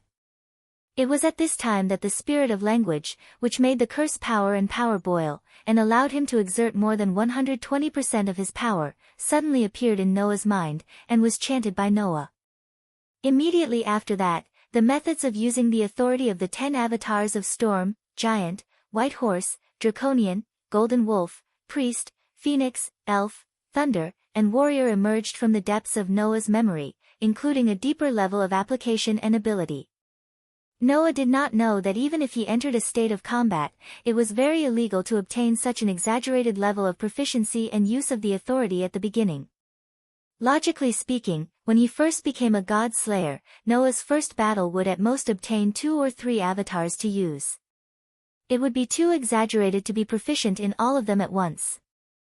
However, it was unknown whether it was because of Noah's physique, or because Noah was different from other God slayers, and directly absorbed the power of God and made it his own. Noah was so lucky that he understood how to use his authority well. Therefore, the moment Tony rushed over, Noah stopped in his tracks, and the curse power in his body was raised. I, with my violent heart, cover the sky tightly, and declare, roll up a storm for me, rain for me, and never allow you to disobey my command. When this sentence, which seemed to be a declaration to heaven and earth, slowly reverberated, the sky suddenly turned dark. A thick layer of dark clouds appeared out of nowhere, and covered the entire sky, causing an oppressive atmosphere to pervade the whole world. Tony, who was rushing in Noah's direction, did not even have time to swing his demonic sword when he suddenly felt a strong sense of danger in his heart. His expression tightened, and he stopped moving, and without hesitation, he stepped on the ground and retreated. Whoosh! Almost at the same time, a tornado suddenly descended from the dark clouds. It cut through the air at an incredible speed and fiercely landed on the ground. Bang! Accompanied by a loud noise, the ground touched by the tornado seemed to have been drilled into by something terrible. It suddenly exploded into scattered fragments and rocks, and was swept into the tornado. The tornado fell exactly where Tony was just a second ago. Kacha kacha. The ground that was touched by the tornado continued to crack, turning into pieces of gravel and rock. They were sucked into the tornado and spread to the surroundings. Kacha kacha. In the surroundings, the buildings began to make creepy cracking sounds, and they were on the verge of collapsing. Not long after, some of the smaller buildings were uprooted and sucked into the tornado, twisting into pieces. Looking at the tornado that suddenly fell from the sky and instantly turned the ground with a range of more than 100 meters into a deep pit, uprooting and crushing buildings, and rolling up gravel and rocks, and spreading to the surroundings, not to mention Tony, even Noah could not help but be shocked. Storm, an incarnation formed by combining Wellislana's incarnation of strong wind and Mecker's storm. It could cause a strong storm, and to a certain extent, it could dominate the sky and summon a storm. Noah knew the ability of this incarnation of storm, but he did not expect it to be so strong. Dominating the sky, Noah had seen it. However, what was this so-called strong storm all about? This had directly summoned a tornado and raised the surrounding area to the ground. The scale of that tornado was no joke. It was definitely comparable to those natural catastrophes. Was the power of an incarnation so exaggerated? No wonder Erica and Liliana were so afraid of the battle of the God Slayer. In fact, Noah did not think about it. The incarnation of storm was formed by combining the powers of the two highest level gods, and it was a world of difference from the power of an incarnation of Wellislana. Even Wellislana's incarnation of strong wind could cause a tornado, and Mecker dominated the entire sky, causing Sardinia to fall into the range of the power of storm. Now, after the fusion of strong wind and storm, the storm naturally had the possibility of going up a level. It would definitely not be weak. Therefore, it was not that the God Slayer was too frightening, but Noah's storm incarnation physique created by the fusion of the power of strong wind and storm was truly frightening. To put it bluntly, the power of the 10 incarnations formed after the fusion of physiques was terrifyingly strong. After all, that was the power formed by the fusion of the power of one person and two gods, Noah, Wellislana, and Mecker. How could it be weak? With the 10 incarnations, Noah's strength had already been raised to another dimension, and he was definitely not weaker than any God Slayer in this world. That was the truth. Oh! While Noah was still surprised by the huge scale of the tornado, on the other side, Tony was affected by the rapidly expanding tornado. With a loud cry, his body was directly involved in the tornado. A sword that can pierce through all enemies with a single wave. In order to deprive all life, host the glory, Tony, who had seen with his own eyes the fate of the buildings involved in the tornado, did not hesitate to chant the spirit of words. His right hand that had turned into steel flashed with a silver radiance and poured into the knight's sword. Clang! In the next moment, a brilliant sword light suddenly appeared from the tornado. From top to bottom, it pierced through space and swept past the huge tornado that was still expanding in an extremely orderly manner. Pucci. Under the slash of the magic sword that could cut through everything in the world, even the tornado that was comparable to a natural disaster trembled and was neatly cut in half. When Noah saw this, he reacted to the situation and instinctively chanted the spirit of words. Wind, wind, don't let the enemy escape. Offer up your final glory. As soon as his voice fell, the tornado that was neatly cut in half stagnated. Then, as if something had expanded from within, it suddenly exploded. Boom! Amidst the violent loud noise, the huge tornado directly exploded, turning into a shockwave that spread out in all directions. Chapter 485. Boom! The loud sound that made people's hearts shrink turned into a sound wave, reverberating under the dark sky and constantly reverberating like an echo. The huge tornado suddenly burst open, turning into an impact wave that surged in all directions like a tide, covering every corner of the surrounding area. Pa pa pa pa. At this moment, whether it was the ground, the asphalt road, the buildings, or the vehicles parked around, they were all swept up by the violent impact wave, and even crushed by the strong wind pressure, turning into small pieces of debris that shot around like bullets. As a result, even Noah himself was affected by the shockwaves. His body was blown away, and he did not know how many times he rolled in the air before he reacted. He used the power of the storm incarnation to calm down the wind that was acting on his body and summoned by himself. It was not until now that Noah finally understood what the incarnation of the storm was all about, and what it meant to be able to cause a strong storm. The storm in this sentence didn't refer to the literal storm, but violent wind. Including gale, whirlwind, typhoon, and even tornado, these winds that could be called violent could be caused when Noah used the incarnation of storm, and they could be freely controlled by Noah according to his will. Of course, because it was the first time he used the incarnation of storm, Noah couldn't control the power of storm at will. As a result, he summoned the largest tornado. If the tornado just now continued to expand, then, in the end, even the whole of Italy could be covered with a supergiant tornado, and it would really destroy the whole of Italy. However, at that time, whether Noah's curse power could support the expansion of the tornado to the extent that it could cover the whole of Italy was unknown. Noah, who had calmed down the wind, landed on the ground and looked forward, and then his expression became wonderful. Gone. Everything was gone. As far as the eye could see, except for the place behind Noah and an unknown distance away, the asphalt road, buildings, cars, and the ground that should have existed there had all disappeared. What was left was only a huge deep pit, and scattered pieces of debris of various buildings, asphalt roads, and cars all over the pit. Seeing this scene, Noah's heart started to beat uncontrollably. It was caused by the shock of his current power and the fear of the consequences. Erica and Liliana should have gone to evacuate the crowd, right? After glancing around the deep pit, Noah, who found no trace of anyone, murmured this sentence like a prayer. If he didn't know that Erica and Liliana would definitely evacuate the crowd the moment he walked out of the hotel, Noah wouldn't have directly confronted Tony. Now, Noah could only pray that Erica and Liliana could evacuate the crowd in time. Otherwise, he would really be guilty. Ha ha ha ha. At this moment, a loud laugh sounded from one of the piles of debris in the huge pit.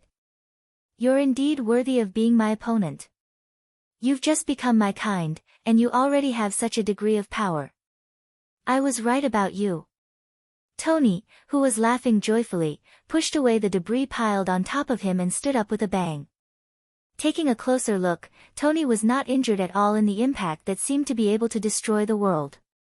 This was because nearly 100 cuneiform imprints appeared around Tony as if they were protecting him, and they were slowly fluctuating. Noah recognized those characters. They were the runic characters that originated from Northern Europe. Of course, that was not the runic magic that Noah had mastered before, but the sacred characters that originated from the myths and were mastered and used by the god of magic. That was no longer magic or magic, but the real power of God. The power of authority. In front of him was the huge pit that he created, and behind him was the perfect environment. Standing on the edge of the line, Noah cast his gaze on the cuneiform text on Tony's body, which was the rune text that was fluctuating around Tony. As you can see, this is my second authority. Tony felt Noah's gaze on him, patted his body and lifted his knight's sword. Those people from the parliament seem to call it steel protection. It allows me to transform my entire body into steel. No matter if its weight or hardness, it will be increased to an unimaginable level. With such a body, even that tornado you used just now won't be able to do anything to me. Furthermore, because of the increase in weight, if you were to be hit by my fist, that wouldn't be a joke. Tony laughed. That's practically immortal. But Noah knew it without Tony saying it out loud. As an expert in the field of runic characters, Noah could tell at a glance that the characters surrounding Tony were the steel, runic characters. The effect of the characters was similar to the hardened, runic characters. Both characters could increase the hardness and weight of the user. However, there were pros and cons when comparing steel and hardened. For example, the steel, runic characters could increase the hardness and weight to the level of the toughest steel, but it would also be fixed at the steel level of hardness. On the other hand, the hardened runic characters could be continuously increased. As long as there was enough magic and quantity, it would not be difficult to increase the hardness of steel. However, that was only when compared to the steel, runic characters. Moreover, the steel, runic characters were at the level of magic. The runic characters on Tony's body were at the level of authority, and there were nearly 100 of them. Perhaps the hardness and weight of his body had reached an extremely terrifying level. It would not be an exaggeration to say that he was immortal. With this body and the magic sword, these two authorities have always been the main components of my battle strength. As for the other two authorities, one of them is basically useless in battle, and the other one will affect me. If I use it, I will only use it when my life is on the line. Saying that, Tony looked at Noah with a burning gaze filled with battle intent. Can you make me use that authority? After saying that, Tony's right hand flashed with a silver light again, and a huge amount of magic power suddenly wrapped around his knight's sword. Noah, who had seen Tony's magic sword countless times, suddenly had a cold look in his eyes. In his mind, the outline of the stone plate connecting the 10 incarnations suddenly turned, and a pointer on the stone plate stopped on another image. Fear those with wings. Both the evil and the powerful fear me because of my wings. My wings will bring you a curse, and the evil will not be able to hit me. A brand new language burst out from Noah's mouth and turned into a new power that filled Noah's body. Then, Noah felt it. His vision, senses, and thoughts were all going through super acceleration. On the contrary, everything around him was going through super acceleration. At this moment, Noah obtained a speed that surpassed everything. Thus, Noah took a step to the side. In Tony's eyes, Noah's figure seemed to have turned into a phantom as he abruptly teleported to the side for an extremely long distance. Clang! At the same time, a sword flashed past Noah's original position and landed in the air. Noah, who had entered the super speed state, clearly saw this scene. He curled the corners of his mouth and shot towards Tony like a phantom. Before Tony could react, he suddenly appeared in front of him and punched towards Tony's chest. However, what happened next shocked Noah greatly. That was because the fist that was supposed to hit Tony's chest drew a huge arc and hit empty space. Phoenix, the authority from Velislana, which allowed one to obtain a speed that surpassed everything. However, although Noah obtained a speed that was too high, due to the excessive speed, his attacks could not accurately land on his target. Therefore, Noah's punch that was supposed to land on Tony's chest went past Tony's position due to the excessive speed. It was the same principle that if a person were to run at full speed, they would not be able to control their body due to inertia and would only be able to stop after a certain distance. This incarnation is a little troublesome. Chapter 486. Chi. Amidst the faint sound of breaking air, a figure suddenly flashed in front of Tony like a meteor. Then it directly passed by Tony and rushed to the back of Tony. That was the scene when Noah couldn't accurately control his attack, causing his fist to hit the air and his figure to directly pass by Tony. It was a tornado just now, and now it's super speed. Could it be that the tornado was the power that you stole from Mekl, who controlled the sky, the storm, and the lightning, and this super speed was stolen from Welslana? Tony was shocked when he realized what was going on, and his face was brimming with a bright smile. That's similar to Yarek's authority, but I heard that when he first obtained this authority, he suffered a lot because of it. There are a lot of problems with using this authority of Godspeed. It's not something that can do a lot of things. For example, the inability to accurately attack was one of the problems. In addition, entering the super speed state would make Noah's senses go through super speed. If he kept in this state, it would be like entering a world where time was constantly increasing, and it would make his senses dull. As for the other problems that would cause side effects to the body, they were eliminated by Noah's physique. Even so, there were many problems with the super speed brought by the Phoenix avatar. Also, although this speed is amazing, it's a pity that it's just speed, it's useless against me. Tony raised the knight's sword in his hand, and his eyes bloomed with a terrifying look like a wild beast. I've trained my eyesight a little too much. For example, I'll stare at the falling rain seriously and aim at one of the raindrops. The moment the raindrops fall in front of me, I'll swing my sword and cut the targeted raindrops in half. Thus, I've developed the ability called Mind's Eye in Chinese wuxia novels. So, no matter how fast you are, you can't hide from my eyes. The moment he finished speaking, Tony suddenly took a step forward, as if he could see through Noah's movements. He directly stabbed the knight's sword that was surrounded by a large amount of magic. Noah, who was in the super speed state, flashed out as if he teleported. At the same time Tony's sword stabbed out, his body directly appeared in front of Tony's sword. Noah's expression changed at the sudden attack, which was like a foresight.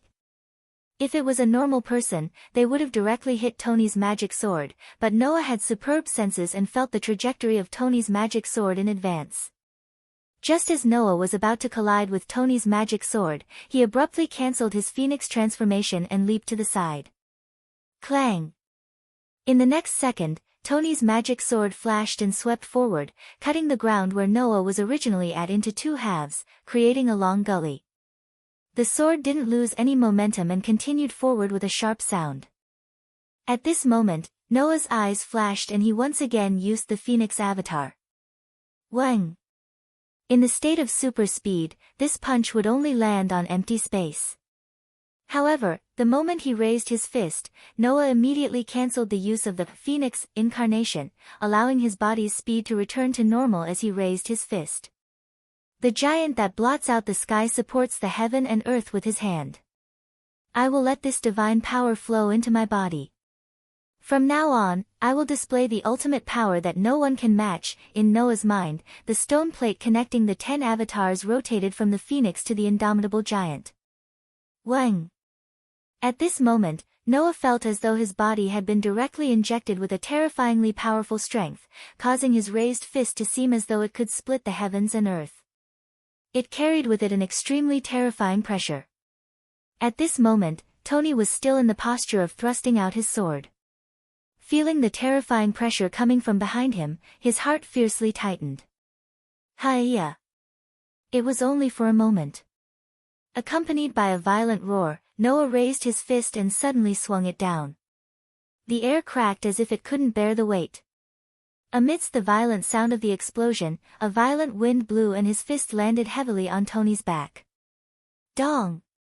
Before he could even let out a scream, Tony was smashed into the ground by an unimaginably terrifying force, sinking into the ground. Bang! Like a meteor crashing into the ground, the terrifying force not only smashed Tony into the ground, but also shattered the ground, bursting out a deafening roar. As the ground trembled and shattered, the huge crater that had been created by the eruption of the huge tornado shook, and the range of the crater expanded from the original several hundred meters to a range of over 1,000 meters. In the legends, the god known as the great hero, Hercules, was a god of strength who could lift the sky. Whether it was Welslana or Mekl, they had a deep relationship with this god of strength. Therefore, Welslana's bull incarnation represented monster strength. When using this incarnation, Welslana would obtain divine power no less than that of Hercules. Mechal's appearance was also based on Hercules, so he also had unparalleled divine power. Giant was an incarnation formed by combining Welslana's bull incarnation with Mechal's appearance. When using this incarnation, one could obtain monster strength that was far beyond the limit. Its power was enough to split mountains and rivers. Just like how the incarnation of Storm became extremely terrifying after fusing with Strong Wind and Storm, the incarnation of Giant became extremely terrifying after fusing with Welslana and Mechal's monstrous strength, which gave Noah a terrifying divine power. Of course, it was not enough to lift the sky, but it was definitely enough to split mountains and rivers. At this moment, the violent earthquake phenomenon affected the entire crater that was over 1,000 meters wide and even outside the crater. It was as if a shockwave had shaken the ground, slowly spreading outwards. Buildings began to sway, and some of them even collapsed. In the crater that suddenly expanded to over 1,000 meters, the buildings that were originally in the area also sank into the ground and turned into ruins. With a corner as the center, the entire crater cracked open like a spider web.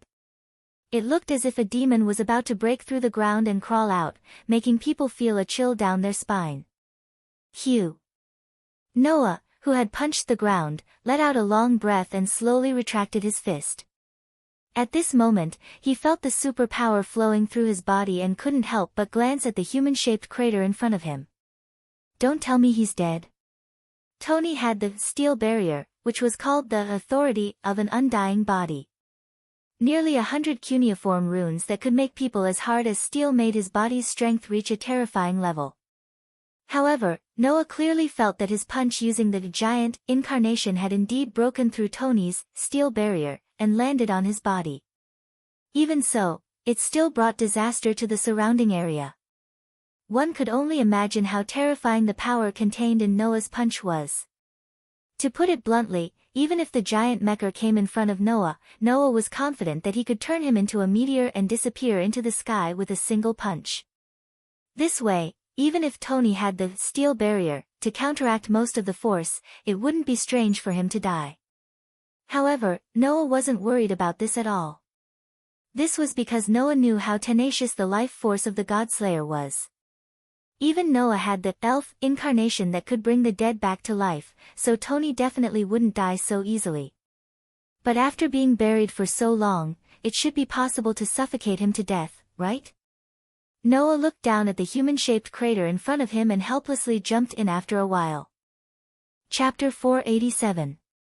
When the battle between Noah and Tony came to an end, a young girl appeared on the rooftop of a building over 1,000 m away, which was lucky not to be affected by Noah's foul strength.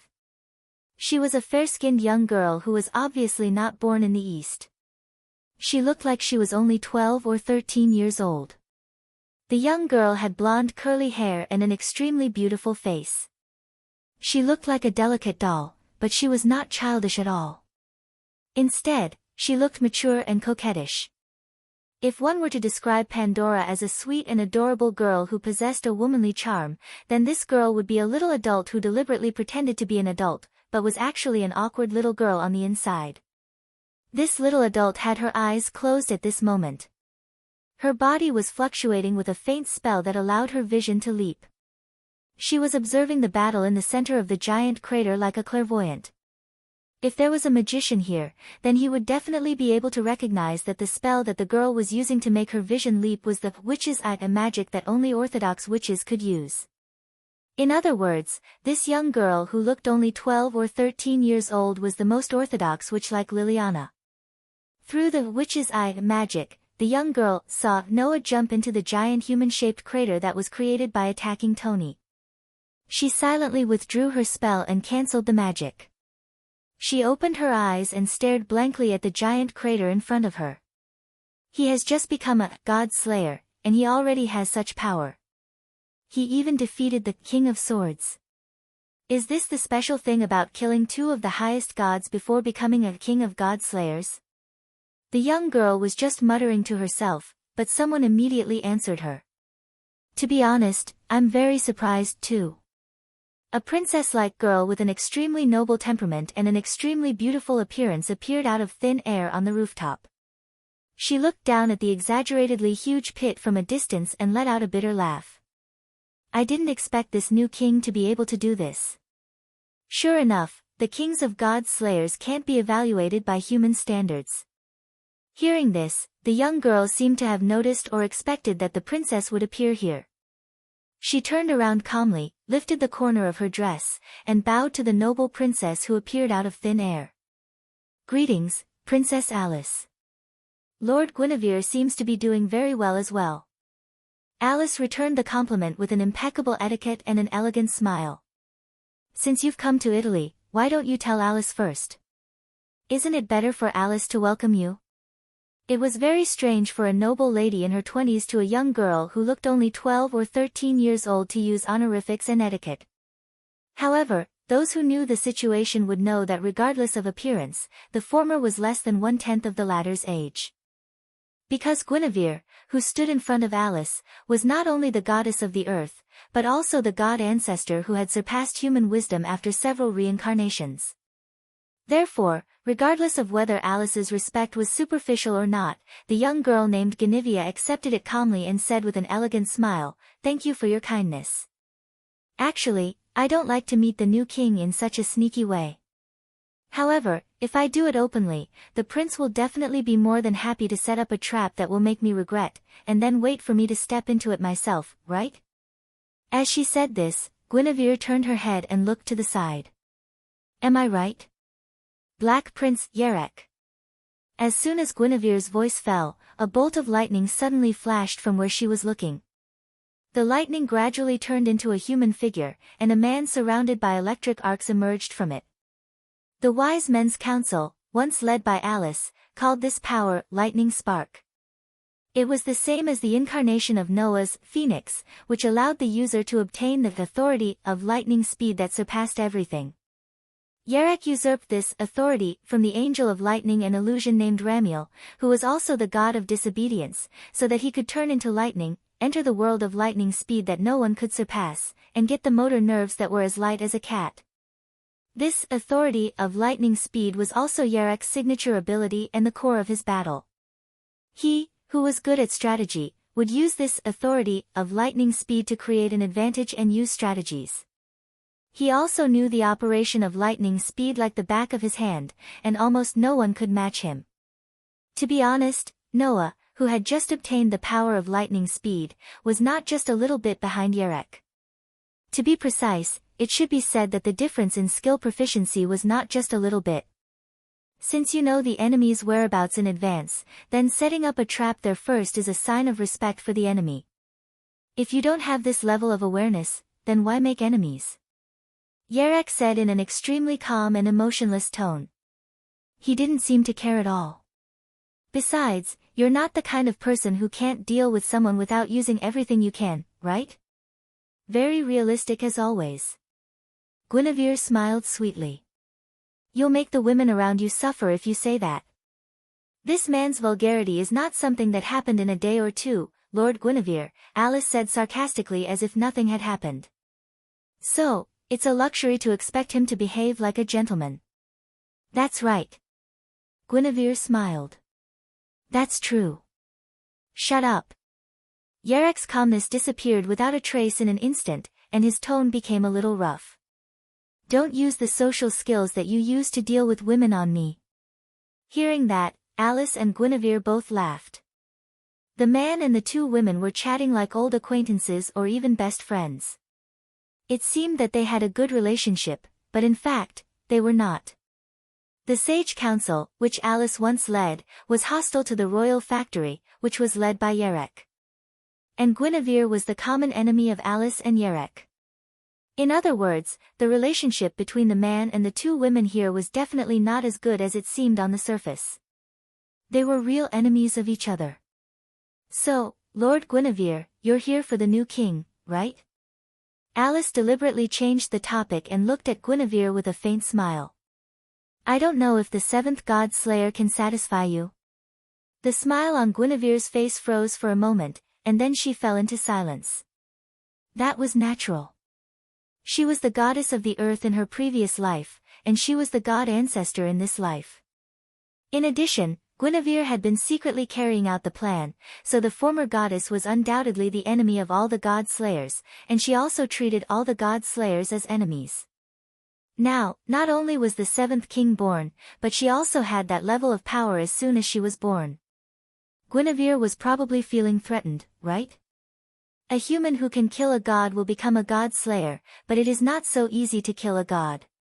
In the past, there was even a situation where 2 or 3 centuries passed without a single god slayer being born. Of course, there are also situations where multiple god slayers exist at the same time. Guinevere's expression became cold and indifferent. Now that there are 7 kings who can kill a god in this era, it is the end of the world, so that Lord absolutely must be resurrected. Because only he is the nemesis of the god slayers, only he is the one who can end the fate of all the god slayers. Leaving these words, Guinevere's body turned into a burst of darkness and disappeared on the spot. Looking at where Guinevere disappeared, Alice shrugged and looked at Yerek. That's what he said. What do you think, Alexander? What do you think, Alexander? Yerek glanced at Alice, and then his whole body flashed with electric light, and he swept into the sky, disappearing into the sky in an instant with a speed that was absolutely comparable to real thunder and lightning. Seeing this, Alice smiled happily. That man also feels pressure. As she said this, Alice cast her gaze at the giant pit that was thousands of meters wide, and the smile on her face disappeared, leaving only endless bitterness. But, if possible, I really hope that he can think about us who are dealing with the aftermath. Chapter 488. The next day, in the entire Italy, whether it was the news or the headlines of the newspapers, there was only one piece of news. That was, yesterday, a meteorite fell in the center of Rome, the capital of Italy, turning the ground within a range of more than 1,000 meters into a huge crater. In this huge pit, there was basically nothing that originally existed in this place that was lucky enough to survive. Buildings, asphalt roads, cars, and many other facilities were directly turned into dust and debris under the direct impact of the meteorite. Now, only some sporadic traces could be found in the huge crater. It was as difficult as ascending to the heavens to find something intact except for the exposed rock formations on the ground. At that time, if the residents there were still living as before, it would definitely cause the largest catastrophic casualties in history. Fortunately, when the meteorite fell, the astronomical experts discovered the clues in advance and evacuated the people there, so this great disaster did not cause any substantial casualties to the Italian population. However, in order to restore everything in the huge pit to its original state, to the point where people could live again, it was impossible to do so without using years as a unit of measurement. In a restaurant near the so-called meteorite crater, Noah fell into a state of speechlessness as he watched the news that was constantly repeated on the TV in the restaurant. Although fortunately, there were no casualties, it is said that this disaster caused a loss of more than 15 billion euros. Erica, who was standing behind Noah, was also watching the TV, but she seemed to be talking to herself as if nothing had happened. This number is only a temporary statistic. As the relevant work proceeds, it should continue to increase. On the side, although Liliana didn't say anything, a trace of grief appeared on her face more or less as if she was heartbroken about the losses caused by such a disaster. Of course, Liliana wasn't heartbroken about the huge loss, but her upright character made her blame herself. The factor that caused this huge disaster was right next to me, but I couldn't stop it. Can I still be considered a knight? Listening to the intentional or unintentional sarcasm of Erica and Liliana, the corners of Noah's eyes twitched, and he felt somewhat unnatural. Noah knew that once he fought with Tony, it would definitely lead to some losses, but he originally thought that it would at most be the loss of some buildings. Who knew that it would cause such a huge loss comparable to a meteorite hitting a city directly? Although it was also because it was Noah's first time using the 10 incarnations, so he couldn't control his authority very well. It should be noted that in the duel with Tony, Noah only used the power of 3 incarnations. What's more, the Phoenix incarnation only brought Noah speed that surpassed everything, but it didn't have any destructive power. In other words, Noah only used 2 incarnations to cause this disaster. It was that exaggerated. However, it couldn't be helped. After all, whether it was storm or giant, in terms of destructive power, Noah's 10 incarnations were definitely among the best. After combining the power of Noah, Welslana, and Mekar, the power of the 10 incarnations was much stronger than Welslana's 10 incarnations. There was really no way to cause this situation.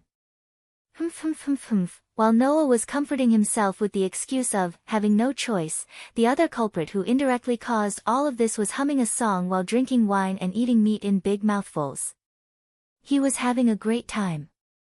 Watching Tony, one of the culprits, still doing whatever he wanted while the TV in the restaurant was still broadcasting the news about the meteorite disaster, Erica was speechless at once while Liliana looked like she had given up on herself. Because they had been with Noah for a while, Erica and Liliana both knew that Noah was different from other God slayers. They more or less had some common sense, so Noah would still listen to what they said. However, even if Doni destroyed the whole of Italy, this idiot would still be singing and living a carefree life, not to mention a meteorite-level disaster, right?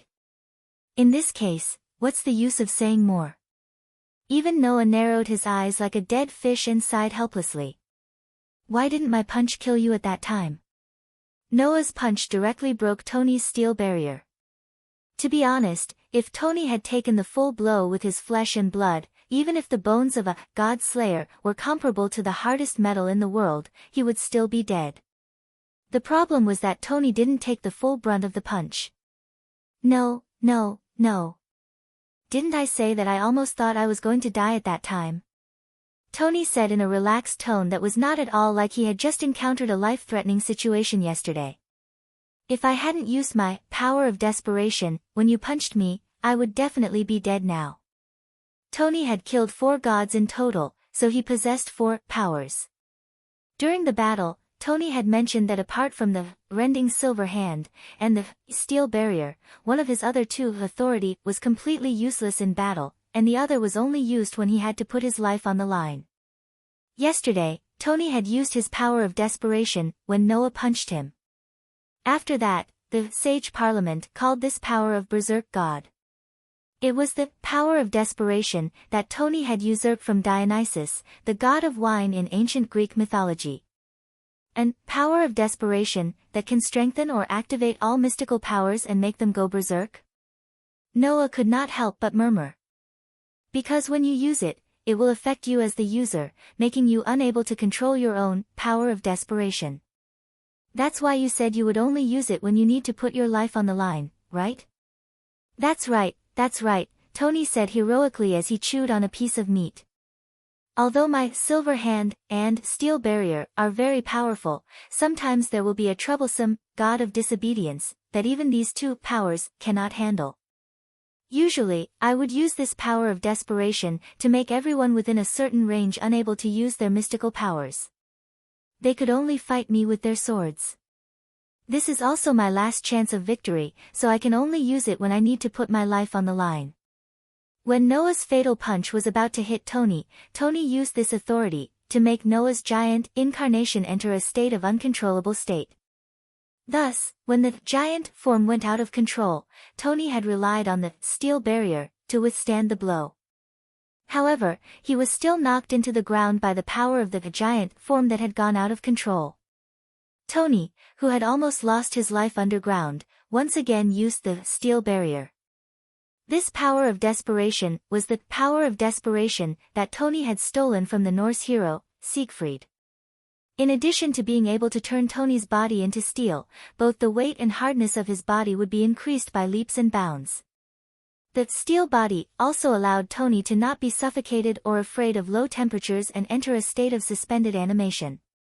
Tony, who had entered a state of suspended animation, managed to survive the crisis and only woke up this morning. He was full of energy again. But you really are a scary guy.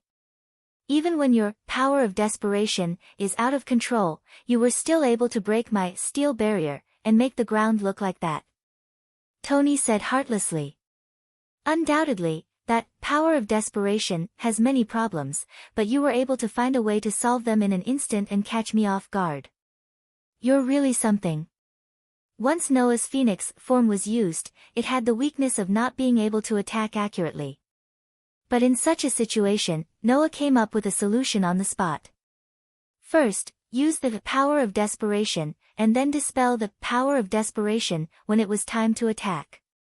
This way, not only could he perfectly unleash his power of desperation, he could also use his power of desperation to attack. Undoubtedly, you have only defeated 2 gods. How can you have 3 powers? Tony asked doubtfully.